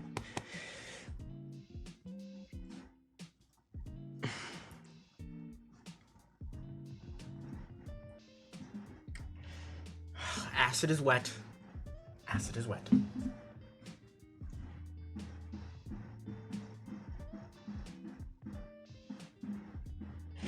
Don't ask questions. I just had to respond to acid is wet with yes, it is wet. Because it is wet. Unless it is. I don't know. My family used to come here once a year. My Uncle Ferris has to remember to bring along a letter from owner saying he's fine to let in. That he won't bring the Hope Tower down.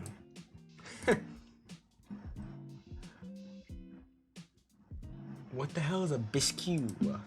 Looks into the menu, right? We're here to eat. Lobster biscuit. It's lobster tail creamy soup. Kind of soup. So why don't call it lobster soup? Biscuit is a stupid word. Stupid word. I look down at the menu myself. There's all your stated options between pasta, sandwich, cuts of meat, some weird novelty things that I actually like trying. But I actually like trying those. I guess I have.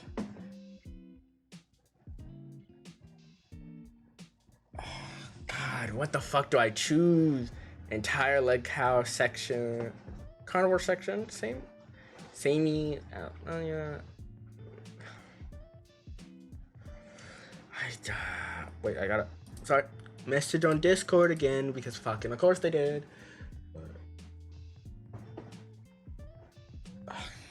You know what? I hope this. Does this matter? The chicken is the crust. Ew. What the fuck?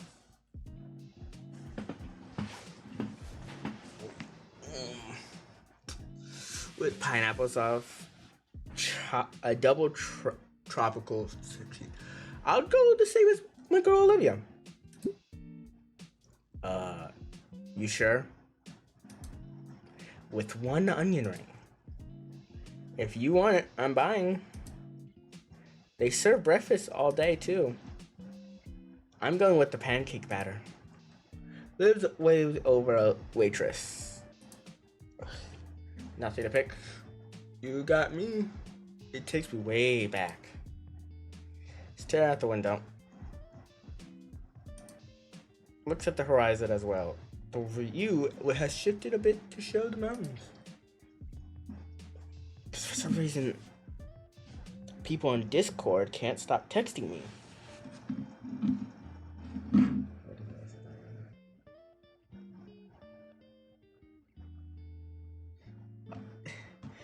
Now they're just fighting about if acid is wet, and I don't want to contribute to that conversation. That's stupid. Anyway, my voice is a little weird there. We look out for a long while. Maybe too long. Ordinarily, this would be a time Damien would say something that kept the conversation going. All right, he's the one usually bring us all together. It's strange to think that about Livs and Olivia aren't really more than acquaintances. During lunch, it's Damien that's always making sure everyone else is included in the conversation. Nothing comes to mind. I don't think I'd make a good Damien. One moment, please. I ring Damien up in the hallway. He's sick, yes, but hopefully he can have something. He has something for me. If you pick up, please. Hello? Yellow? Vinny, I want to talk to Damien. Nah, he's out right now. Mom's with him in the backyard. He's puking up the guts in a bucket. Why? Pest control guys buy it from us for $50. Gross. What do you want for him? I could tell him when he comes back in. Oh, why not? I wanted to know how he always keeps our friend group so lively. Like, I was considering small talk, what to bring up, movies or something. Ew, movies suck. No one actually likes them. What? Playing I'm playing Fortnite, and I'll turn it down so you could hear me. I heard what you said. It was just dumb. It was? Yeah. There's a pause for a moment. Movies always suck. They start in the black and white without sound. They never got better. Even when they peaked in the 70s, they only became barely watchable. Have you ever watched The Godfather? Dad makes me watch that stuff. It just sucks. No, you probably just don't get it. Shut the fuck up. Oh, you gotta be fucking kidding me. Why is there so many references? Like, earlier this episode, Olivia said, damn, you live like this? And then oh god, what was the other one? Hold on a second, let me go check what she said. I took screenshotty of it.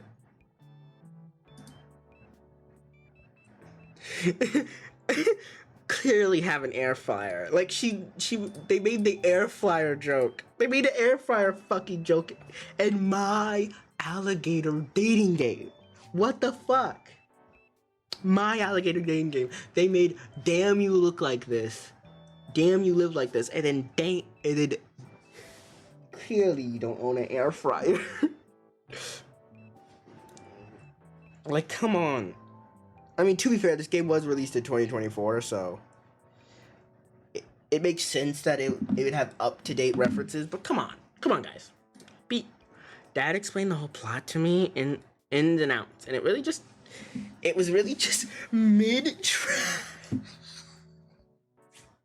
Why is he's using modern slang? Bro, that's kind of mid-trash right there. Dad kind of explained the whole plot to me, ins and outs, and it was really just mid-trash garbage. That movie won awards. You can't just call it trash. Yeah, I can. Movies are just trash genre content. Even the best ones usually just polished turds that waste your time. Whoa. Don't you dare say that. There is one movie that is the best than all the rest. Because it's not a polished turd. It's the most polished turd. And that movie is called Pacific Rim. Pacific Rim is one of the best movies ever written. And if you say anything about the sequel, I will punch you in the mouth. Because Pacific Rim was one movie that was made, and then there was no sequel. But then they made an animated series on Netflix that was pretty okay. You should watch it if you haven't. It's pretty good. It's called Pacific Rim Into the Black. It's either Into the Black or Blacked.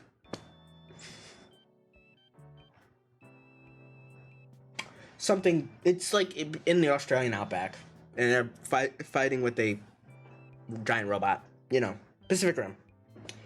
And the robot looks like how it should. Feel like it should. Okay. Okay then. What's a good movie?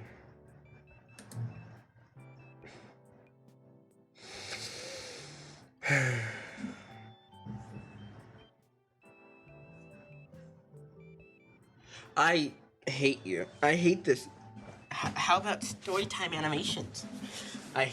God, he's such a, he's a kid. He is a kid. Ever heard of Mr. Beast? How about storytime animation? Okay, bro. Okay, bro. Oh, you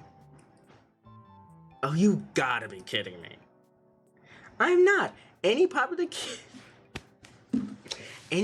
content on You Snout provides more value and for your time than classics that you older people fawn over it, and it still sucks.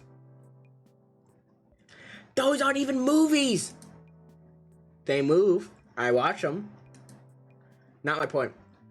You troglodyte. You troglodyte. As if you could ever think. Comparing that slop to like, comparing that slop, like to the likes of Star Wars, The Godfather, and Blade Runner 2049. Oh, you can't be fucking with me. This is not fucking. You were there.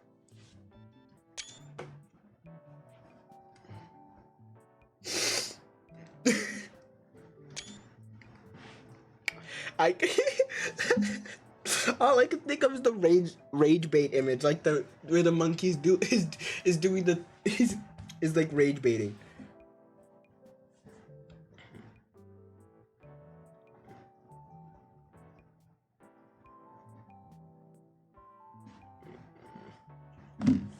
My friends are still talking about if acid is wet, and I'm still wanting to be wanting to. Okay. Oh. Movies are one doo-doo are one massive pile of doo-doo farts. Even it could sometimes make something mediocre. They're a $1 billion franchise. Billion people would disagree with this deranged nonsense. Doo-doo fart. Oh my god, you little. Listen to you, champ. Listen, you little champ. Next time I'm gonna see you, I'm going to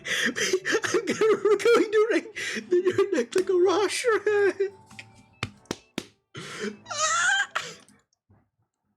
What? Who is this? Shit. Calm down. Kill him later. I didn't get the advice. I sulk back to my sleep and catch my breath.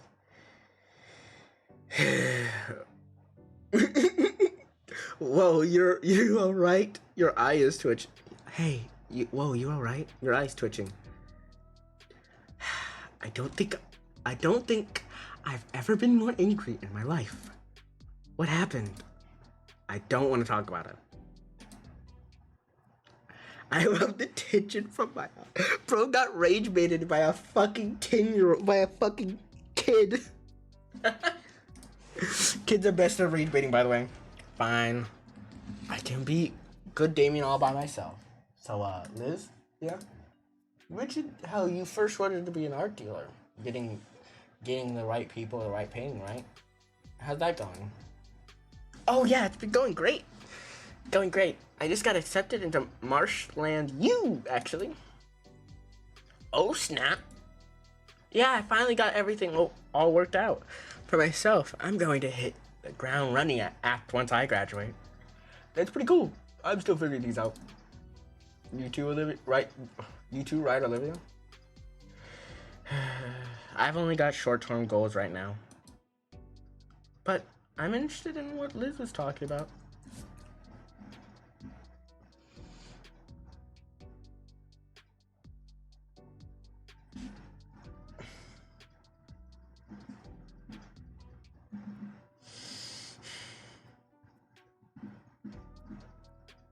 Hold a second, I gotta check.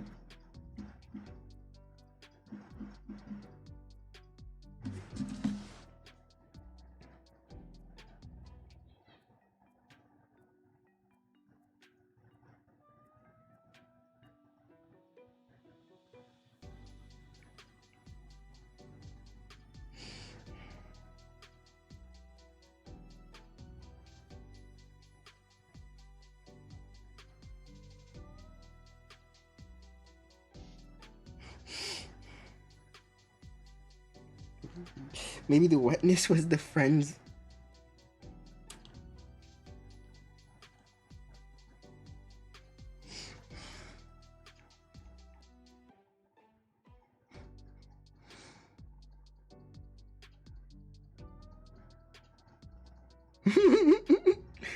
I love that they're both just writing. They're all three writing.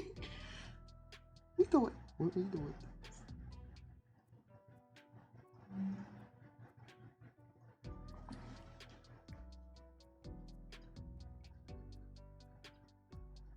My mom. My mom?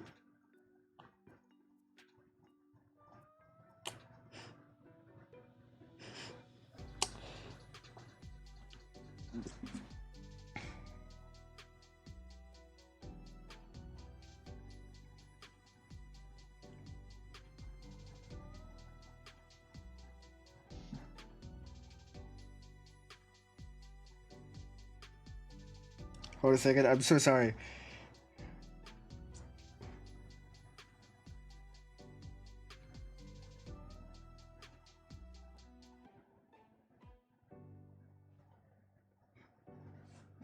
Sorry, that I had to respond to a stupid text. Maybe the wetness was the friend. Okay, right. I'm sure it wouldn't be a problem for Olivia to replace the stolen painting, stolen plate. But that was annoying to contact the treasurer and administration about the broken cabinet. I mean, what even happened? Who did it? I wish they could have dealt with Mrs. Stelly neurotic tantrum the way I did. We're still finding glass shards all over the floor. I get screamed at as if I'm the one responsible. I need to put the coffee went down sometime. Jeez. It's not a problem anymore. We're already ordered a new display. It should be installed in the next month. Oh, I got off track. What were we talking about again? The art dealing thing. I'm actually interested.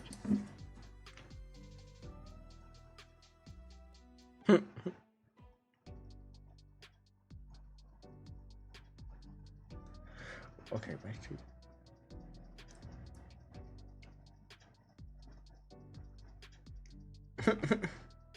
Shit bleaches a base. My bad.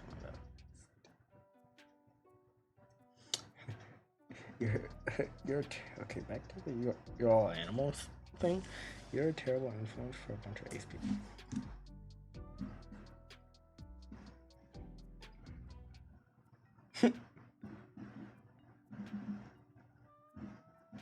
L. Okay, sorry. I had to respond there. Okay. Oh, well, I plan to open my own business. I'll start online, work my way up to having a physical location. Uncle Ferris told me he's willing to help me figure out the legal part. I've already gotten a few connections to some people that might be interested in being involved in.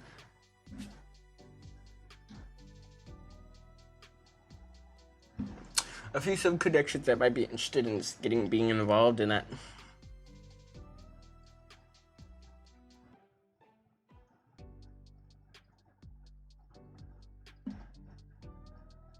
Charlie does.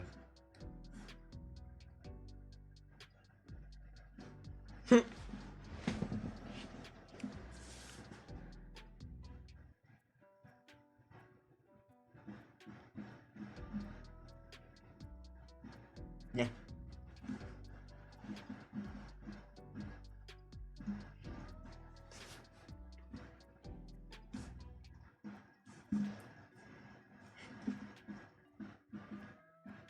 Sure.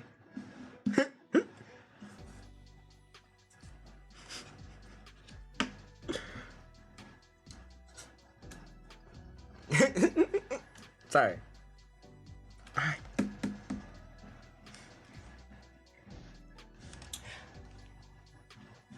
I've gotten. I already read that. I'll be selling my own works. I'll be selling my own works too. I've even gotten better.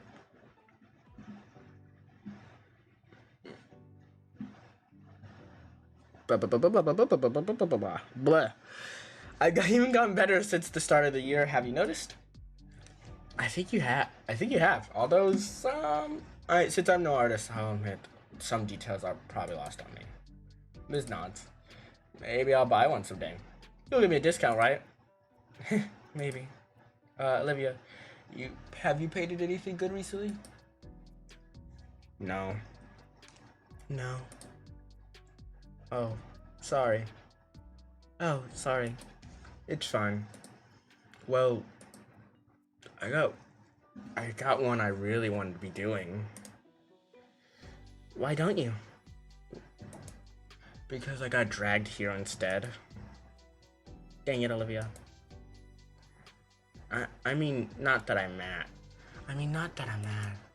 This looks like she wants to say something, but thought dies on her tongue. Yeah. Conversation and attention thankfully get interrupted as our food gets here. Oh, cool.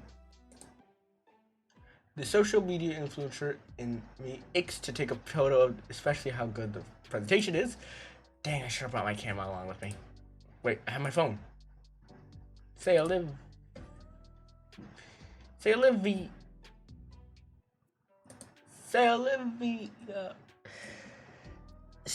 But I just turned in time to see her chomp down on a hunk of meat, tearing right off the bone.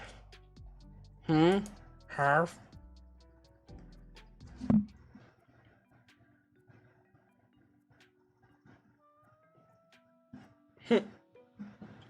Oh, I forget all my friends are YouTubers. Are into YouTuber slop. YouTuber slop is crazy word. Minecraft YouTuber slop. By the way, I love Minecraft YouTubers. That's a joke. I don't think of them as slop. That much. How's it taste? She takes a moment to chew on her food before setting it up down the hatch. Then smiles as she gives a greasy thumbs up. Liz chuckles as she lowers her head, gets a bite full of her pancakes. Then, given that neck is making a movement equivalent to doing a happy dance, I'm guessing the pancakes are good here. My view changed again. Having noticed, I almost feel the slow rotation of the room. I savor my onion rings while watching. Well, I've never been able to say the name of that good.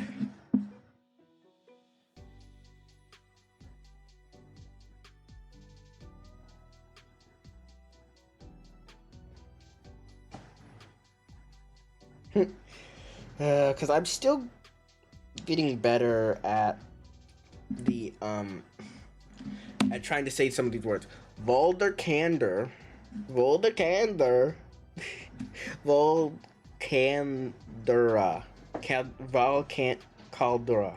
Valkara. I don't know what the fuck I'm saying. I'm just saying random words at this point. Bluff pans right by us, taking in the amazing view. My thoughts reach out for my camera, already calculating the rotation with the proper setting. Cantrip of 3D panorama I could achieve. A separate section in my mind recalls a panorama of the city I saw. The one is now nothing more than shattered debris. Say, Liz. The Bronchiosaurus takes a moment to respond as she tries to cram her stout into the glass of water. Stupid glass, no straw. Yeah? So you mentioned wanting to be an art dealer, of being part of that system. I guess it'd be cool if we worked together. Come again? I don't know, seems like a decent idea. No, I got you. Liz turns her paws her food, sit upright, tap into her closed lips. Maybe, but I don't think you'd want that, honestly. No, that'd be cool. I like that. Yeah. I'm not sure. Not sure. Not sure. I'm trying to get this whole thing off the ground on my own without others' help, right? Like how you feel about your art stuff. That's different.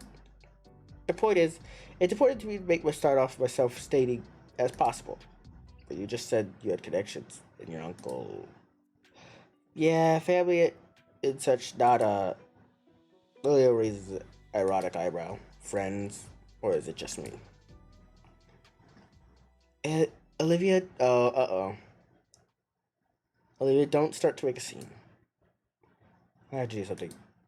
Olivia, guys, come on. Let's finish our lunch first. How am I? Oh no! How am I making a scene, Liz? I'm just curious about your life. For one. Ooh. Well, not like this then. I'd rather you go back to giving me the silent treatment. Oh no! Oh no! What have I done? What's your deal? Damien and Inca want us to be friends. I'm here trying to. What am I saying? Not. Oh, what am I? Am I not worthy enough for your stuck up?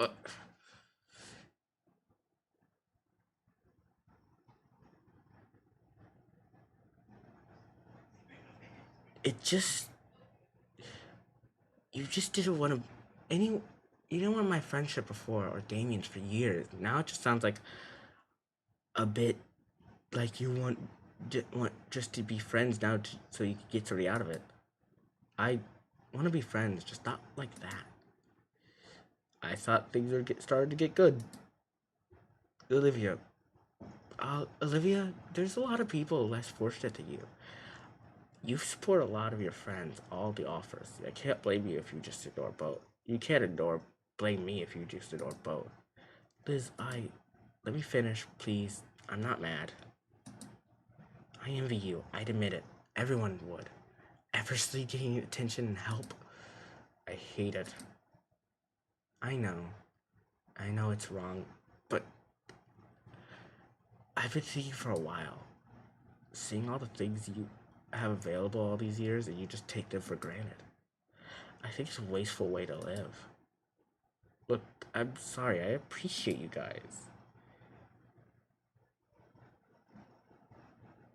After telling me to my face, how would you rather be someone else? Oh, okay.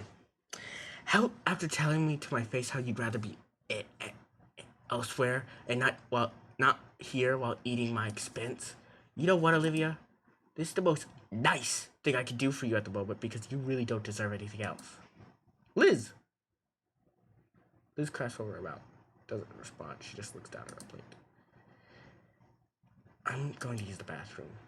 She pushed herself away at the table. What the fuck? Oh no. I'm sorry, Liz. I didn't mean to snap. Ugh, fuck.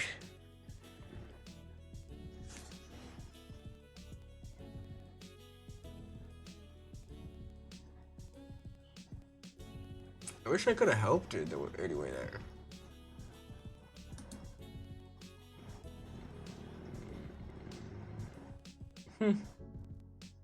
No, I don't think I can. After everything, I think I deserve that much. Good God. That was brief. Just to these two talking and having a good time. It's like a grenade was thrown into the table. Wow. I'm a terrible fucking Damien. Let me tell you. Liz, yeah. Why didn't it work? Why didn't that what work? You know, you two aren't in greatest terms, so I tried to start keeping controversy. So it wouldn't get awkward. Nobody would get left out like David does. It feels like it's not my fault. Why is he doing that? But how?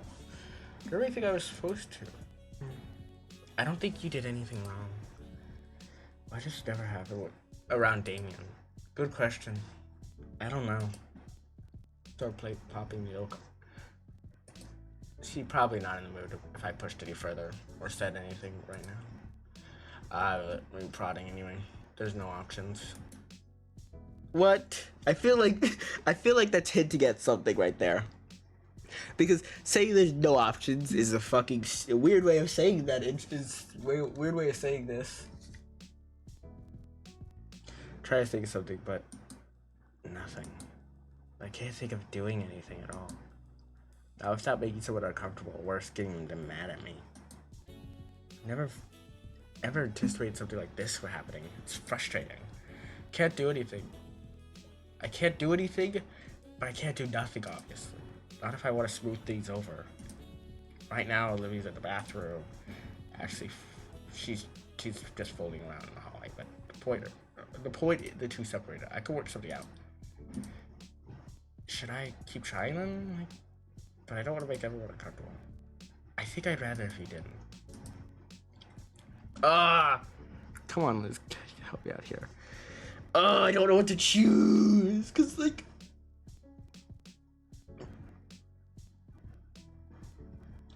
I know the option I'm gonna do. I know the option that I want to do, cause it's my heart is feeling the right option in my chest.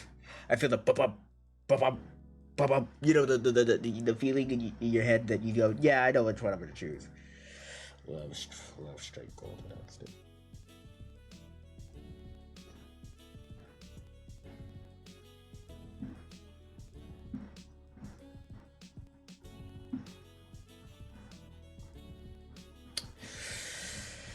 I'm gonna go find it. I can't tell if I should go. There's 3 answers here. Usually there's only 2. Well, other than the one that just happened, but that one I think don't really matter.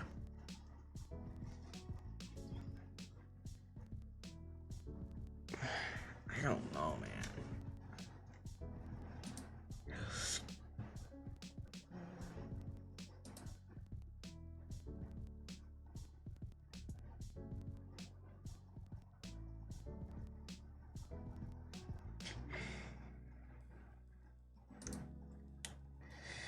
What to do? I guess the best thing to do is go find Olivia.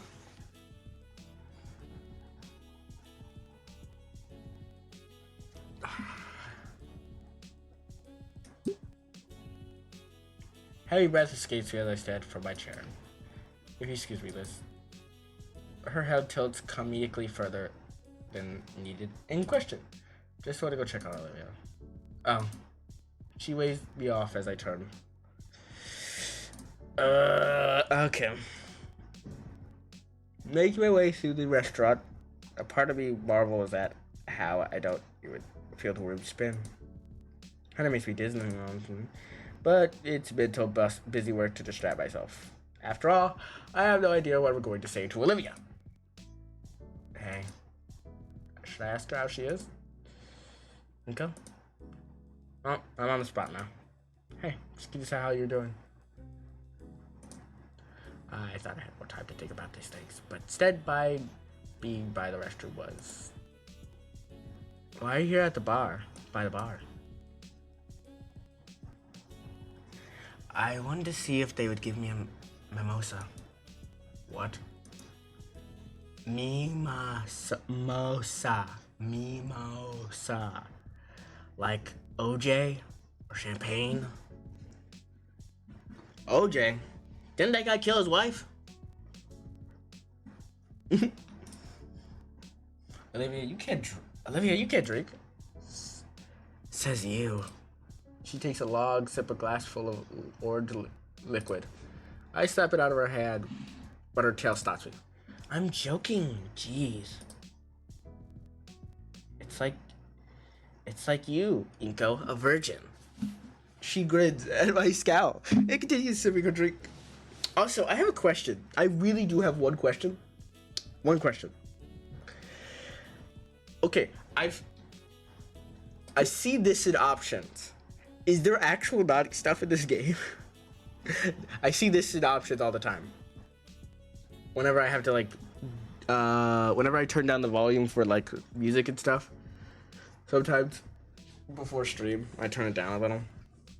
Is that an actual thing? You already saw the pool scene. Really? Is that all it does?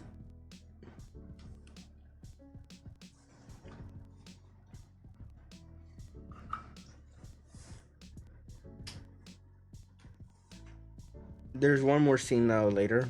Oh, well. Okay, cool. Then I'll just after I do a playthrough on stream, like 2 playthroughs. To me, it's not bad. Oh, is it just like showing more body? Is it just like showing more skin than like usually is allowed and stuff? She grins at my scowl and continues sipping her drink. Want some? She holds out the glass to me, a smug smile on hers. Taking the flute, I see where her lips had touched it. Olivia looks leaning forward as I stare in the glass. Already heated my cheeks, I tip the glass above me, pouring the liquid in my mouth. Oh. No skin, just more no skin, just more clothed body. Oh, okay. Okay, so like instead of like a one-piece bathing suit, it'd be more like a bikini. Is that what probably it is? More. No skin, just more clothed body. No, just jeans and a hoodie. Oh, okay.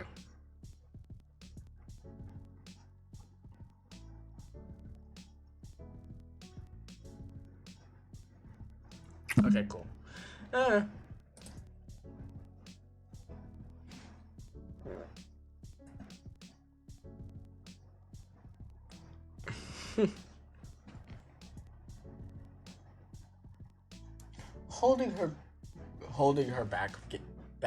Handing her back the glass for a split second. I thought I saw some disappointment in her eyes. Maybe I'm just seeing things now. I shake my head to refocus. I check on Olivia to fix things between her and Olivia. You okay, Olivia? Yeah, totally. Why wouldn't I be? Her eyes are wide, yet not looking my way. Well, because of what Liz said. Oh. She sags in her chair. Olivia? No, yeah, that was... she thinks. I'm not hurt, just frustrated. She looks at her glass one final time, then downs the last quarter of it in a single swallow. Afterwards, sets it on the bar on top of a couple crumpled dollar bills. I mean, Liz didn't get it. Liz doesn't get it, Inko. Maybe if she walked a mile in my shoes, maybe she would, but I hate to see you guys go at it like that. Yeah.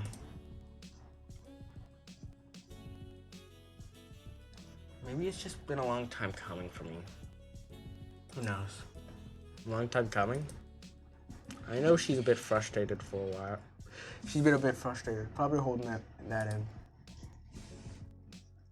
I don't want to hear it though. It doesn't mean I want to hear it though. All the time I've known her, she's just been so far ahead of me. You hear her yap about her art getting better, how many connections she has, how to get her $1 billion or whatever. I'm the better artist, but I don't know how to start getting my crap together like that. I look at chasm between us and it fills me with dread. It's jealousy. It's just jealousy, I know it. Yeah, I can understand that. Especially content creator wise. I definitely can understand that.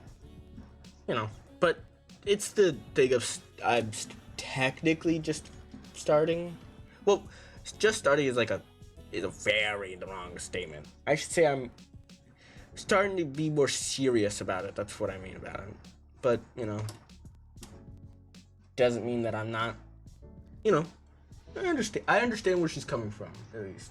A little bit with, the jealousy and that type of stuff, but, I don't really understand what it's like to be her. I know someone probably would understand, but, that's not my business to tell. It's different, actually getting her upset at me. over this specifically.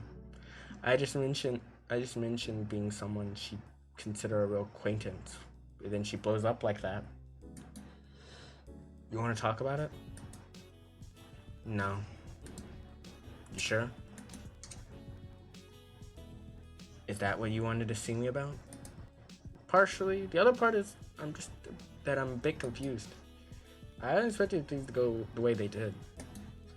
So I came to see you and asked to help make things right. Uh-huh.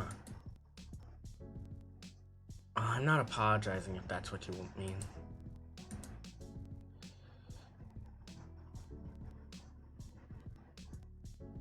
Shit. How does she know how to avoid?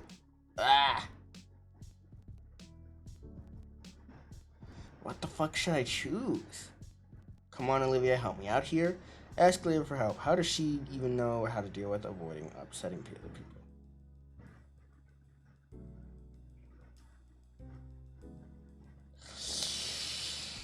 Come on, Olivia, just help me out here. Ask for help.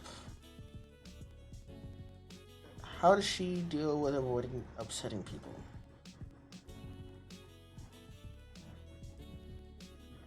Okay. Do I choose? I don't, cause like, this one seemed more like, oh, I'm asking her to help me, which is good. Like, but why do I feel like this one's a better feeling? Like, I don't know. I don't know how to describe which one is the better. Like, in my head,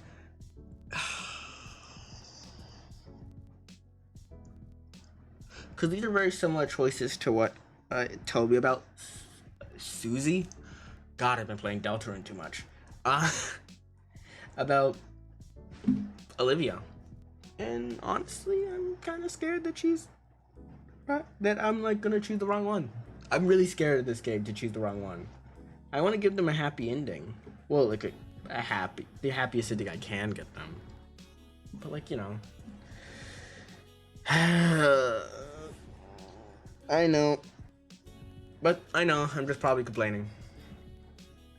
Come on, Olivia, help me out here. God, making choices suck. Okay. Freedom of choice. Oh.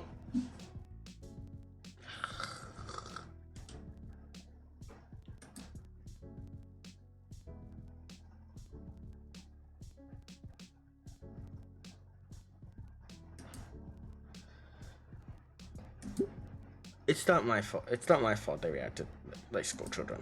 Olivia, hear me out. What? You just admit to yourself. Just admit it to yourself that you were expecting that from Liz, right? Yeah. You know how she's just go with your gut? I did end up going with my gut because even though my gut is really indecisive a lot of the time, but sometimes it just decides, you know what? Not being decisive, let's go with the ass one. That one. You know how she's been feeling. You want to smooth things over with everyone? Can you please help me? She's the one who snapped at me. What do you want from me? Consider her feelings. She'd already been down because her date ideas fell through. Then you said you didn't even want to be here. That's not what I said. I basically was. She was doing something nice for us, Olivia. I've been trying to include everyone in the conversation. It just needs to happen. There's no need for us to be any will to each other, alright? Yeah, I know. So can we try to smooth over things with Liz? That sounds really bad, because like now it sounds like I'm trying to make Olivia kind of take the blame for it, but I don't want that. Okay. I don't think there's any good. I don't think there was a good choice there. I got a plan. Once we get back, I'll chime in an argument and put to rest. Fine, but you're helping me if finally get to the painting. But you're helping me when I do finally get to the painting. You got it. So ready to go back? Her smile travels all the way to her tail and bobs along her head with a nod. Sure. It follows me back to our table. Hey, you guys are back. Everything good? All cooled off? Yeah, everything's great. I want to give you my 2 cents. Try to resolve things. You're right.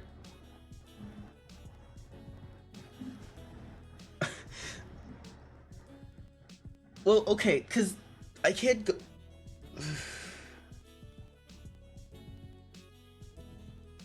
I can't decide who's right. Oh, why the fuck is this it's 3 lit? Maybe need to think more of others. Let's put we're gonna put the Jeopardy music on. Do do do do do do. I'm not actually gonna do that. It's copyrighted. Oh fuck, that's really fucking DM again. May stop sending me DMs right now? I'm like trying to do shit.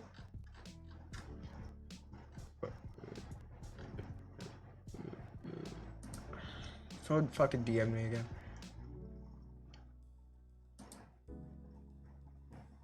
Sorry if you could hear something. Yeah, okay, cool.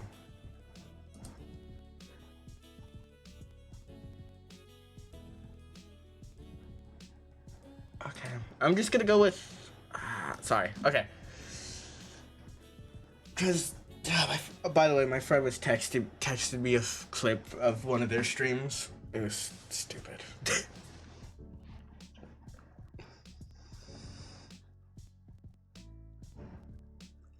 Oh, eeny, meeny, miny, mo.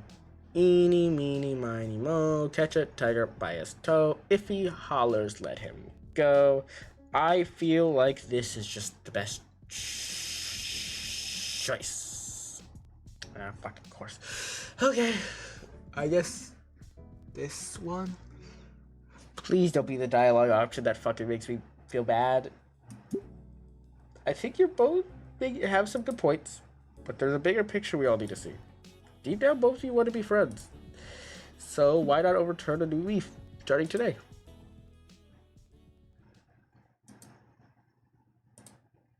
Is that it? Pretty much, yeah. So we all good? Sure, I guess. Yes! I guess that's good. Yeah, good enough for me, please. Yeah, fuck yeah! Okay, good enough for me. That's good. That went pretty better than expected. They both seemed happy there, I guess. Hopefully. Please be good. A lot of these choices make me feel antsy. After things settle down, we finish off our meals. Ow, my fucking forehead. Olivia finished. Well, Olivia finished our meal. Liz had noticed it was the first what? Noticed it first when one of her whole pancakes simply vanished. And I thought my onion ring pile was looking smaller by the minute.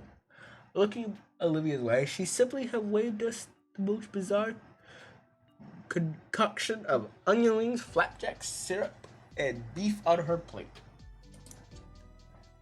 But I'll make you guys a better food than this later. Then the thief stops.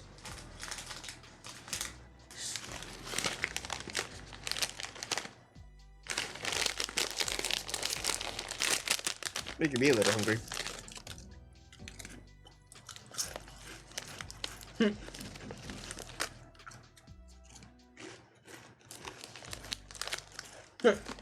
Though the portions had diminished, we all thoroughly satisfied with the meal. I offered to pay, but at least pitch in with the check. But Liz refused.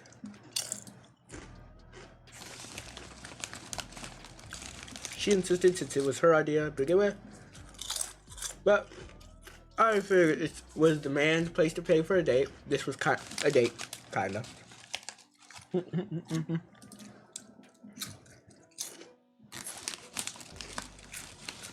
Neither I had lifted from the tiny leather book. Plain tug of war. At least found it amusing. Even recording our stare down on her phone.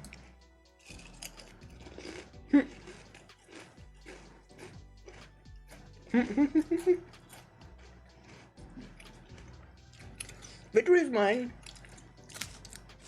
and managed to pawn my debit card to the waitress before Liz could give her back the bill booklet.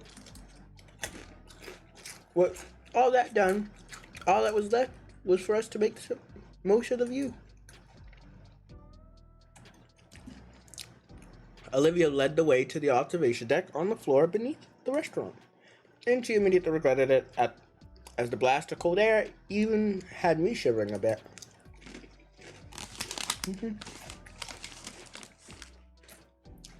Sorry that I'm eating chips. The altitude plus the late fall leather meant the deck was mostly clear of guests.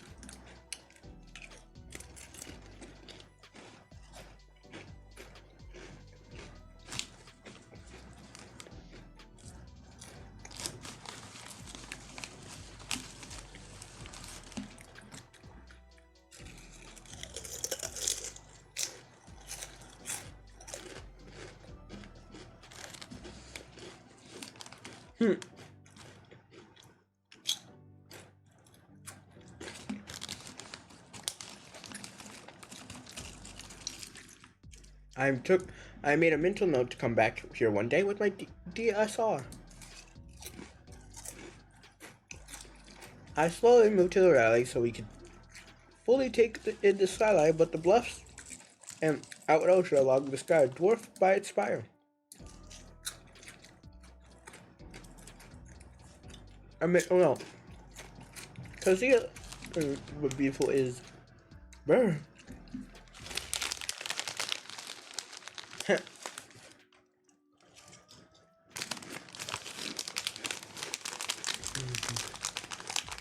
And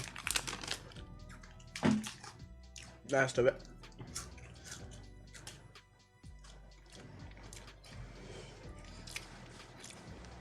Brr. I don't get how you two can stand this temperature. I don't get how you two can stand this temperature.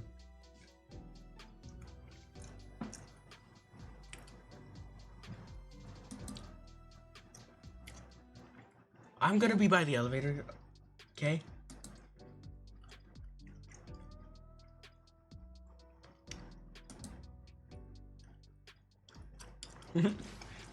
Finally, Liz's body turns and leaves, her head following shortly after, with a beaming smile. Olivia? Don't ask. Her eyes remained on the horizon. Maybe it is just a little cooler though. As Olivia's face slightly turning red. Something come up? Something up? Well, her eyes trailed down. Her hands raised until she carefully examines her wrist. I watch as she carefully tests her arm, wincing occasionally as she slowly flexes and rotates her hand. About the painting. Not until you're better. I know. I've been thinking about it. I'm going to be way out of practice when I'm better. So you're gonna go into practice? He smiles as he turns around, probably excited about the prospect of starting soon. Yes. I have a mental image in my mind ready and everything. Her smile lessens though. Her tone becomes uneasy. I just want to make it perfect. I have mental images, but I don't have the skill. Plus, between the carpal tunnel and rushing all those pieces for Maya, I think I understand what she's getting at, but her smile is getting back. Once I can paint again, I need time to practice. I need to show Mr. Edekin the greatest piece I can create. Do you need anything? My words cut off my thought. No, I don't have a painting, and no, I mean, do you need any help with like your practice? Her face glows red. Maybe.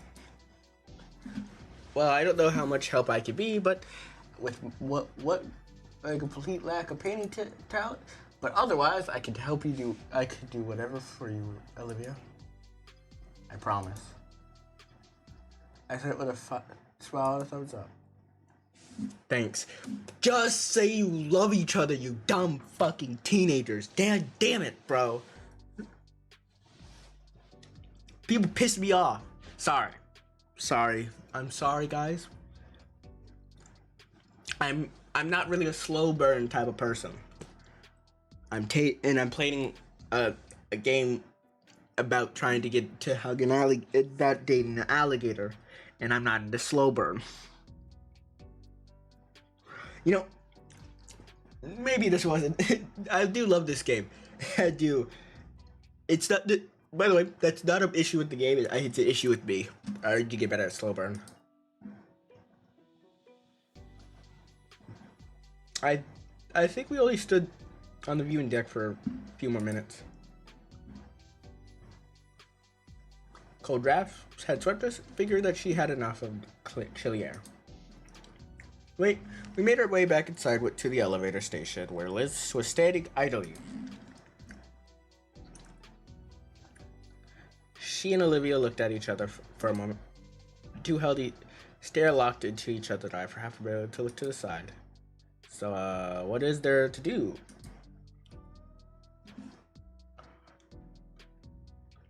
A lot, evidently. Once we gotten back to terra firma, Liz had taken it upon herself to walk us around the entire block. The whole area was like a miniature theme park with a lot of street vendors selling tourist traps, gifts. Day wandering the city park, enjoying the late fall day, the best we could. Eventually, the sun sunk below the horizon. Mr. Ferris found us. I had forgotten that we'd come here in the first place because of business meeting of his. Liz and him waved us goodbye as they broke away and headed for the parking lot, while I pushed a very tired Gator to the metro station. I don't think she minded much, honestly, as she clutched her tail to her chest and used it as a makeshift pillow. She looked so sweet like that, as a perfect background for my phone. She must never learn of this though, because I don't think I'd survive. But it'd be worth it. Show us the background of your phone, little bro. Let me see it. I need a background for my phone, little bro. That's all I gotta say. Joking, of course. After going home that night, Olivia texted me all night and went well into the morning. We ended up talking all sorts of things. Maya, our art, various shows, just about everything. Never seen her that excited before. For someone with sore hands, she sure could type fast. There was someone that doesn't like talking at all. She sure types a lot. Certainly can't keep up. And when she didn't want to talk, she just sent more doodles and sketches. Sleep wasn't really an option on my end either. And Guts' doodles adventures were quite entertaining to read. Since then, we've been texting more every night. Not as much since I do need my sleep. But right now, I'm just waiting for art class to end. Mr. Tridris is apparently one of the substitutes that demanded complete silence until class is over, but doesn't care beyond that. So even though I'm sitting 2 feet away from her, we're texting each other. She's quite the storyteller with these doodles. Like right now, as I try to keep up with the tales of Guts writing What is he writing again? He's writing the main golem from Gundam Finn. A giant robot. One of the shows she's been wanting us to watch together. I mean, I totally want to. Just Olivia and I sitting next to each other on my couch. Maybe we get tired. We start leaning on each other. We could even. I could offer keep her warm. Got her. What's up? Get to my phone. No version of Guts drawing. And this is why, for the dumb as it is, Finn is still fun to watch. I don't get it.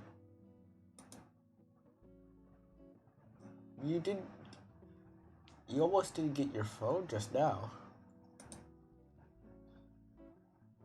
If you'd watch it, you would. If you would.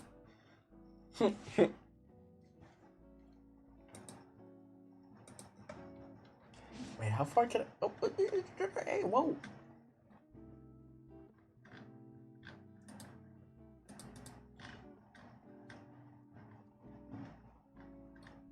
Oh, wait, I'm going backwards. Wrong way, wrong way.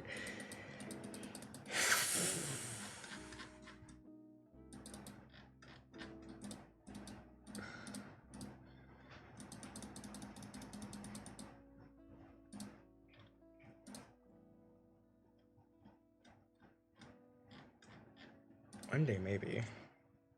If though only if it's with her. Yeah, one day, yes. Crap, the teacher. Don't want to lose my phone. Okay. After a couple minutes without any alerts, I accept the Gator girl is really done for now. With a quick look at the clock, I figured there are a few more minutes before I absolutely have to hide. Before I absolutely must hide my own phone. Edekin has been out for about a week and a half, so we've been stuck with Mr. Trimgums. Apparently he doesn't like electives.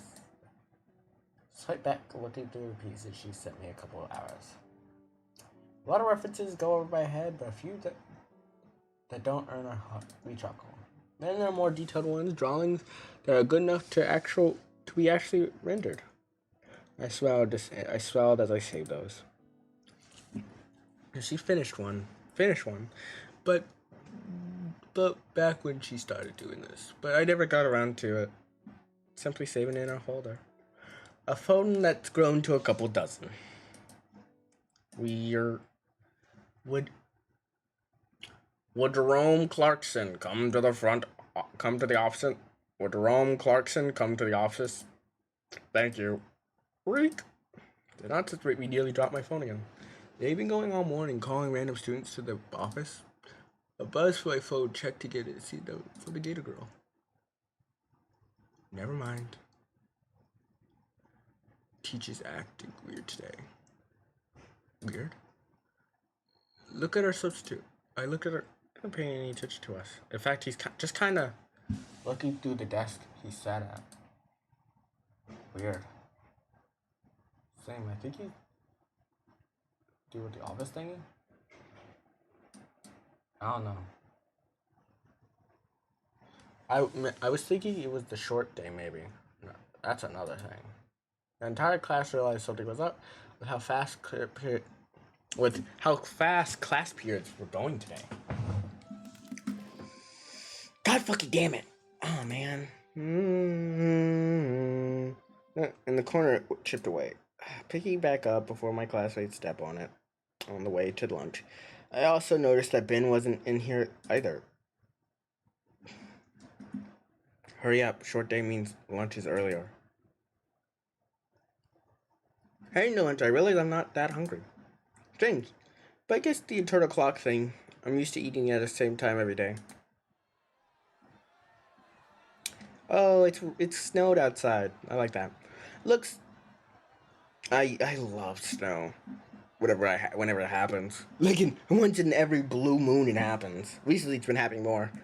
Climate change and all. It looks like I'm not the only one, as the active war shown character has expanded to spill into the surrounding hallways. It's loud enough to even cover the continued announcements. Thank you. Mostly. I'm pretty good at waving through chaos relative, but man, these guys are way too intricate. What are they fighting about? But as always, is left alone. Damien is chattering. What is this man thinking? Damien is chattering as loud about his day so far to Olivia, who's occasionally poking Liz across the table with a toy claw hand. Lil flays her arms around to shoot away the offending poke, but never bothers to crane her neck down from the rafters. She perks up when she sees me. Yo, Inko! It's Inko! Hey, what's going on? What's going on at Olive Garden today?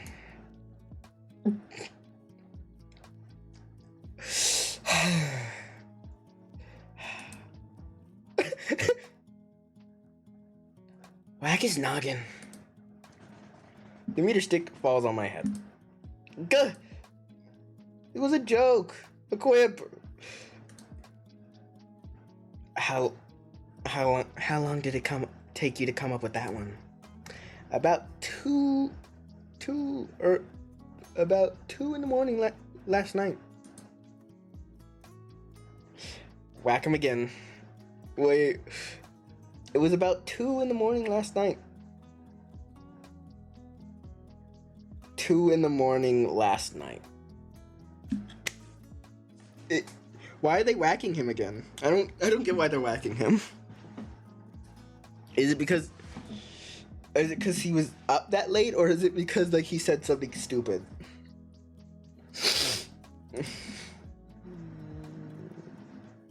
Go on there. Whack him again. Hey.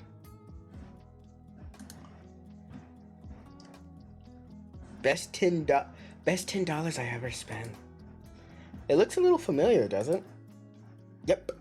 Yeah, that's what I thought when I saw it. It looks like the real one. She bullied you for saying some dumb stuff. Bite me. She makes the head gnaw at my face a little. I kind of wish she was gnawing at my face a little.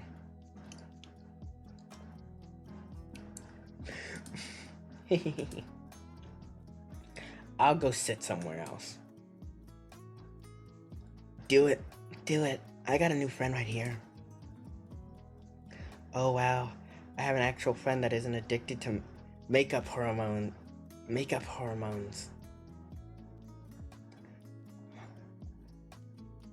That makes me so happy. Your ventriloquism needs a little bit of work. I still think it's a little weird. Oh, live a little. Say what you guys say. You guys don't need it either? Too early. I'll just eat when I get home.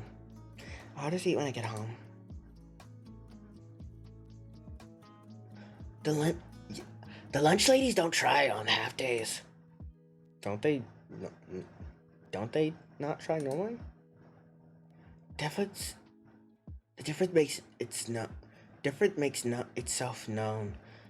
I was out like a week. I'm just gonna steal whatever Olivia makes later.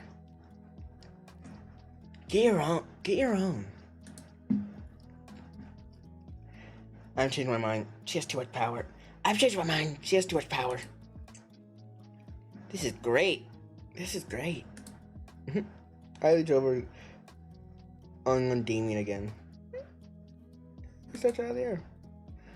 No. I aim to hitch it under Olivia's snout. Bullseye. Clamp shut.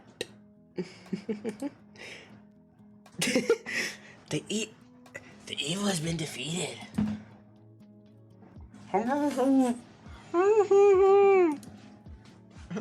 While I'm giggling like a school, Olivia used the chance to grab the hand back. Fine. No more claw today. She hastily stuffs the plastic toy into her backpack. After some small talk, David Pictures wanders towards Lizzie, who seems to be lost in thought. Hey Liz, what's in your head? Oh, I was just thinking about earlier today. I was thinking about Principal Skilla this morning running some errands for Student Co. She's really out of it. Out of it? Yeah. She didn't want to be here today. I tried to pry, but she clammed up. I've never seen her like that before. Maybe she's just drinking some bad coffee or something. I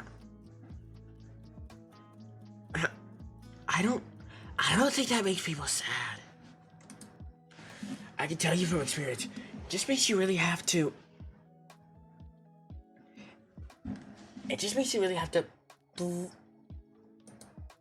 Looks like I got a text. Grabs her phone's crate.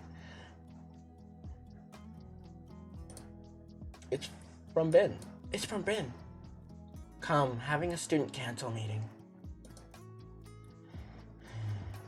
Ah, it's one more formal time. Guess it's a half day and all. Oh, duty calls. Sorry I have to leave early, guys. No worries, Liz. We'll meet up after school. Sounds good. See you after then. What are you guys gonna do after school? What are you gonna do after school? I don't know. Maybe we could hang out at my place. Too cold to get in the pool, but I'm sure we'll think of something.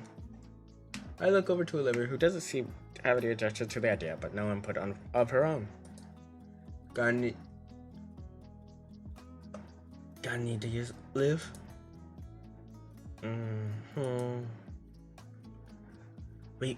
We could doodle some stuff. Like charades? Yeah, we could do a game of sorts. And that would be fun, actually. You know what? Then I can wipe the floor with Olivia. Oh, save your breath, Nita. You know my stuff will own you in your chicken scratch. Wanna bet? That's a sucker's bet. All right, loser has to pay for food. Deal. She shakes hands and will make it an official wager. Free. What Olivia Hallford come to the office? What Olivia Hallford come to the office? Thank you. The monitored voice on the intercom, combined with the strange atmosphere of the school, started to unnerve me. We all look at the Gator girl, who rolls her eyes and start wheeling down from the table towards the exit.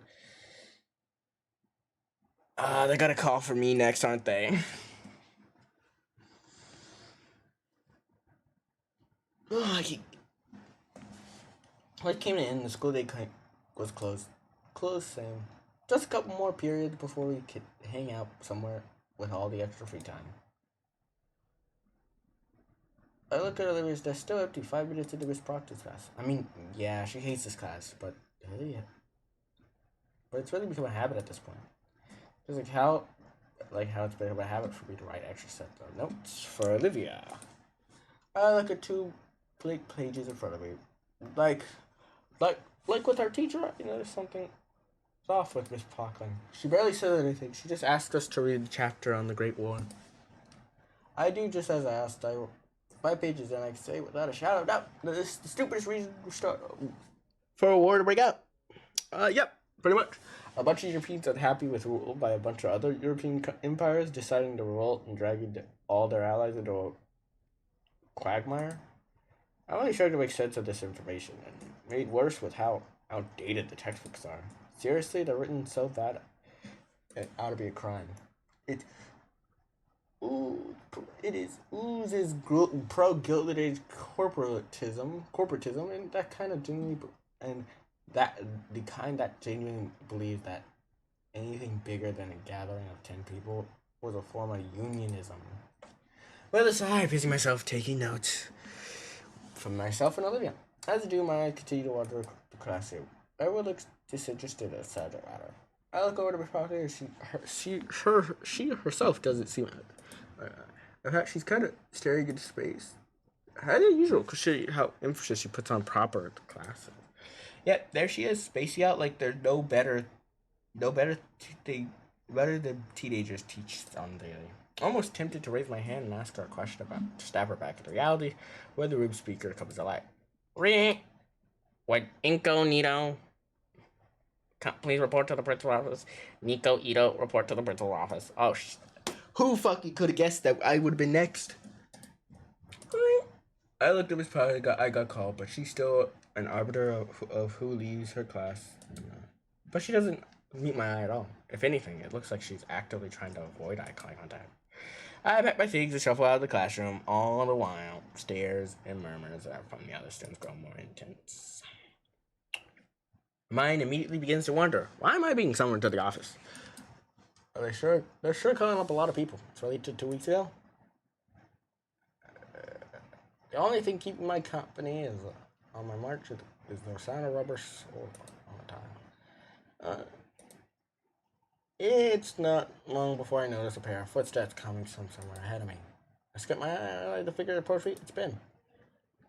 I guess the student catch wrapped a meeting. There's no sign of Liz anywhere. The parasaur makes his way closer. I notice he's complicated expression on his face. Hey man, what's going on? He flinches as I call his name. He looks like a lost child before he spots me. He makes eye contact with me for a sec, but doesn't say anything. Everything alright, dude? Then he turns away and continues down the hall. Damn. Okay. Something's happening. Something's wrong. I always try to speak up to him and stop him, but I can't think of anything to say. Guess I better get going. Yeah, bro. We gotta come into the principal's office. Another minute of walking, I reach the door of the principal's office, and it's wide open. Come in. I step into the principal's office and follow the source of deep voice. Now I realize I've never seen the interior of the office before. A fairly standard office for an office. A long wooden desk, filling cabinets, a few potted plants, and a couple of shelves for stocking sort of things. However, closer switcher, I noticed there being more disheveled than expected. Manila folders sprawled across the desk. All one of them cabinets hang open, potted plant, either over water or wilting.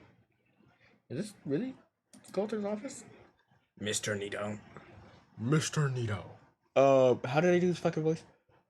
Dum-de-dum-dum. Mr. Nito. My attention is suddenly pulled away from the hulking figure sitting behind the desk. I can only imagine the office chair is going through right now. Sir, is everything alright?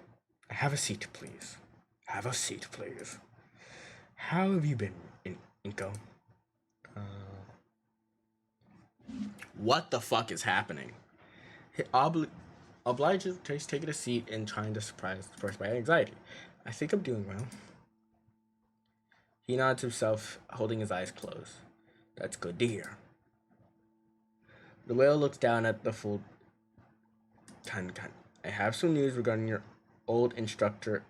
Oh no. You mean Mr. Edekin? Yes, Mr. Edekin. Fine teacher. If student surveys would do anything by, but he's quite spoken highly of you. Did you have a strong relationship with him? Yeah, I think so. Did? Oh no. No, don't you fucking dare. Oh no. Don't. Metal, please don't tell me they're about to do what I think they're about to do.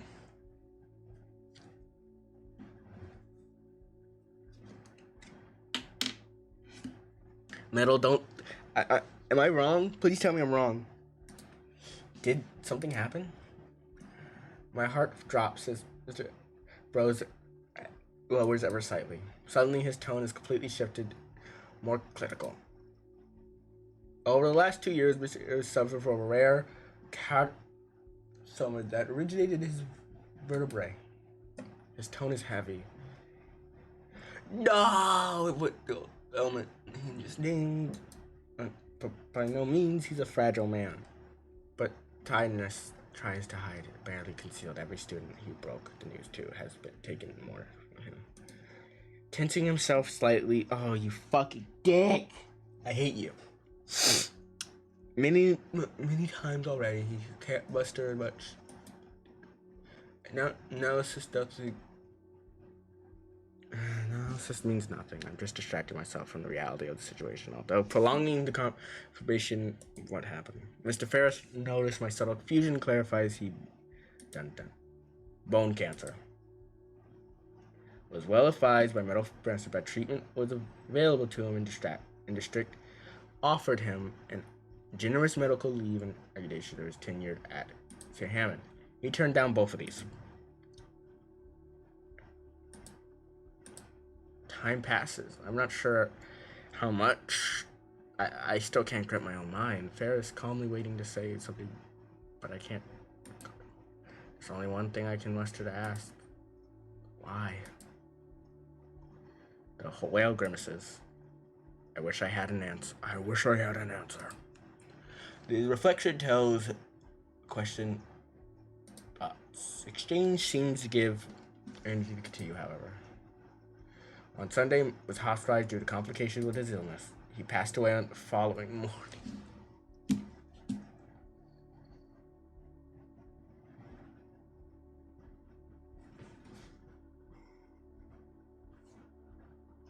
No, nigga.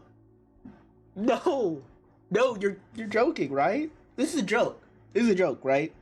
Metal, this is a prolonged bit. This is the bit, right? This is a bit. They're bidding me. This is bit, right? Metal, please tell me this is a bit. This is a bit, right? This is a bit, right? This is a bit, right?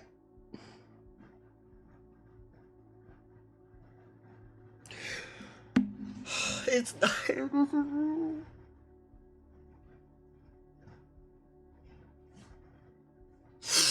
okay. Olivia was called here before me. Counseling will be available for you and anybody else affected. Sorry, do you know where Olivia went? No, she didn't say.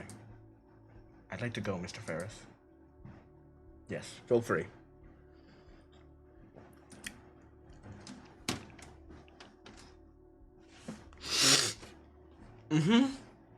Oh god, Olivia must be fucking offering one last nod.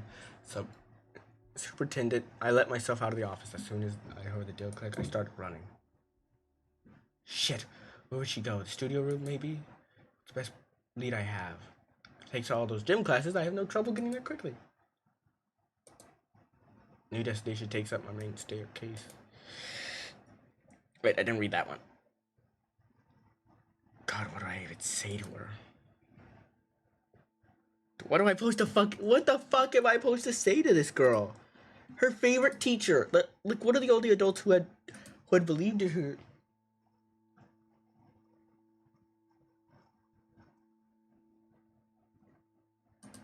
What am I supposed to do here? Ben?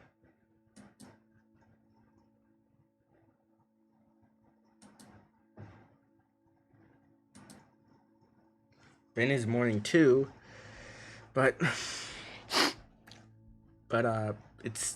maybe he's just handling it differently. What do you think? That's the plan I have in mind. What do you think? Olivia? Yeah, okay. Olivia's reply came weak, unfocused, like she wasn't talking to Ben at all. I can count on you to be a part of it? Sure. I remain obscure from you. This doesn't seem like a conversation I shouldn't intrude on. I'll just catch up with Olivia after. Honestly, I'm somewhat surprised at talking to her. Maybe that must need to Ben. Those differences put aside. For once, our priorities are aligned. I thought I'd come to find Olivia too. I wonder. Yeah.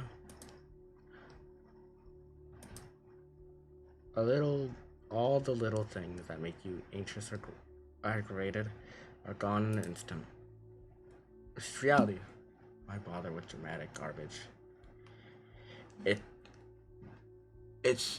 now it's not the time to be brought together, then when? I'm thinking too much. My hands are shivering. Something in my heart falls apart. Bends to fall apart, but now it's too quiet to hear. But what she said wasn't what Ben wanted to hear.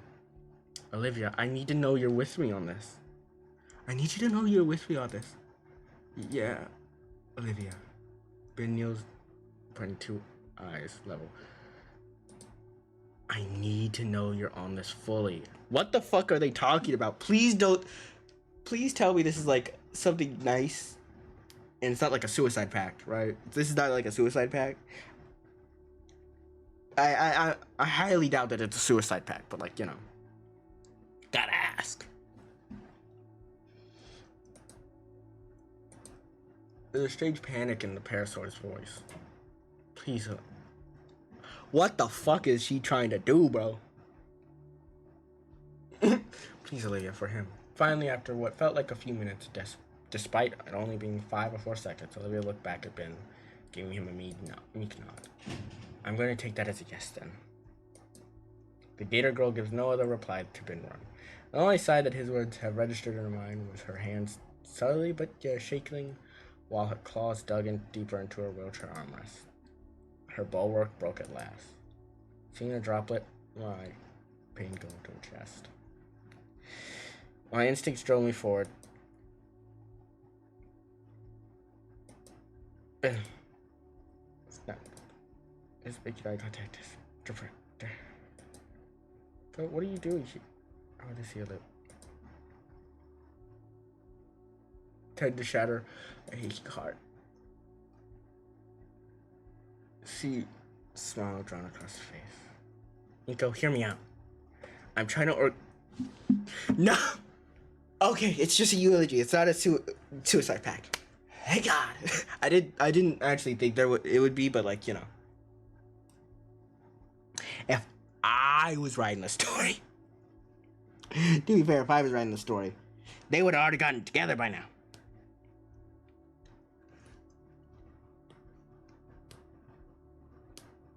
But, you know, I understand that that's not what this story's about. Which is probably not what this story's about, but who knows. I'm trying to organize a eulogy for Mr. Edekin. You know, say our goodbyes to him. He deserves it, at least. Is that why he didn't really care what happened to himself? Because, like, he knew that he was gonna die soon? Which, fuck him, by the way.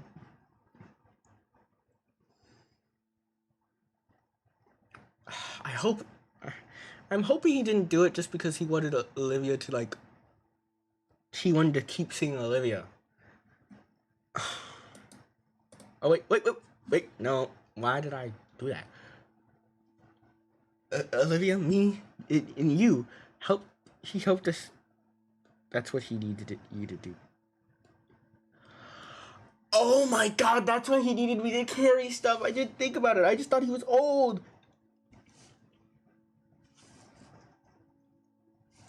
Metal, you're gonna make me cry, you know, by telling me details that I didn't realize earlier.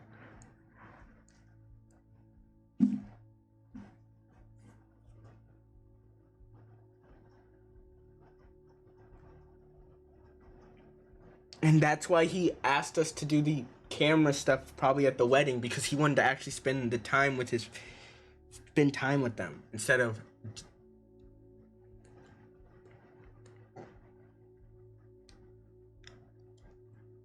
You gotta push forward here, especially. Okay, I'm pushing forward, don't worry. So much in. While the parasol rambles on, I turn my attention solely onto Olivia.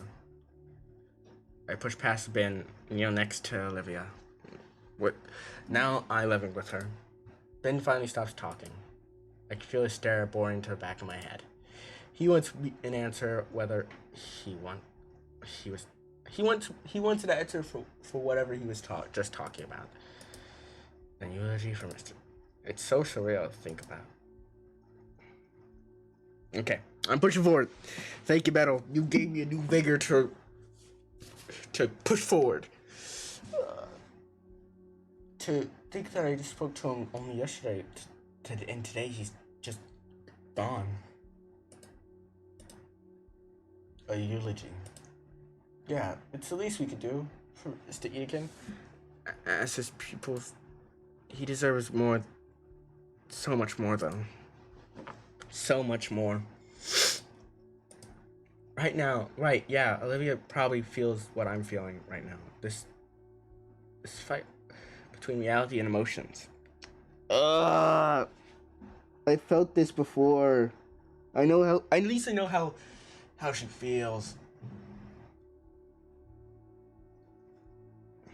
Okay, right. I'm sorry. I'm trying to push forward, but like my emotions are just like taking control of me over this. Yeah, right. Yeah, Olivia's probably feeling what I'm feeling right now. Emotions. Edekin's gone, and I'm still trying to process it, trying to accept the fact that I'll never see him again, listen to him again, get advice from him again. I'll never got to impress him, show him how much I improved to become because of his lessons. I don't think I'm ready to accept that he's gone. Ben clears his throat, snapping me out of my stupor back on our current reality. Sorry to be so pushy, but I need to know if you and Olivia are in on this. Ben turns to look at Olivia as he said those words. Olivia, meanwhile, continued to stare absent-minded at the wall, as almost as if Ben's words were not emitting from right next to her, but a few dozen miles away.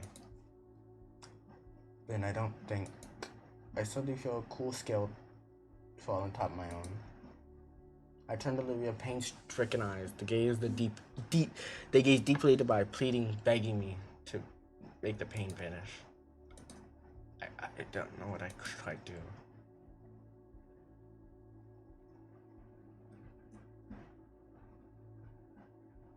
I hate this fucking. Oh, this is a fucking. Oh, I hate this.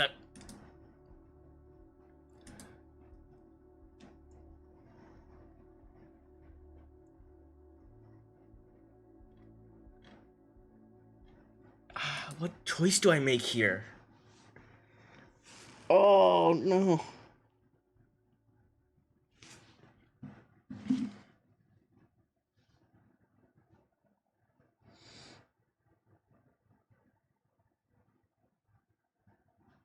Ugh.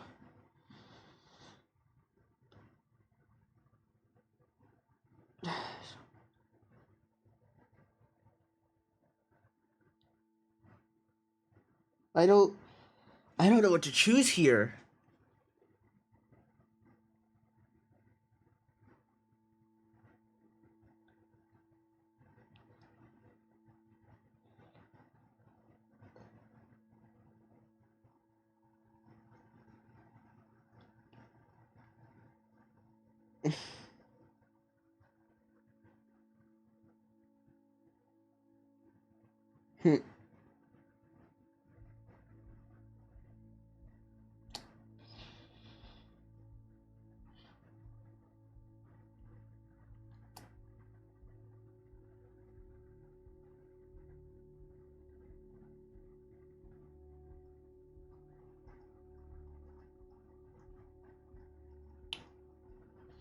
I don't know what choices to make here.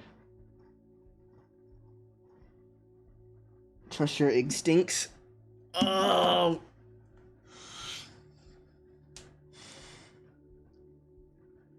Oh, I can't tell. I can't tell my instincts here. This is.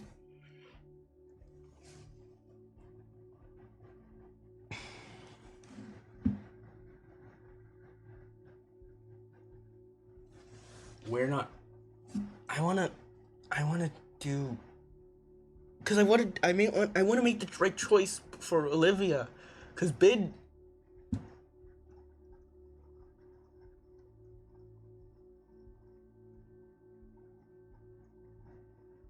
We're not. I. We're not ready to say goodbye, I guess.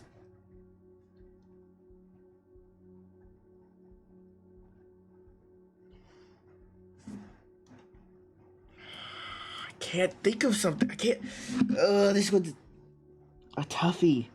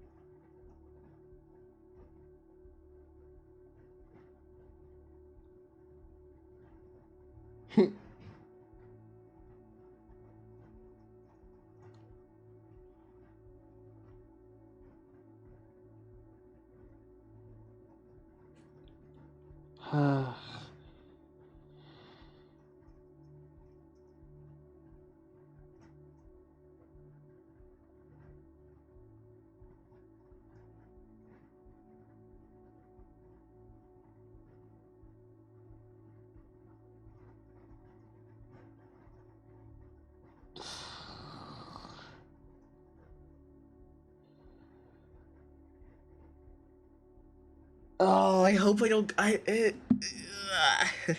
Fuck. I I don't know I don't know what to choose. I literally don't know what to choose.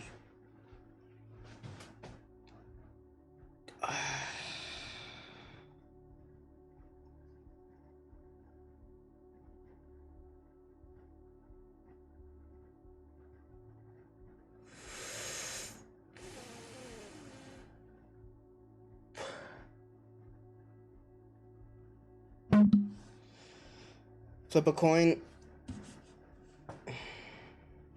Okay. Well, flipping a coin. Flip a coin. Okay. Heads, I'll choose. Heads, I'll go with the Ben one where I talk to Ben. And tails, I choose we're not ready yet.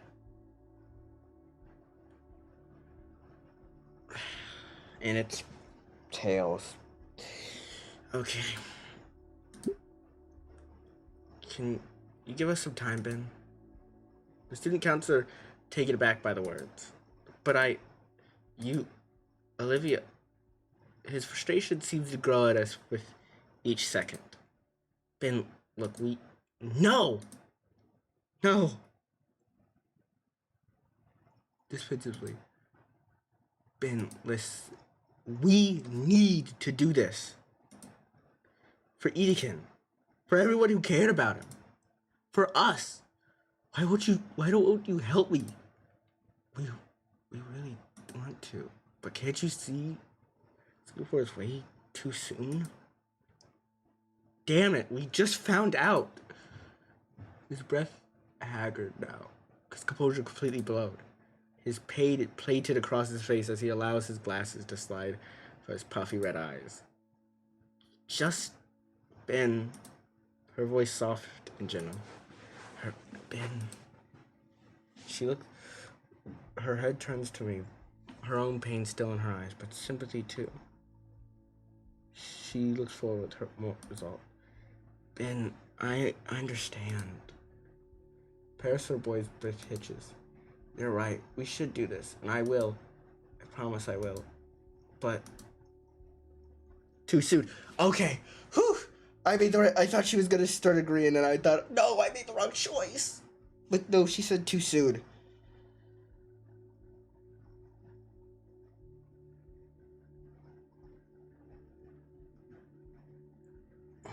I have a feeling that I'm not gonna get it too soon. We all need time. But he clenches his teeth and falls by his fist. He sharply unbreathed, glasses sliding off his face right into the floor. He's so agitated, so exasperated, that he doesn't even seem to care.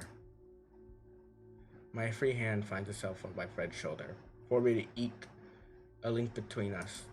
Olivia reaches down and picks up the prescription glasses to her sleeve. She brushes them clenchedly. Bid struggles against the broken composure further. His hand shaky so he accepts the proffered eyewear from Olivia. Having great difficulty setting them back on straight. Where he can finally look up from the floor. His eyes are even more raw with fresh pain. You promise? Olivia nods at a curving question, and her own lips start to shake as well. Yes. Yes, but now it finally gets it. His emotional damage starts near bursting. Yeah, you're right. Sorry. Ben walks up to me, pats me on the shoulder with a final solemn look at Olivia and me, and nods towards me. He walks out of the classroom and leaves Olivia and I alone. As the door clicks behind me, I hear Olivia take a sharp shudder deep between looking at me. Her eyes glossy, puffy at the edges. Trails of tears down her cheek. Her expression of someone who doesn't want to believe it's true, but knows deep down that it is. As I look at her, I feel my emotions come back twice as hard. No, I need to be strong for her sake. Damn it. Olivia, I tried to find the proper words to say something to her. Anything that could give her a sense of comfort to ease her pain. But I feel my throat throw a hand around my neck. I don't even notice that I'm crying until my vision gets blurry with tears. Without thinking, I wrap my arms around the baryonyx and pull her in for a hug.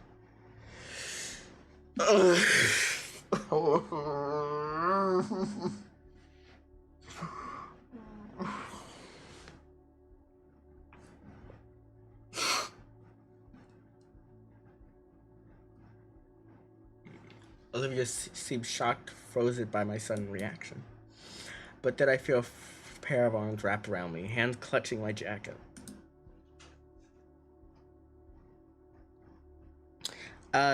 Metal, can you at least tell me I'm heading towards a good ending?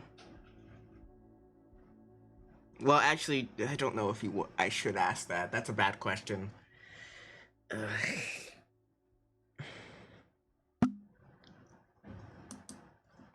I feel my own resolve break as I hear the pain.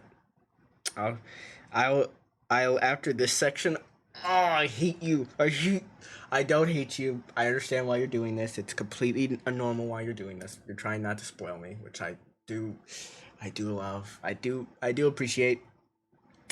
When we're like this, I can't pretend to be stronger than anyone anymore.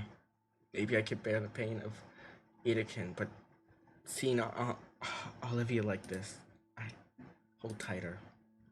I don't want to let her go. Suddenly, she mumbles something into my shoulder. What was that? She pulls apart. I look at Oliver. Her sunken face covered in splashes of trails, wet, dry tears. She's hyperventilating and looks like she's an absolute mess right now.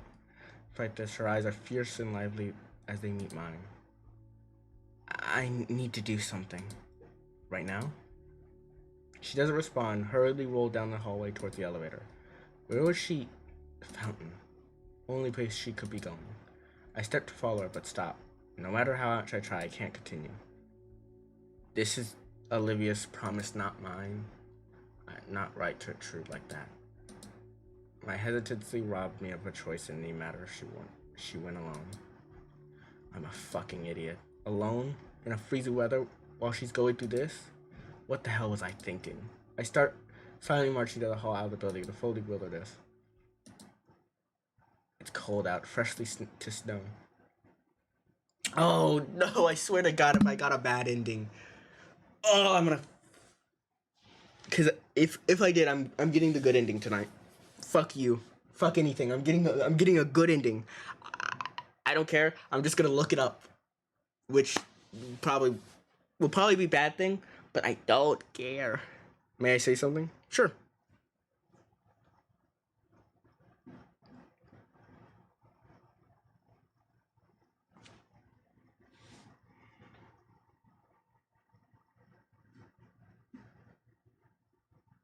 Sure, you could say something, Metal. Oh, I hope I didn't. Once you get one ending, you can speed past the others through the skip button. I must find Olivia. There are tracks pathing down. I follow them. The path is sear, failing fleck of white escape. The only thing you can't skip is parts you haven't experienced yet. Oh God. I should have gone with her. Of course, the fountain's only accessible by stairs. The steps are tall and coated with it's a death trap. Something rolls down and bumps my shoe. It's one of Livia's handles. My heart flashes. Oh my God! I can't lose two people, please. I will myself to look up. 8 steps. Livia's wheelchair toppled over on its back. Seat ripped, tail squared. It's unrecoverable. There was 2 steps where her arms reach up for the next one. Olivia! Olivia stops slowly, but looks shock or humiliation. She turns back. Damn it, Olivia.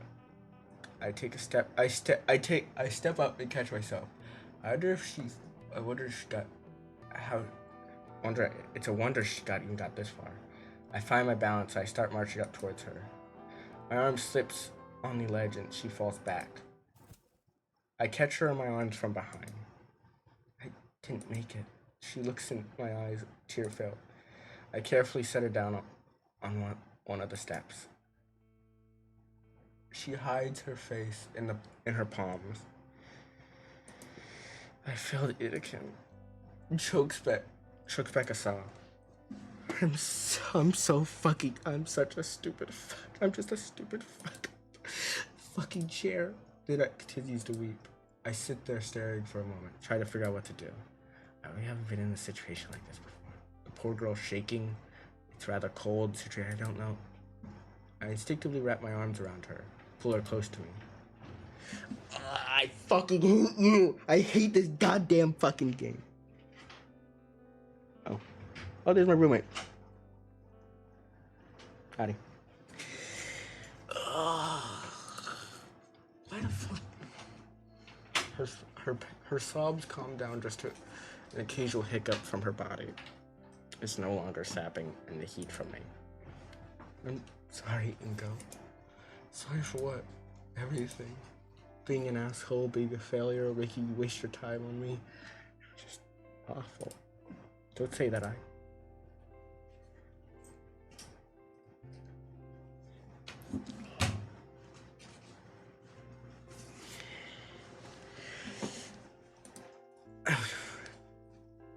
Here for you.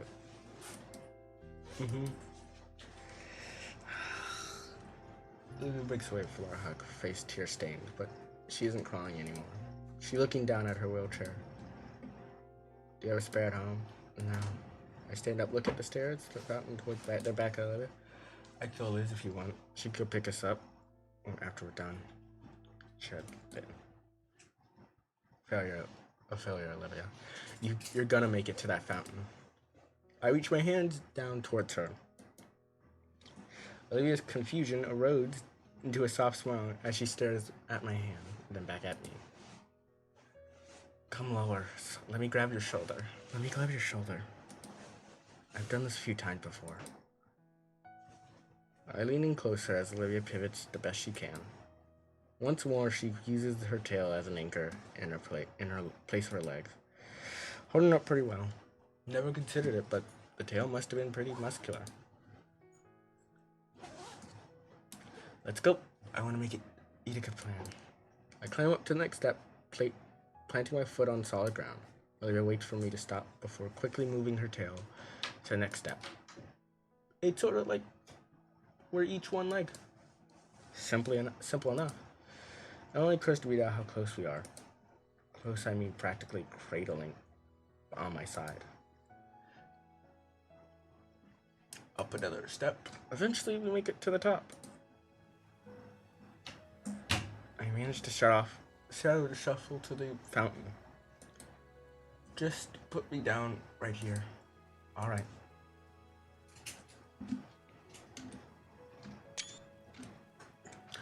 I lower Olivia down, place her on the lip of the fountain. There's just enough space for her to sit along the edge with one leg. Everything good? Yeah, I just dropped some marks. Oh, okay, cool. Not it. No, it's fine. There's just enough space for her to sit along the edge, with one resting on top, one hanging off. But she looks into this water in contemplation. My eyes follow hers, focusing on the coins unsettled at the bottom. Though hard to see through the ice. I stuffed my hands in my pockets for warmth, feeling the skin on my knuckles start to split already. My fingers trace over the quarters I used for our lunchtime drinks. How must these jaws be away from my meandering to see the Gator girl quivering in the cold concrete seat? Damn it. Her jaws clench tight, baring sharp teeth to the world. Her nostrils flare for each breath. Hot air could take profitable. Her inner eyes are filled to the brim with fiery rage, salty tears. I want to break the silence between us. I ask her for her thoughts. She's deep within them, though, raging within her own mind. Finally having a moment to process everything that happened. In the end, it's Albert that breaks the silence with a single, quiet, distinct curse. Damn it. Her eyes shut, keeping tears from falling. Damn it. His sips through her lips. I made it. I finally made it, but shoulders gazed away from the spouting water, blissfully gazing towards the obscured afternoon sun, just managing to peek through the clouds that covered trees. Maybe she imagined that's where he'd be now. But what now? I would draw my hand from my pocket, hold it for her to see the pocket change I have in my palm. Scanning over the water before us, I think it's back to all times. I think back to all the times I've wanted to do just this with someone else. How about we make a wish? Olivia's brow furrows as she glances off to the side. Her fingers grip her hoodie as I watch her consider my suggestion thoroughly. Sure. A wish sounds nice right now. I motioned for her forward. The Gator girl holds her hand out to me, drops the quarter into a palm. On three. I nod reply. 1, 2, 3. I wish for our twin to be in the air together. I watch the coin spin crashing falling into snowflakes. At their apex, the coins seem to pause to touch one another. With their synchronized plop, both hit the water hard. Leaning forward, I see that coin landed on the same side. Head. I wonder if that'll double our chances of making our wishes come true or something. I let out a huff in amusement for Olivia's comment. Though I think more about it. I hope it does. We stay there, looking at the fountain together in silence. For a moment, it feels as though time stopped around us. It's just me and Olivia experiencing a moment together. Make me forget what had just transpired, what we're dealing with, what kind of future two of us are looking forward to. This moment, though, none of those dreadful thoughts matter. What matters right now is finding a small bit of solace. A little bit of calm before the storm that inevitably comes. A harsh wind chill finally brings Olivia and I out of our thoughts. Hey, I'm sorry for being super distant earlier. You didn't have to apologize for that, Olivia. Everyone goes through some sort of stuff. I know, but I just feel bad. I'm not the only one who's sad about it because it's gone, but her pause makes me stop and turn around, turn her to face her. I can see her face. She's trying to form the right words. Itikin was the first person who was a role model for me. He didn't just believe in me. He made me believe in myself. Not just my art, but being able to succeed. I knew that Itikin, but I never realized it meant to her. More than anything, he actually cared about me. About my thoughts, my dreams. I felt troubled. Normal. God, I sound stupid saying that. I shake my head in disagreement. You don't. Mr. Itikin was important to me as well. It's okay, Olivia, I know how you feel. He gave me some of the best advice I've ever gotten from anyone. Encouraged me to follow my dreams like you. I wish I met it sooner. Some of the silence between the air filled with mixed sympathetic emotions. I share sadness for a passing of someone who made an impact in both of our lives. But since thankfulness, he graced our lives. Guess we both got our issues, huh? Yeah, I guess so. A fresh breeze of icy air sends a shoulder down my spine. So, what should we do now? I pat off the snow next on my shoulder and head. Let's see. I look at my phone. School's ending in 10 minutes. Do you want to just chill here until then? No pun intended. Sure. I look, noticing a tiny bench nestled between two trees. The Gator girl must notice. She's already holding her arm out for me. I recall a certain pair of rafters.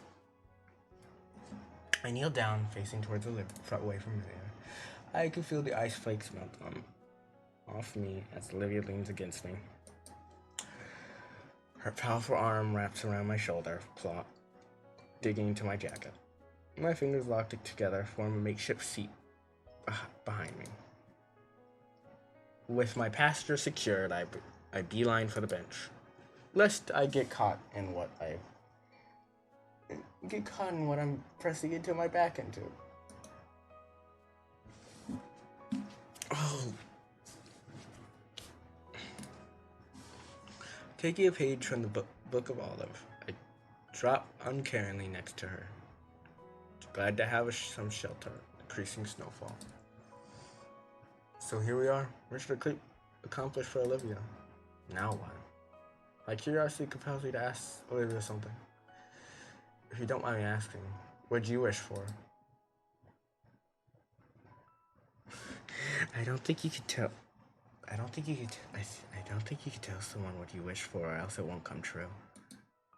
The superstitious side of me says that she's fair point, so I decide not to push her further on it. Just curious, though. We continue reaction to comfortable silence. I mean, I don't mind telling you if you tell me yours. I guess it's only fair. What did I wish for right now? Tired of putting the words I keep coming back to. Back to the school. I wish for more friends, successful futures. Or to take back something for the past. But now I think about it, I didn't mean to make a wish. That's too vague. I know, but I don't know how else to put it. Come on, at least try. My best memories from the past month. This, being outside in the freezing cold? Being outside in the freezing cold? No, not that. What do you mean then? I struggle to form the words without. Sounds stupid. We've hung out together, but it's not been off. But it's not often. It's just the two of us. Just us? Yeah, that doesn't happen. Yeah, just us. Doesn't happen a lot. I wish it was more like that often. Brianna's eyes go wide. Shoot, that came across too weird. I mean, I just wanted to get close to you, you know? I watched the beginning of a blush. I hate this fucking game. I hate this game. This game hates me. This game hates me, and I hate it. Watching the beginning of a blush form across Olivia's cheeks. Wait. I don't want. You know you better. She glances away, laughing nervously as her tone changes drastically. Yeah, I understand that totally. No! Please don't tell me you did that. It'd be the sign of relief. You want to know what I wished for? If you don't want to share, you don't have to. No, I asked for yours. It's only right. And I wish to know what I want to wish for. I glance across the bench towards her. I can't make city sense right now. I want today to be over. Frozen. Never happen at all. I want you to come back, but I don't want to just replace it with someone else. It's too late to start all over again. She stops her eyes wide, but they're already dry. Well, everyone wants somebody he'd be proud of, but it just feels impossible. Oh, did it? I ended up picking something lame, sorry. What's that? He was still looking away so I could hear her hesitation. I can't tell what she's thinking. I stood king, everything racing in my mind, stuck out with just. She chews her lips, contemplation, and said, I want someone I can trust. I feel my face warm up. Even with her head turned, I'd blush. Instinctively, I jerk my head in the other direction. Shoot, what do I do now? We're both sitting motionlessly, not daring to say another word. If I listened closely, I could hear her heartbeat from here. She'd probably hear mine as well. I don't even notice the cold anymore. Maybe it's just stay like this for a few weeks. No, that'd be ridiculous. Tell her how you feel. I clear my throat to search for the words that will come. I mean, you could trust me. I hear shuffling for later. Damn it, I shouldn't turn my head towards her. My neck feels less hinged. Display my body to look at her. Do you trust me? Despite my words, she nods her head vigorously, blush growing dangerously bright. Well, I trust you too. She suddenly shakes her head a bit. Maybe I could be honest with you then? You're silly and ridiculous. Maybe you're too over optimistic. You're thoughtful, adventurous. And you're so willing to take me with you. You don't treat me any differently for this stupid thing. She's like her armpit on the bench. I guess stop noticing at some point. Well, I mean, obviously, you're like 40 words dead, so on my tongue. Like, my mouth's the braid's dead still. Forgot. What comes is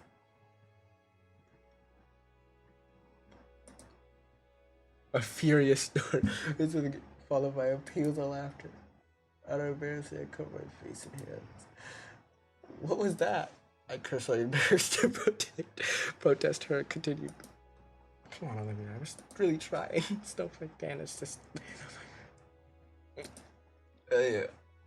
Drawing back, smug grin. Take 2, Inko. Head temperature finally dropping. Core. Finally reached Core's sun. Manageable volcano. Thanks, jerk. Seeing the small quirk of her own, it's like he has stopped a smile with his smile. I guess, be honest with yourself. Honest. At the very start, I thought you were just out of it. What? Almost ran me over in the hallway. Oh. She frowns and looks away. Sorry. And then you tried to get my seat moved. Sorry. And then call the claw thing today. Not sorry about that. Yeah. I figured. And you used to be hard to talk to. I felt awkward every time I would even try. Like Raptor Jesus. Thank Raptor Jesus for Damien and Liz. Because otherwise I would have gotten to know the real you. Olivia wrings her clawed fingers together. And what do you think of the real me? She's easily the most caring person I've ever known. I mean, yeah, she's a little selfish. She does think ahead sometimes. But when she cares for something, she just has to do everything she possibly can for wherever it is. Is that what you think? Yeah. I think you're quite caring, passionate, and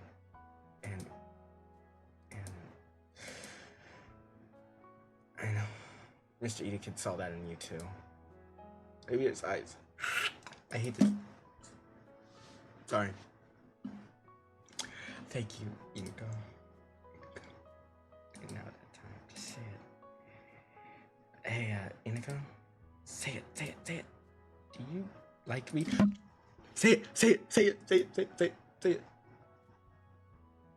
Yes? Why is tugging at me so hard? I prefer a smug one-liner in weird fashion. Instead, I watch Olivia bring her hoodie up to hide her eyes. Really? For some reason, seeing her like this fills me with yeah. Can you say it?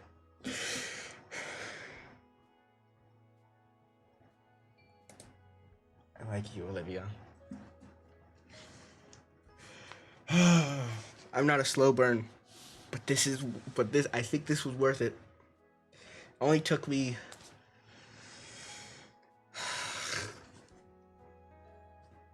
hours to get to this part. I don't get how. Her hoodie peels away just so I could see her shimmering silver eyes. Why would you like someone like me? Well, just say I like you. He is. Mr. Edekin is still the GOAT.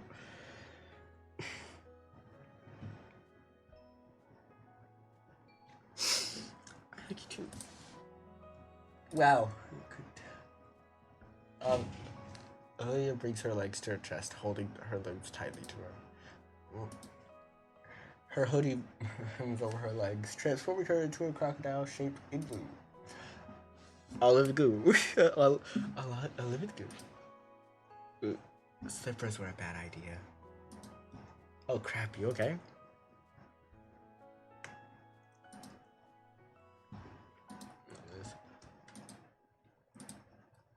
Hello? Inko, is that you? Aren't you supposed to be in class right now? Scare that I out earlier. Okay. I hope you're doing okay. I'm fine. Okay. I was with Olivia at that old park by the school. Her chair's busted and we're just kind of stuck. There's a kneeling line from bundled crocodile next to it. Her tail wrapped around. Broke? In this weather? Are you two okay? We're fine. Can you just come pick us up? Sure. I think I remember where that is. I'm with schedule right now. Once we're finished. You two. I'll take you two on the way home. Thanks. After some shuffling, the call drops. Turn back to Olivia. She seems more anxious than anything right now. You alright? Yeah. I'll be okay. Stonepipe Ma really starts chattering quietly in the call. My concern, it finally takes hold and forces me to finally close the gap between us. She said the chair has no replacement. It'll take a while for the new one to come in. That means she'll be trapped at home, completely sealed off on the outside. Man, the beginning of Olivia's annoyed protest died exposure, became grumbling acceptance. I wrapped my arms around her shivering form. You're lucky you're warm, Inko. Yeah, definitely. I definitely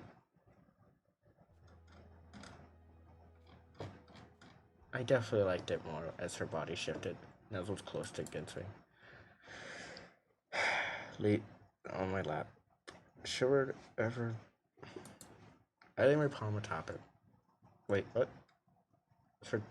Is it tail lays on top it, cold limbs shaking it still. Oh, I did not mean to do that. What? Okay. Hoping keeping frostbite away. I pet the heavy tail. As I do, I hear silliest noises rambling from his chest through the rest of her. It's like a purring cat almost. There's a new sensation on my cheek now, soft and warm.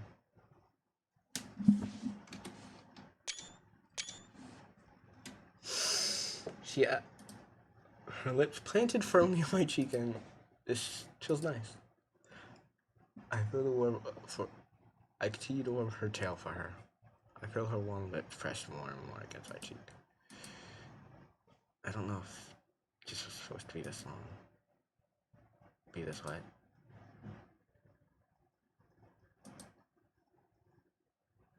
Munch.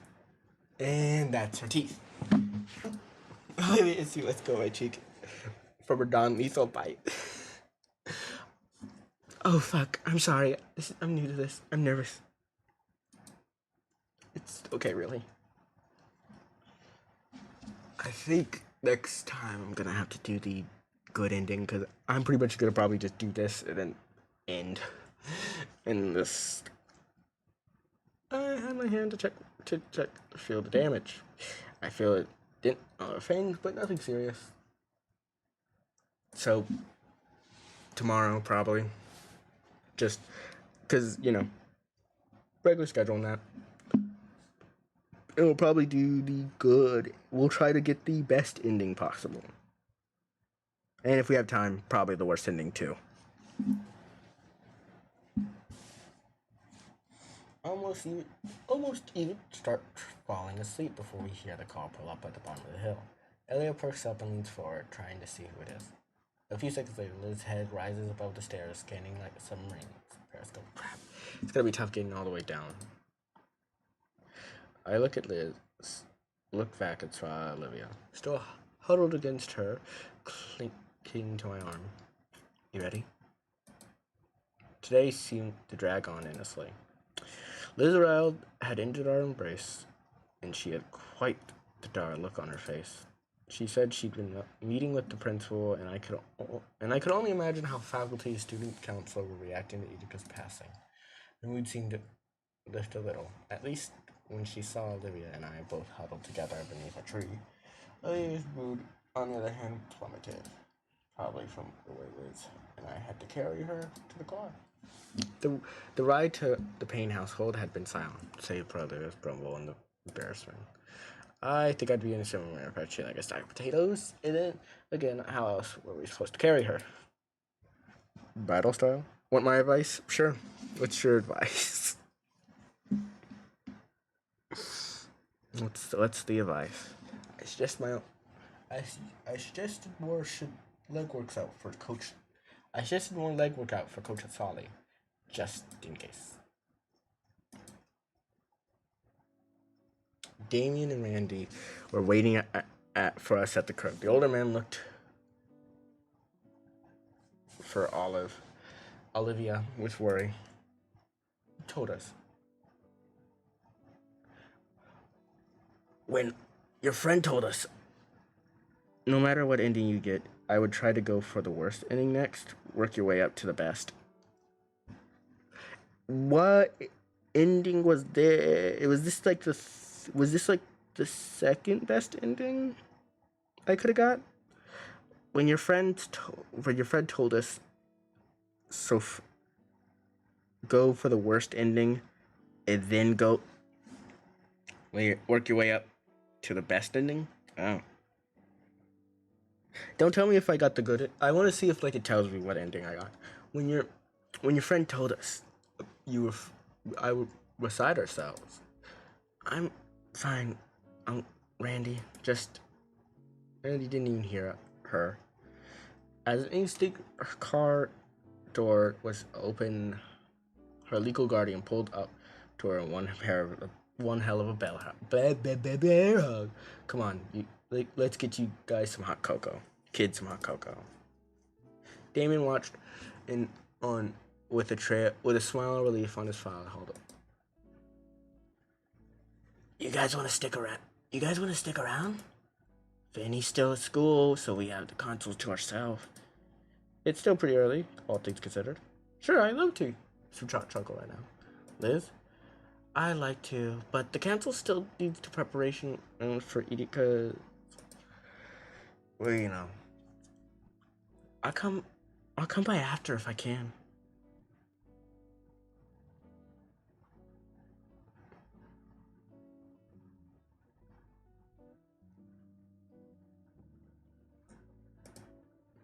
All right. All right. Well, if you do, I'll make sure that there's some cocoa left. Appreciate it. With Liz drives off down the street. Come on, let's head inside. Let's head inside before we turn to popsicles. Yeah. Settling into the well-worn couch, I noticed the drastic lack of Brayons. Where's Olivia? Landy chimes in the kitchen, busying himself with the old-fashioned kettle. She went to rest in her bed for now, boys. Give her some time. No one can resist hot cocoa during weather like this, especially how I make it. Never had homebrew. Never had homebrew. Why do I keep saying homebrew? Homebrew hot chocolate. But if anything like his cooking, then it must be good. After a few minutes, Randy comes out with the tray. Here you go. Pass it around. Cuts. We're gonna be bidding for a bit. You cool with that?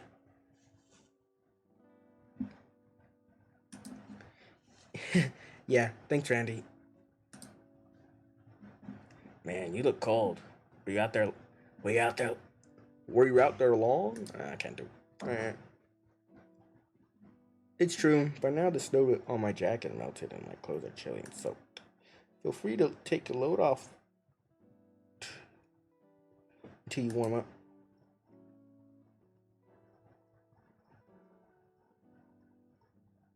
I'll be in the bedroom resting. Holler if you need anything. Damien gives me a pat on the back and leaves. The mug is hot to the touch, but it's welcoming warm. My icy fingers. I take a gentle blow of the air beverage. Yeah, it's pretty good. David chugs his. Finishes it this swig. That must have been half of it in one go. There's multiple ways to enjoy anything. After David's, I really needed this. The other sip really helped warm me up. I didn't even notice how cold I was. Hey, Vinny. Yeah? You good? I'm holding it together, but still a bit scattered. I don't blame you. Pop doesn't want you to venture back into the tundra out there. You up for a game or something? He turns into the entertainment set. No, but go ahead, I'll watch. David thinks for a second, a few gears in his head start. Really? Really, I don't mind. Alright, I'll get set up. Also, I do wonder what you meant by he's smart. David's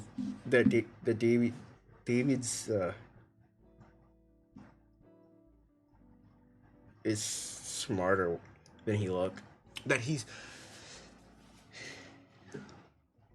what you meant about Damien. He's smart, like he's dumb, not stupid. I think that's how you said it. I wonder what that meant. Damien sets up his game, several searching mismatch cases, and gets the right skill. Grabbing the controller, he turns on the XR rocks run. Okay, T-Rock. Cool. Selects something called Rock Ring. ODHG. Like, he doesn't have to book smart, but he is street smart. Oh, okay. Oh, he's emotionally smart, probably. He's good at... Because he is really good at, like, you know... This is my favorite in the series. After a minute or two, gather a full lobby of dice. He's ultimate bro and friend. Good to know. Good to know. The Spino. Nah.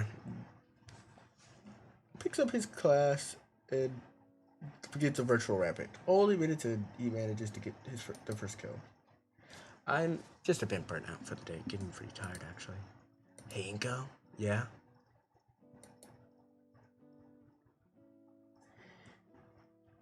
Olive didn't come back with her wheelchair. Did something happen?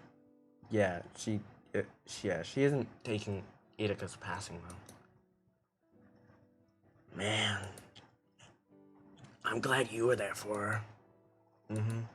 God, my voice is probably gonna hate me tomorrow. Doing his voice.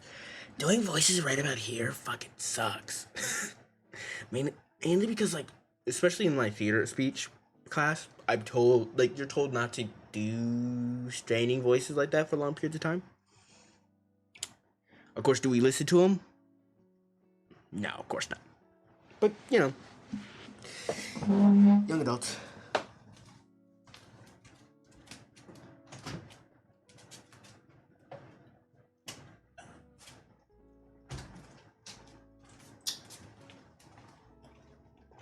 But, you know.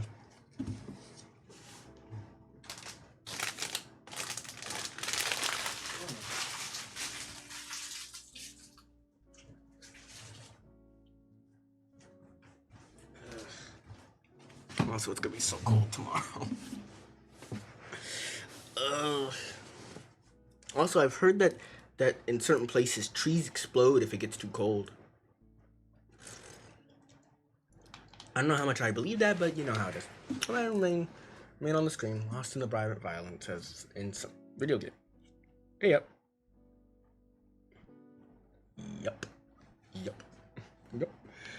He's now programming Digital Massacre. On his part, Damien Frills waved like crazy. It looked like his arms also waved in victory. You want to talk about it? I don't want to take up your time, Damien. Come on, man. We've known each other for a while. You can be honest with me. Not sure where to begin, really. Anakin was really cool.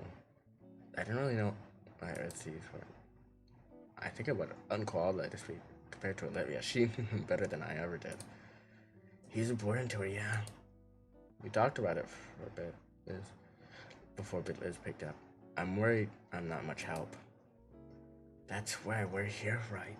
To help her out the way we can.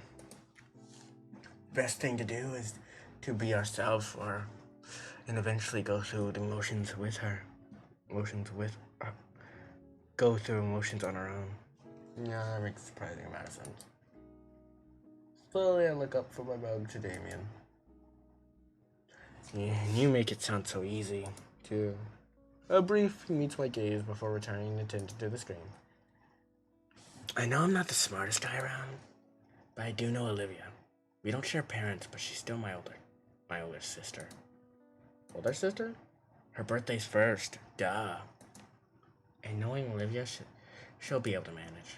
But how are you managing? Me trying to sort maelstrom emotions running rampant in my head is overwhelming, I guess. I wish I'd gotten to learn more from him. Olivia could recite some of his lessons by heart. She probably could. I mean, first time she got to work with some special paints in his class, she was ecstatic. She came home a mess covered in all blues and greens, leaving tracks behind wherever she went. Mon saw the carpet vandalized and she threw her right in the backyard, hosed her off. I joined in because it looked fun. I'm in the hallway. Yeah, part of me wants to see if she's alright. That part simply wants to be closer again. Damon looks back at the unspoken question. Question round bow. What about you and Olivia? Speaking of, I told Olivia I liked her. About time. Huh? What? You two been stuck together like glue ever since the summer barbecue. I mean, come on. Anyone with half a brain could see that you two were becoming more friends. All the signs were there. Although, it did worry me a little. Why that? You're both wrecks now? Or it was just a suspension bridge thing. I don't know what that... It just happened. Yeah, you're right. Sorry. I do like Avi. I know that. I was scared for the future. How so? There's a bunch of things I still don't get about. Maybe friendship in general. When I arrived, I never really had any friends like you. So suddenly to evolve with all this, I don't know. Think about it. Things could be a little dramatic over here. One way to put it. What's so different about your old friends? Never had any. Well, that's not true. I had friends, but they were like day friends, you know. Classmate friends, I got a bunch. And your folks constantly moving means you only last to like a year, tops? Yep. Am I a day friend? No, and you come over to our parties and everything. Look, he points to the subtle decor patch of my dreams where Jenny's acid had failed to completely wash off. We got you marked. Thanks. It means a lot more than you know. To be honest, I've always had a good feeling about you. Thought you'd be a distant addition to the group, but Olivia seems to actually start opening up around you. 2 months ago, that was unthinkable. All those years I was trying alone, you know. Made it worth all the while. Not to take any credit or anything. I'm just glad to see her happy after so long. What would it flash into my head? Good, bad, everything in between? All in a cylinder staring up at me, a smile of hers. Me too. It's hard to believe that she's been dealing with so much inside from when I first met her. Well, Inko, just some people just have a lot of problems they hide from the world. Yeah, that's definitely that is something. For example, he puts the controller, shifts his eyes, looks me in the eyes, and his character instantly smirks. The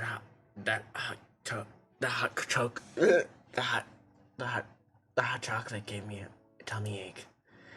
I'm being serious. That was serious. It could be the little things like that. Little stresses that add up. It doesn't matter. It doesn't bother me, but someone else, it might just about ruin them.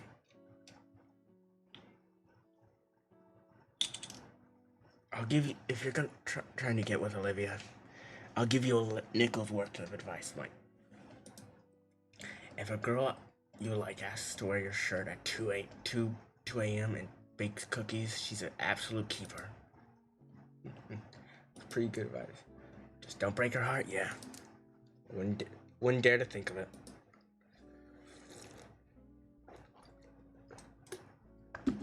Actually, for singing stuff and like talking stuff, I've been told that room temperature water is actually really good. I didn't get room temperature water because I didn't feel like getting room temperature water. I wanted cold water, which is weird because it's really cold. Damien offers me a fist bump, which I happily reciprocated. A door cracks open. Both of our heads turn to the sound.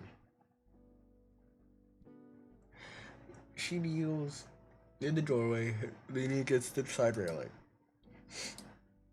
Davey nods to me, continues his game. I take a hit and stand up and slowly approach it. She tries to shuffle down the hallway. She completely upright, display of pure confidence. Even her tail is upright. Amplified with dignity. I'll tell her how cute that is when I'm not so drained. I wordlessly offer her a hand. She accepts. With her on my shoulder, I walk both of us towards the living room and couch. Pop her down with it. Oh, here. Comic. Most of the warmth has been gone by now, but I guess I could go warm it up for the microwave for her. She tugs my arm. Come on, it's cold. She certainly gets me to keep me from getting all the way. Okay, all right, jeez. Oh, I can see that it's just a cutout. It's literally just a cutout with her name on it. I was going to warm my voice dies. I feel her settle, so they settle against my legs with a hum. Her body relaxes more, and I'm allowed to sit up enough for her to settle in by my shoulder. She's warm. The two of us watch the Damien game continues. Elena continues sipping on her drink, letting one hand free. Her hand finds way to mine. Our frails currently around each other. Damien plays a few more games. I don't really keep track of how well he does. The last match, he yawns, stretches back over the couch. All right, probably enough for me. I'm gonna get going. Get you to some space. Okay. Damien gets up from the couch and slides his controller near the cabinet where it laid before. On his way out, he stops to look me right in the eye. Hey, keep things chill, man.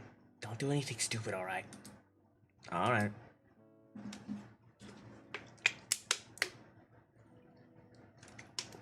He nods and heads off to the depths of the house. Just like that, it's quiet once more. She's asleep. Hey. I don't think you've ever seen my room before, have you? Not at all. Would you want to see? I'd love to. I watch her blush. Am I getting good at this? Okay, just walk me there. Similar before, I help you off the couch. We shuffle our way towards her room.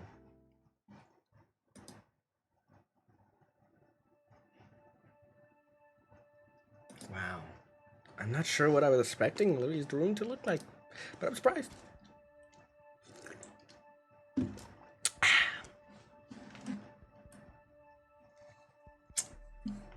It's the air that hits me. Strange mix of heavy flakes.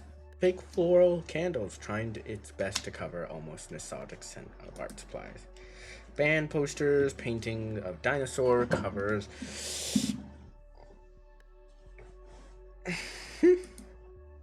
Her desk sat beneath the window again. What space that wasn't covered by faded looking paper was instead covered by dried paint. Right next to that, a dresser holding decades-old television and retro gaming consoles. And all in all, reminds me of the rooms they show in older high school movies. So where do you... Just on the floor is fine.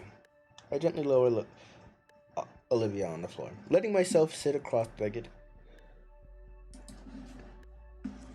There's no way. I'm gonna get... Okay, what do you think? So what do you think? I think it suits you. I forget it. You wouldn't have any chairs. I got this really soft rug and beanbag chair over there. She gestures beat up lamp in the corner near the large ramp. Olivia pulls something off her bed. It's a laptop. Open a music program. I don't recognize any of these songs or bands or albums. It's a pretty big track list. What music do you listen to? I'm sort of a closet metalhead. Whenever I'm alone, I put some full blast while I do chores or homework. Generator Head, Super Death, Iron Tomb, Iron Maiden. Don't know. Maybe Radiohead? Are these like that? I don't know. I'm not that good with like actual song records. What do you listen to? Please let us get in. Don't lock us away. Mumble rap. I listen to mumble rap. If that scratches your brain, then... Anyway, my dad was super heavy into metal when I was a kid. He got me into it. When Damie and I would play outside in the yard, his mom would make lunch. Our dad would be in the garage blasting heavy metal while working on cars. Cars? Yep, my dad and uncle would Randy would fix up some cars. She clears her throat. First time you hear you call him Uncle Randy. Yeah, I call it sometimes with Aunt Sophia. You call him Aunt Sophia? You're right. Your right hand comes off. What do you... Lunges over and chops at my hand. I take a moment to check if my finger is a case. Hey, I was joking. So was I. But yeah, I listen to a lot of this. Want to hear any? She offers the trackpad. I see. Say B flat. Music is a bit lame, actually. Wait here. I'm actually gonna... There's actually something else. Something else? Something nobody gets to see. I'm gonna show you what.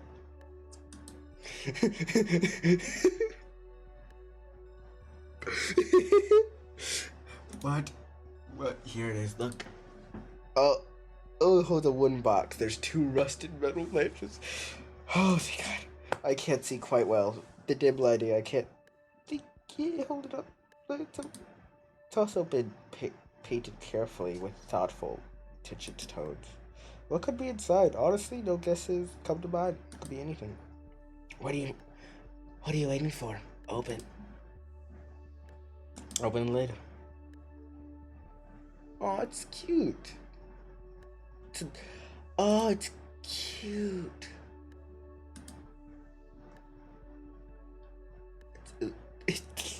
Oh, he really. Oh, I get the. Okay, because I got the original drink. I was like, whoa, she's really gonna do that right now? What? I mean, it's a box filled with various babbles and trinkets. Minecraft mod. What is all this? It's my own little hoard. I've been saving up the little things throughout the years. Nobody else ever has seen it. She holds the box for me to take.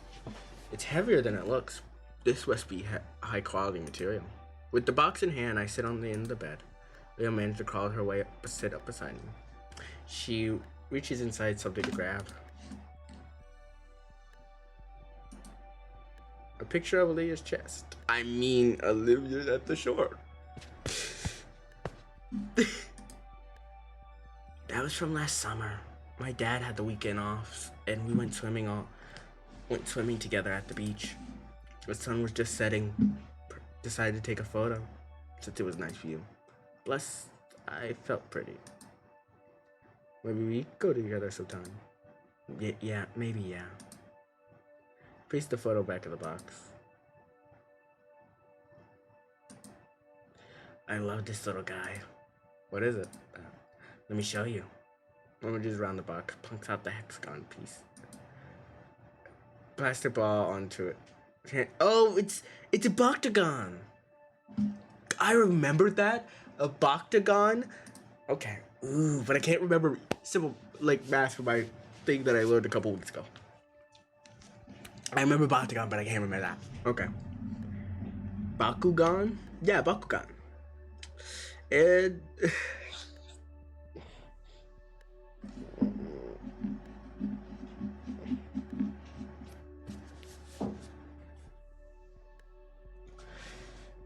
oh boy, Emily.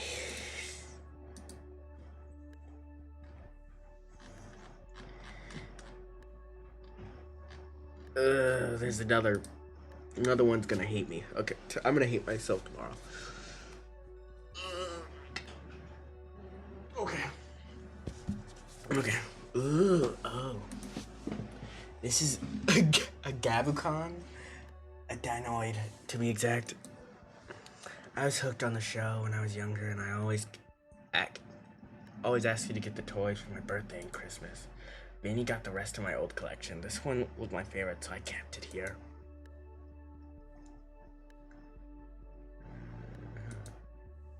Oh, hey. Looks really cool. Of course they do. I picked these out myself. Where'd you get these? I picked one up whenever I see one. They're a dime a dozen. What's that? That's my first tooth. Whoa, I've never seen a baby dino's tooth up close before. They're tiny and sharp. What's that one?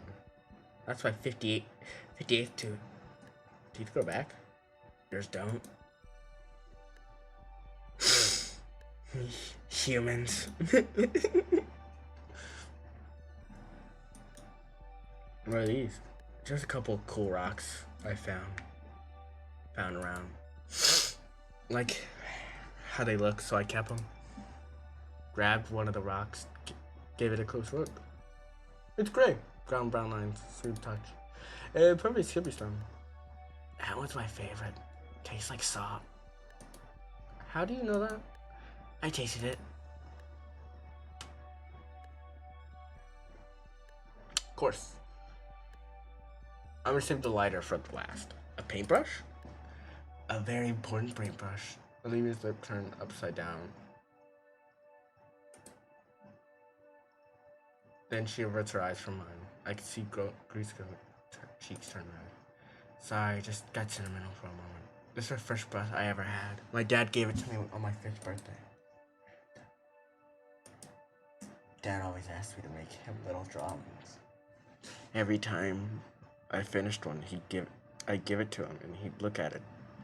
Looked amazing. I barely draw a circle back then, but he still gushed over it, and she shakes her head. I think he puts them in the scrap box. I don't know, but he kept them all. We look back, embarrassment turning into bashfulness. Thanks. Oh, this used to be my Uncle Randy's. Does it have does the engraving have meaning? She shakes her head with a soft smile. Not really. He just said it's harder to steal and hide stuff that looks unique. Really, I think he thought it looked cool and not tacky. I think it looks cool. You would. Minutes go by to show off her personal hoard. All tiny objects has chosen to keep. This whole time, you really explained the significance of every little piece of her locked away in her. By the time we're done, she's resting her muzzle on my shoulder.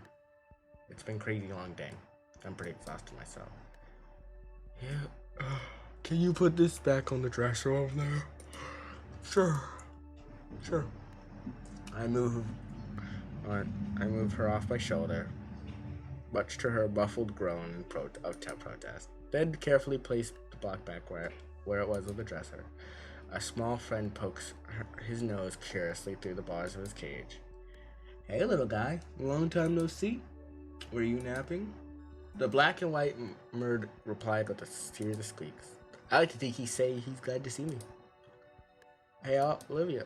Oh, pretty exhausted too. But it's definitely not limits. That's... Wait, what? Hey, aw. I'm pretty exhausted too. Or that beanbag chair looks pretty inviting right now. I slump into it, the beads inside crunching under my weight as I settle It's soft. I smell a bit of a paint on Olivia's hair. And Olivia's hair. Does Olivia lay on this while she works? I start to drift off. The last thing my wary eyes take notice is Olivia sleeping soundly on her bed. With how emotional draining the whole day has been for us, it's nice to see her look so peacefully.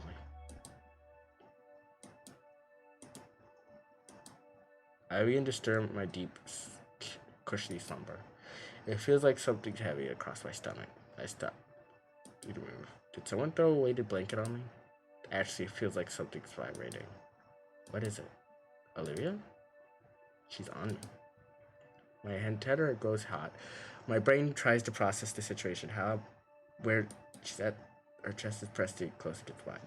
I feel her breathing against my body. It's deep, slow, and subtle, but noticeable rumbling with each time. I focus. I can probably feel her heartbeat. I love how little beforehand you could hear the heartbeat a little.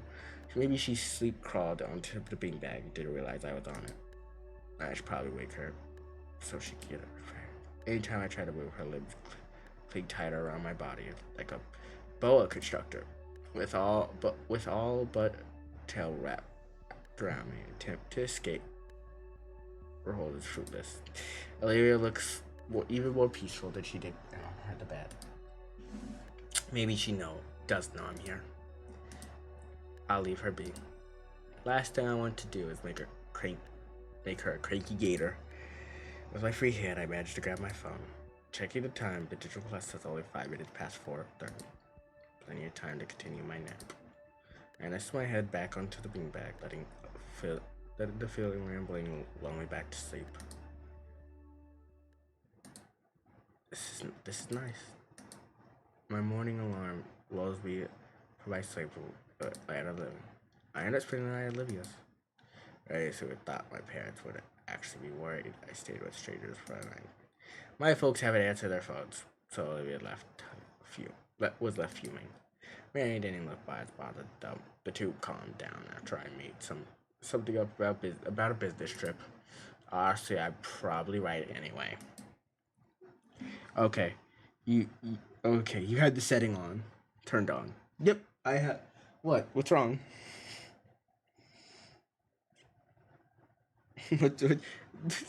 What's that supposed to mean? Of course I did. I made sure that was on. I made sure that because I saw it, I was like, oh, I don't want to run into another dispatch situation where I had to record the whole thing again. That was the scene I was talking about earlier.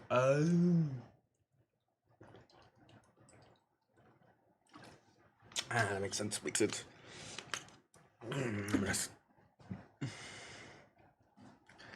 Am I close? Am I close to the end? Please tell me I am. I don't want to. I want to end this spout. This is the last night we turned.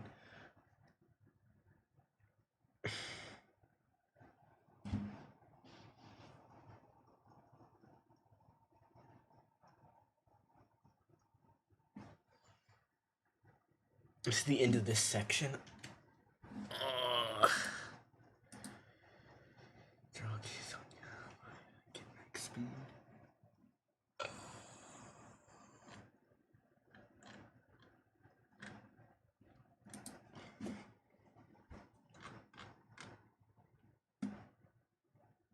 Am I like whatever you made up to this point determines the ending now? Whatever point. Okay, cool. Last night we turned the living room into some kind of blanket and pillow fort. It felt childish to huddle up to the floor with Olivia to watch her play old computer games on the updated TV, but I had more fun than I'd like to admit.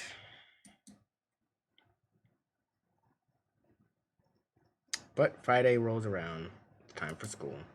Leah's rule turns out of commission until Randy could go get replaced with me. She miss out today.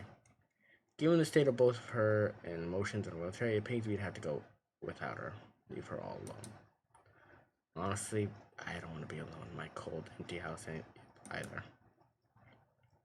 Sylvia was one hell of a cook last night. She made a delicious meatloaf. I guess I know where who got Olivia got her culinary skills from.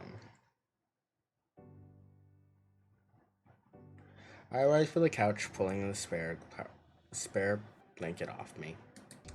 The pains let me sleep on the couch. Must have dragged herself from her room to join me.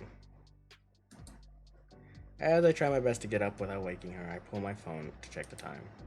It's about the same time I normally wake up. I kind of press my own internal clock. You awake, son? Oh, fuck. I jump as Randy makes his presence known behind me.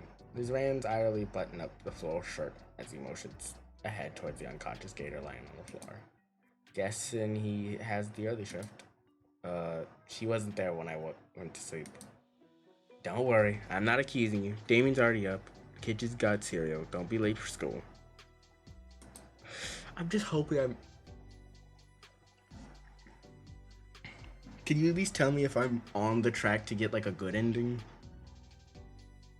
Or at this point, is it like still up to chance to get one of the bad endings?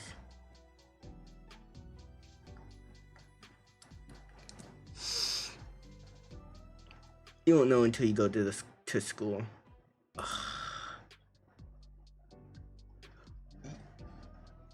I wish. You won't know until you go to the school. Even if I don't remember where it is, I wouldn't be hard to find. Damien's busy slurping honey oats like a jet engine. Oh, Inko, you hungry? Before I replied, Delafis? Yeah, whatever the dinosaur they are. Jump out of his chair to make a nearby cabinet, procuring another bowl and spoon, which he slides across the table. Thanks. Most important meal of the day, man. Eat up. He gestures to the half of gallon of milk and box of cereal. I take a seat across the table and pour myself a bowl.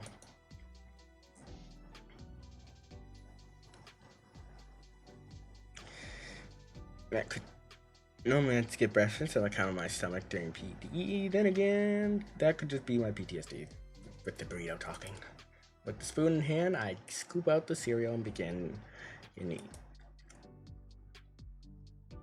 You know, as far as cereals go, it's kind of bland, a little bland. If I had to guess, they probably avoided these colorful sugar-flavored Cheerios to prevent video from bouncing out the walls.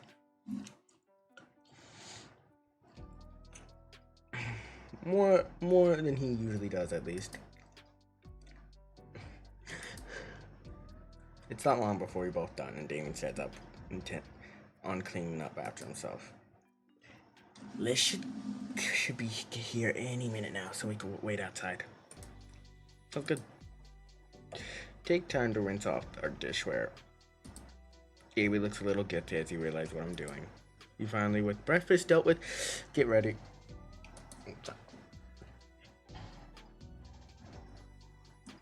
As I grab my backpack, I take on my glance at my sibling girlfriend. She's taken the entire couch now. The blanket we shared falling as she spreads out the spot I was just at. Should I give her a kiss goodbye? Or maybe fix the blanket for her? Oh, what should I do?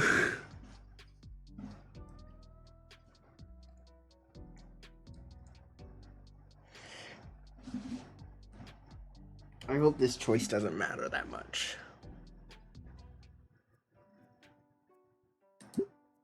Staring at her soft-looking lips, I shake my head and kneel down and press a kiss to pick on her brow. As I turn away, something catches my wrist. It's Olivia's hand. With bleary eyes full of sleep, looks at me, silently asking me to stay. Oh. Liz is here. His lids, Olivia tighten her grip. Painfully tight. I'll be back tonight, okay? She's fighting to stay awake with her eyes fluttering, hand grip waning. Olivia. Promise? Laying back down, I place my kiss on her hand. Promise. I think she accepts that, and as she lets slump back into her chair. Inko. Sorry, had to do something. Damien huddles himself and charges into the cold until Ryden comes. She flings the passenger door open just in time to leap him, for him to leap in close behind. I get one last look at Olivia before I shut the door and hurry as well. Oh man, the car is nice and warm. Morning, Nico. You stayed here the whole night? Liz starts down the road towards the school. Morning. Yeah, I didn't want to be alone in the snow. Is that why you smell like Damien's deodorant? His clothes look pretty ragged by now. Shut up. Shut up. I have to get a shower, fresh change of clothes as soon as possible. Damien and Liz keep conversation moving. My mind starts to wander. Man, poor Olivia. Who knows where the replacement chair is coming in. Could be anywhere. For a few days. She's just going to be stuck at home for that whole time while I need to go to school. Won't be the same. Won't be together in our school. We're all alone, just talking, make fun of my bad paintings. Just us. Man, Mr. Edeka, wait until Mr. Edeka finds out where. Fuck this game. I hate this game. Damn it. Well, guess he knows. I guess he knows by now then. Man, it really won't be the same. Yo, Inko, you good? Pretty down all of a sudden. Yeah, I'll be fine. Appreciate you guys, really. This has been the best school year of my life so far. Thanks for being my friends. You're cool too. I brought this on. Damien. Oh. This last school year has been pretty special. Hanging out with you guys. So much change, short amount of time. Even things shaky right now. Me too, Liz. Silent follow the car in Damien's hand is a candy swatter away from the radio knob. Nice taking a different seat to crowd to school.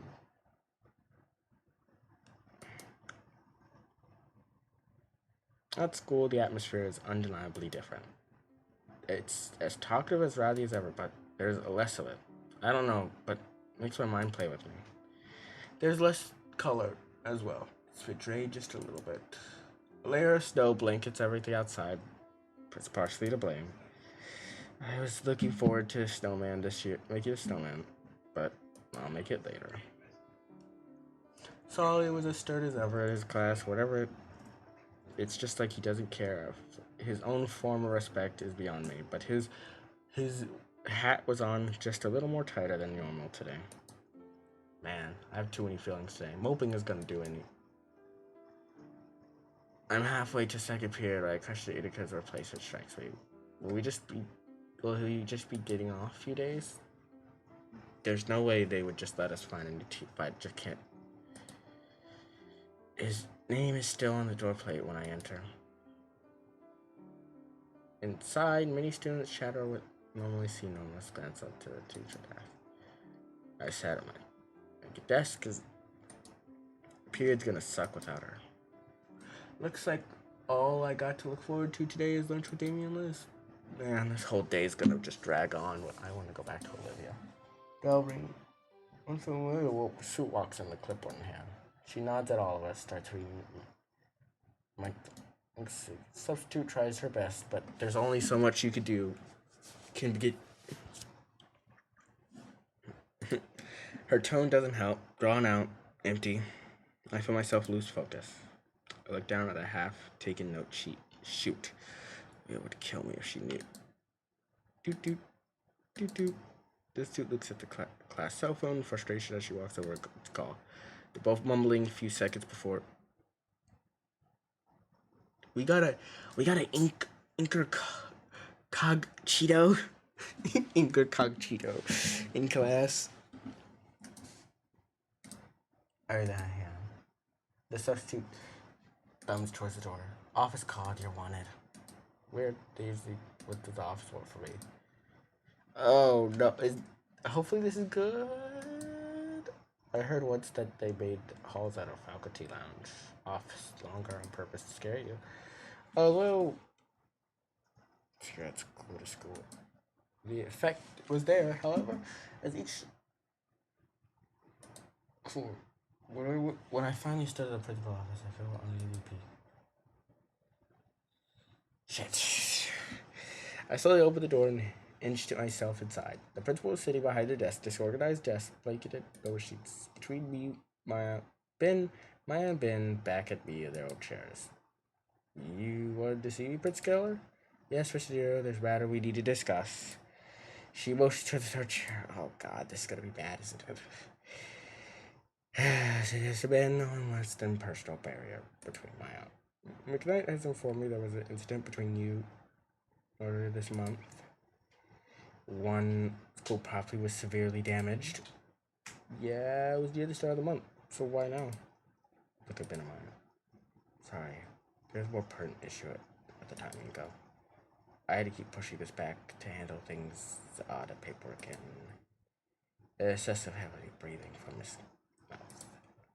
You should have given me the reports for this as soon as it happened. This is needed to be resolved by the end of the day, Benjamin.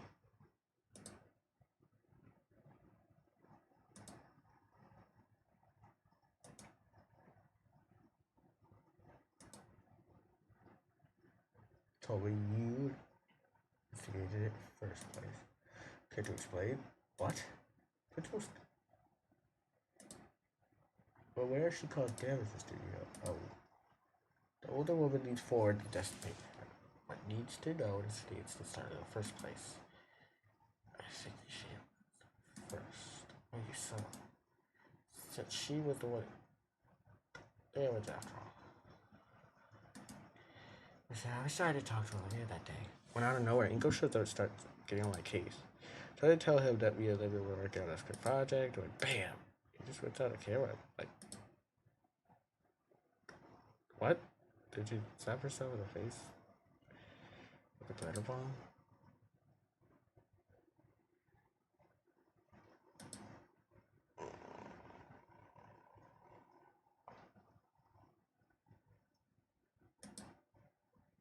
Hmm.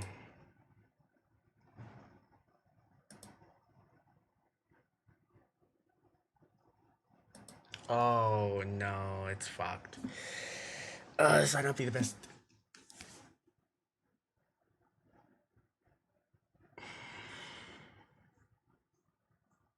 I have a bad feeling about this. I swear he's been out for me ever since the first day of school. Maybe let's get ash. My jaw just so really. Carefully scan. Finally, break quiet, sir. Now, Mr. Eno, can you give me your side of the incident? Take a deep breath. I had told our former or teacher back from just happened. Girl. However, I decided to shut the tube. What? Last thing Olivia needs is, all of this. I did my best to remain calm and collected, but recalling everything that happened to us reminded me of how Mr. Ikeda had tried to look out for us. My throat dried out as I continued to spit my flattering voice. By the time I finished to get to the end, I sounded more like a squawking tinge than a person. Mr. Kanito. Maya sneering at me. Ben's brow worried. And the principal, thank you, that's all I needed to hear. She moves around the desk. The principal stands directly in front of us, and in addition to the report itself, Mr. Ida left behind his account of what happened. It's got intentional. Once he used Ultra's taser, however, it seemed to have left some Out of support, there was no motive for what happened, no matter who was at fault. I'm not sure why he would leave something out of that, but it stands for that there's far too many unknowns for my liking. I'd like to give the benefit of the doubt, especially at a time like this, but extend to the structure of previous. She's struggling, ma'am. Besides, big deal isn't going to look good for the school. I'm finding it hard to believe your intentions here were completely professional, Mr. Knight. He freezes like a deer in headlights. Gator grumbles to herself, placing a hand on her head. Feel bad for her between. It'd bring me no greater relief than expel you out of my hands. Unfortunately, I don't have the time or energy to deal with this. You're suspended for 3 days, and I'm marking this on your record again. If you three don't mind, leave my office. Maybe. She doesn't even look up. Looks scared and leave. And Lyle looks positively overjoyed. Practically skips out of the office without another word, leaving both eye Ben blank stare. Another guy for a sip. I can't tell if this is a good or bad ending.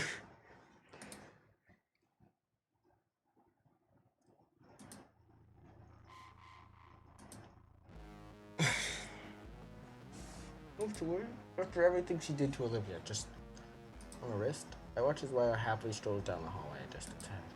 That's. Are you okay?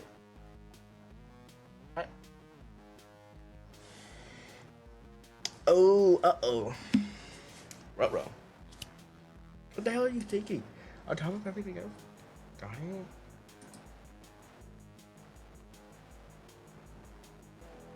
Fucking waited?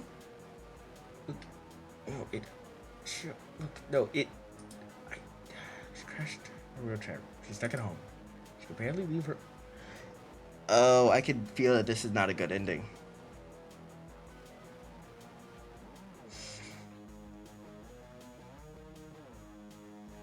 I won't know until I get to school.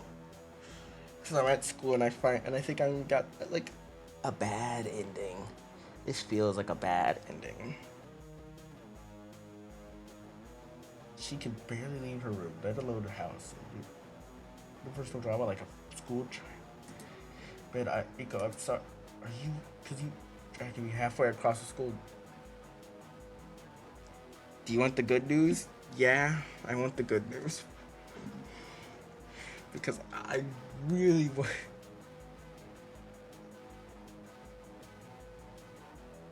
Honestly? Yeah. Honestly, I do. Like...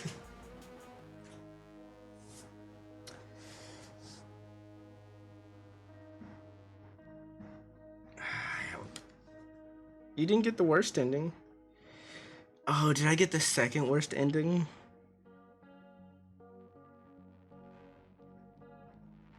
Did I get, like, this out, like, ending 2, I think? I don't know.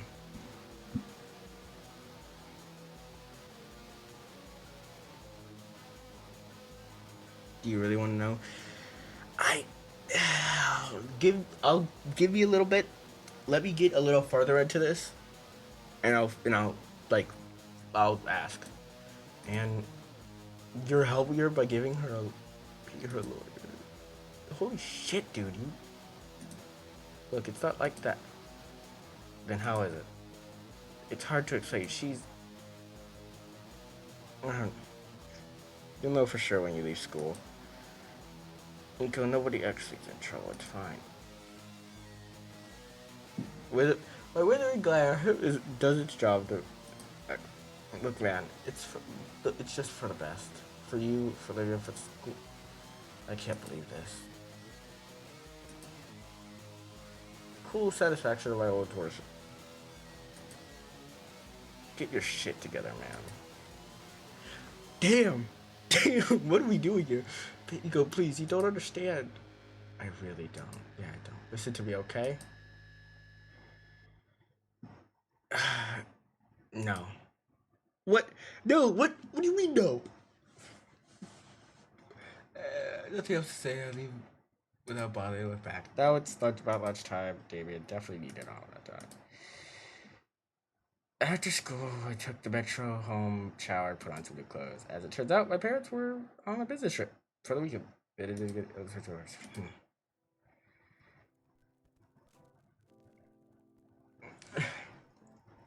Randy opens the front door to let me in, and there you are. David mentioned that you were coming home later. Hey, Randy. Say, Inko, I'm wondering if you wouldn't mind shoveling the snow off the driveway when you can. I really appreciate it. I even pay you a couple bucks for it. No need for payment, sir. Thanks for letting me in unannounced again. Thanks a bunches. Randy leaves as I climb on the couch, letting my head rest on the comforter. God, the whole thing with Ben and Maya really took a lot out of me. I'm thinking to consider getting up to see her or just giving time out. She needs to know I'm here, right? Probably does. Probably doesn't want to do her silly Ewok thing. Probably. President Cutwell. You. Alright, Inky? Hey, you alright, Inky? You're kinda out of it at lunch. For a moment, I considered telling Damien what happened, but honestly, I don't want to do that. What I wanted to do is bring this sort of drama into what I consider a safe haven. Yeah, I'm alright, Damien. Just a rough time at school, and I'm hoping to get my mind off a bit. That's pretty understandable. I mean, with everything that's been going on, if you only knew. In an attempt to comfort me, Davey puts his head on the shoulder. Tell you what, I'll finish up my homework and then we chill over a game of rock ring or something. That sound good? Yeah, sounds great. Sweet. So good. Olivia's room is just a couple steps away. We stir, butterflies more. I reach the room with that shower. Connie, go you. Stop. Damn it, uplift. Stop shaking. Not. I'm awake, Uncle Randy. It's me. I hear a quiet shuffling. Inko? Yeah, are you okay? Decent? Damn it. Can I come in? Yeah, just watch your step. I hate to do this right now, but I have to use the restroom. Be right back.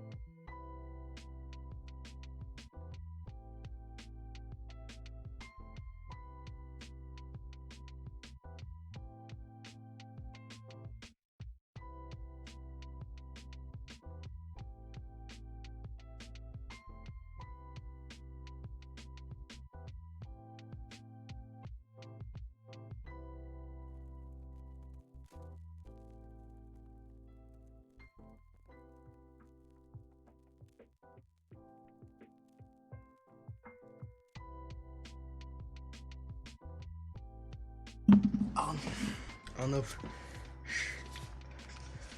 Do you really know? You'll know. I'll know for sure when you leave school. Do you know which ending I'm on? By the way, I forgot to ask. Cause honestly, soon as you open the door, oh, I hate you. Oh, I hate that. That's what you're gonna say. That butterflies start.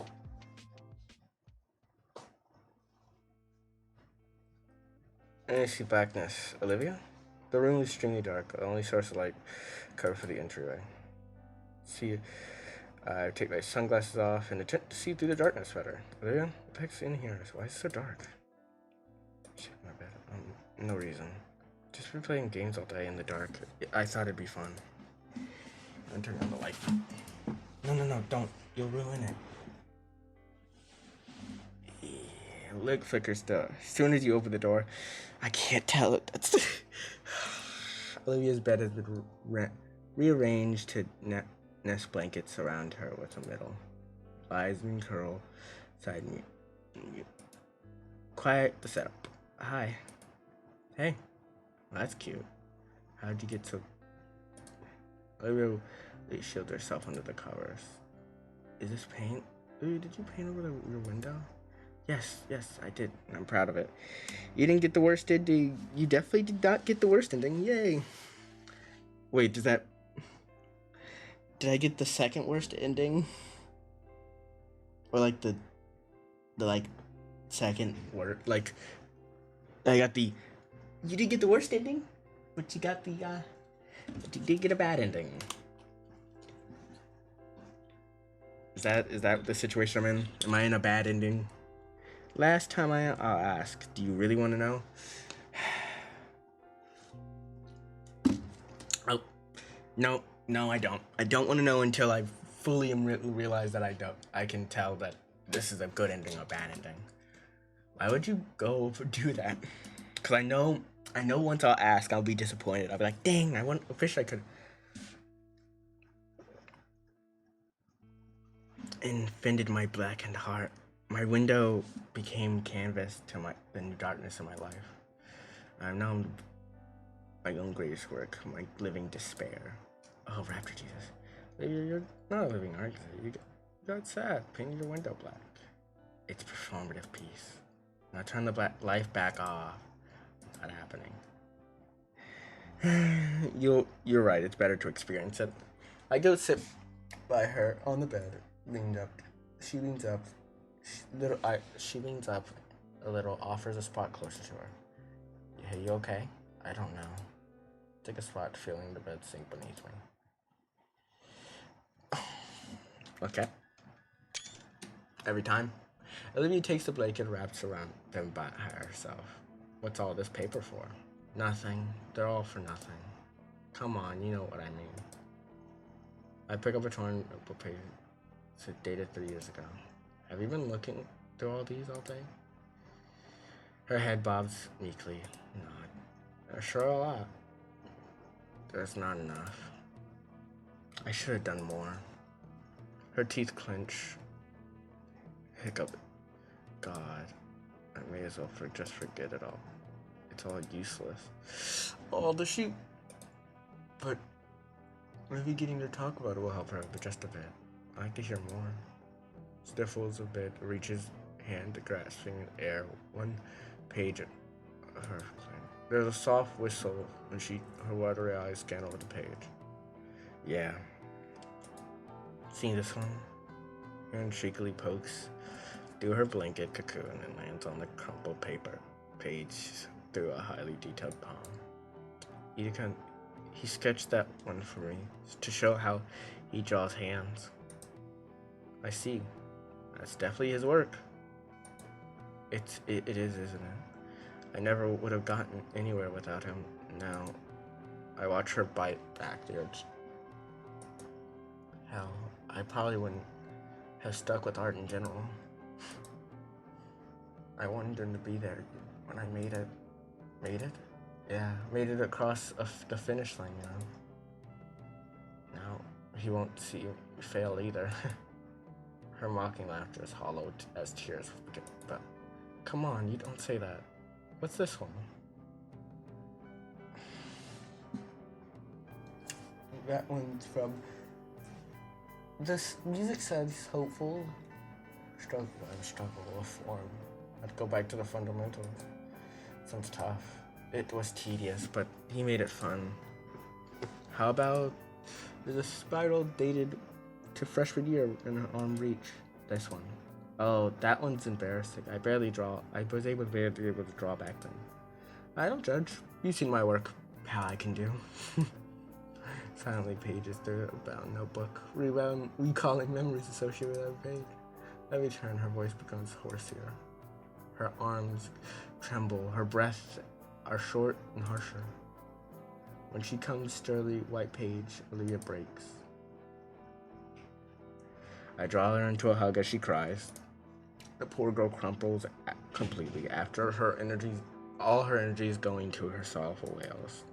My own eyes sting, but I had to be strong for Olivia's sake. There's no words to cry her. cry to her cries. She just won't regret English in a voice loud and screams. Those don't last long, as her finally spent. Now she simply lets her tears flow freely onto the blanket in my jacket. The notebook held on to finally releases her group individually. I don't know what Olivia's trying to do, but once the last page had drifted back to the bed, her body fully pressed against my chest.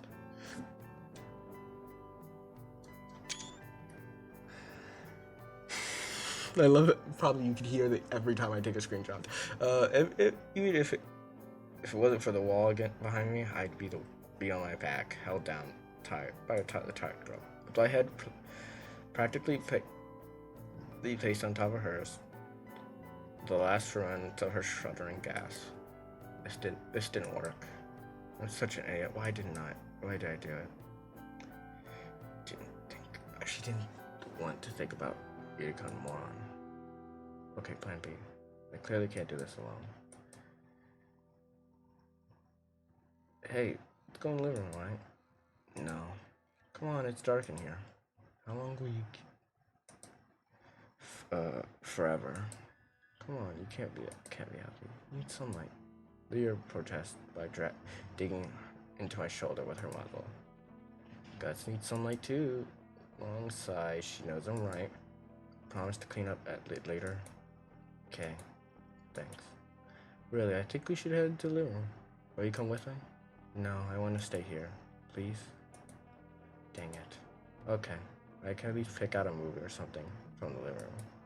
She nods. Alright, do you need anything else? There's some soda in the fridge. Bring it for the both of us. Alright. I move my legs to the edge of the bed and hop off.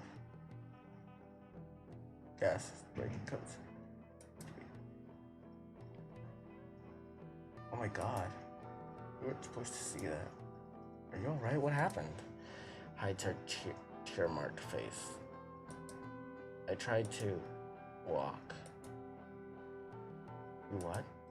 Her hands dropped like on her head. I don't know. With her eyes drained, she stared paper before her. Everything's gone. Nothing makes sense anymore. All I have is this hollow feeling. And I wasn't thinking that. Looks up at me, pleading for something. I tried for a miracle, okay? Do you blame me? I don't know what to say. Does it hurt? I'm fine, it just tingles. Maybe that means that there's still some feeling in my knee, below my knee. Isn't that good? No, it's not. We need to find a first aid kit or something. Nico, it's not that bad. What if it gets infected? I watch as Olivia gets ready to protest, but finally sighs in defeat. Fine, just get it over with. I'll go get Sophia. She probably knows how to... No! Why not? I don't want them to know, alright. Olivia, I'm not a doctor. I can't remove a splinter without a screw. Olivia cast a look aside. Man, she's not intending to follow up. Be right back, okay? Olivia softly whines.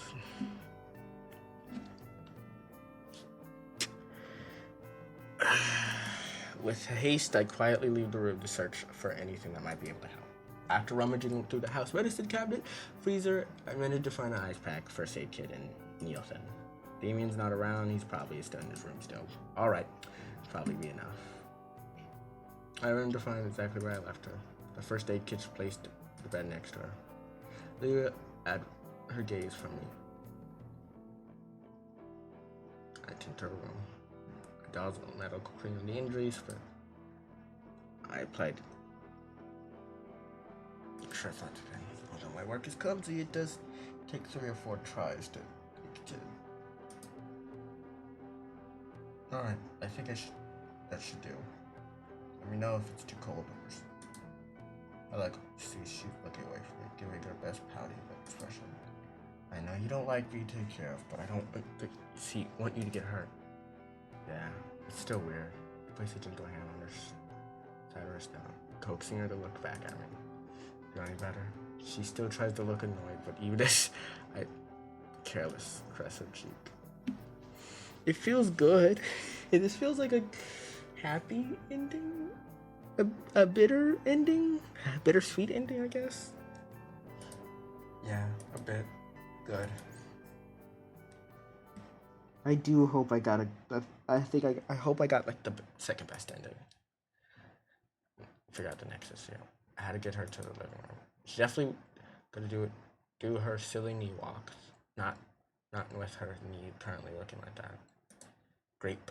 The only one real option. Forgive me, legs, for what put you through. With the utmost care, I slyly stride into the living room with Olivia's in my arms. I could feel her claws dig into the back of my jacket, and her tail bumping against my leg. Getting through the door was a struggle, but Olivia coaches me through it, even through the shut door. Damien laying on the couch, engrossed in some game. He turns to see us, sounds Olivia's door closing. Hey, there you guys are. Then he waves in the recliner. Hey, Liv. Hey, Liv. Hi, Auntie. My voice is gonna become hoarse after this. It's horrible after this. Can you tell me if I'm close to the ending? Because I'm so upset.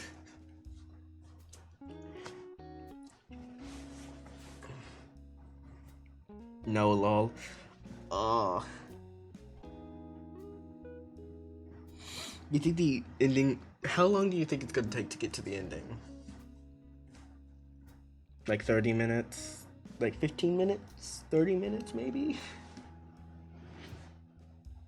If you say like an hour, I'm punching. No longer than 40 minutes.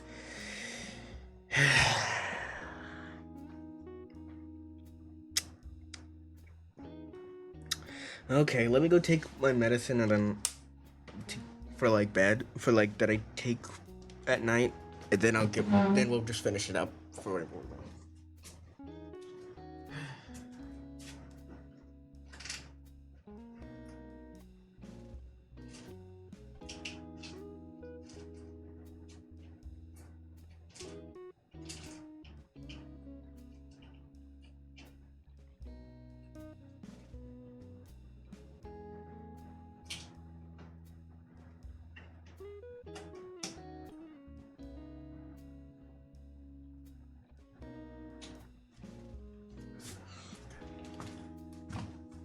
I take a break and come back at it tomorrow. I take a break, come back tomorrow.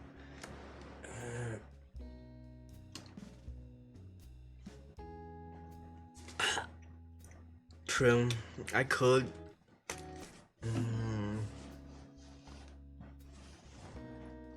The main problem is I don't want to like leave it off here because it's like such an. It doesn't feel right as an ending, you know? But I do have to get up at 7 in the morning, so. And if my friend could see me, I probably would be getting yelled at to go to sleep right now. To end stream and go to sleep. I'd take a break, come back tomorrow. You're right.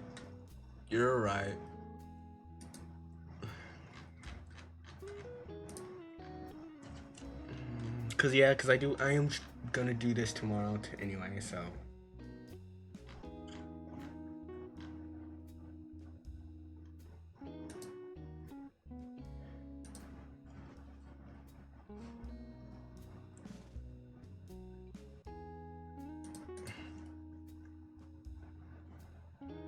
Okay.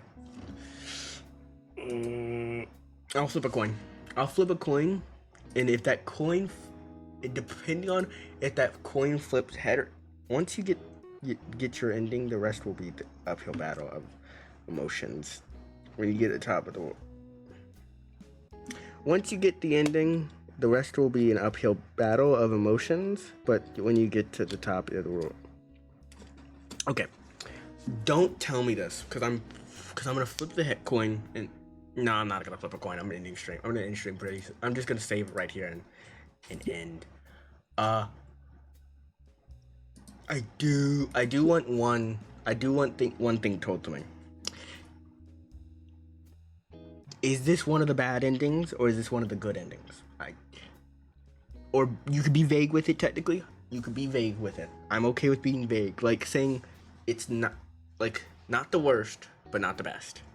Cause I'm pretty sure I know what the best. This is definitely not the best one, but you know, I am I do want to. I am tempted to know if this is one of the good endings or bad endings.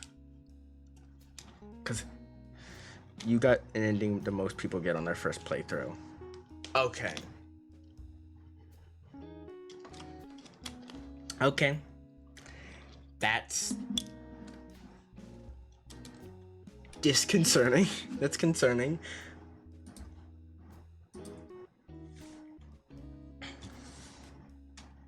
Good.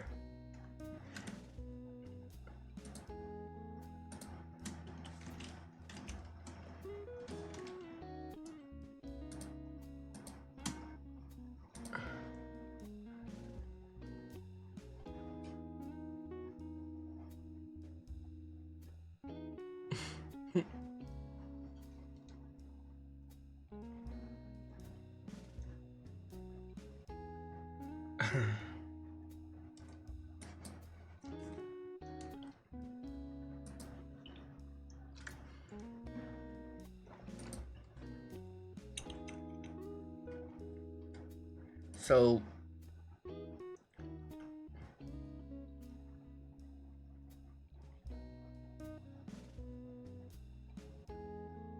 okay, so if this is the take a deep breath, know you're a good human being with the choices you made. I hope so. I really do hope so. I do hope I got a decent ending. Take a deep breath, know you're a good human being with the choices you made. Thank you, Metal. Okay. Well, I think I'm going to be ending here. Unfortunately, I do apologize. But I do want to let you know it'll be okay.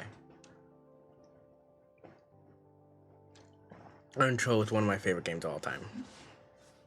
Thank you. Thank you, Metal. Honestly, Metal, you've made this game way more enjoyable. I do want you to tell you that. But I do want to thank you all for joining me. Then I will tell you that I'll probably start streaming a little earlier than usual. Of course, I'm going to probably do it around, I'll probably do it around 11 my time, which is CST. CST, I'll put it in chat, by the way, just to make sure that people know what I'm saying. It's CST, American time. CST, Central Time, Standard Time Zone. I should be doing it around 1-ish to it. 1, maybe 12-ish to 1-ish.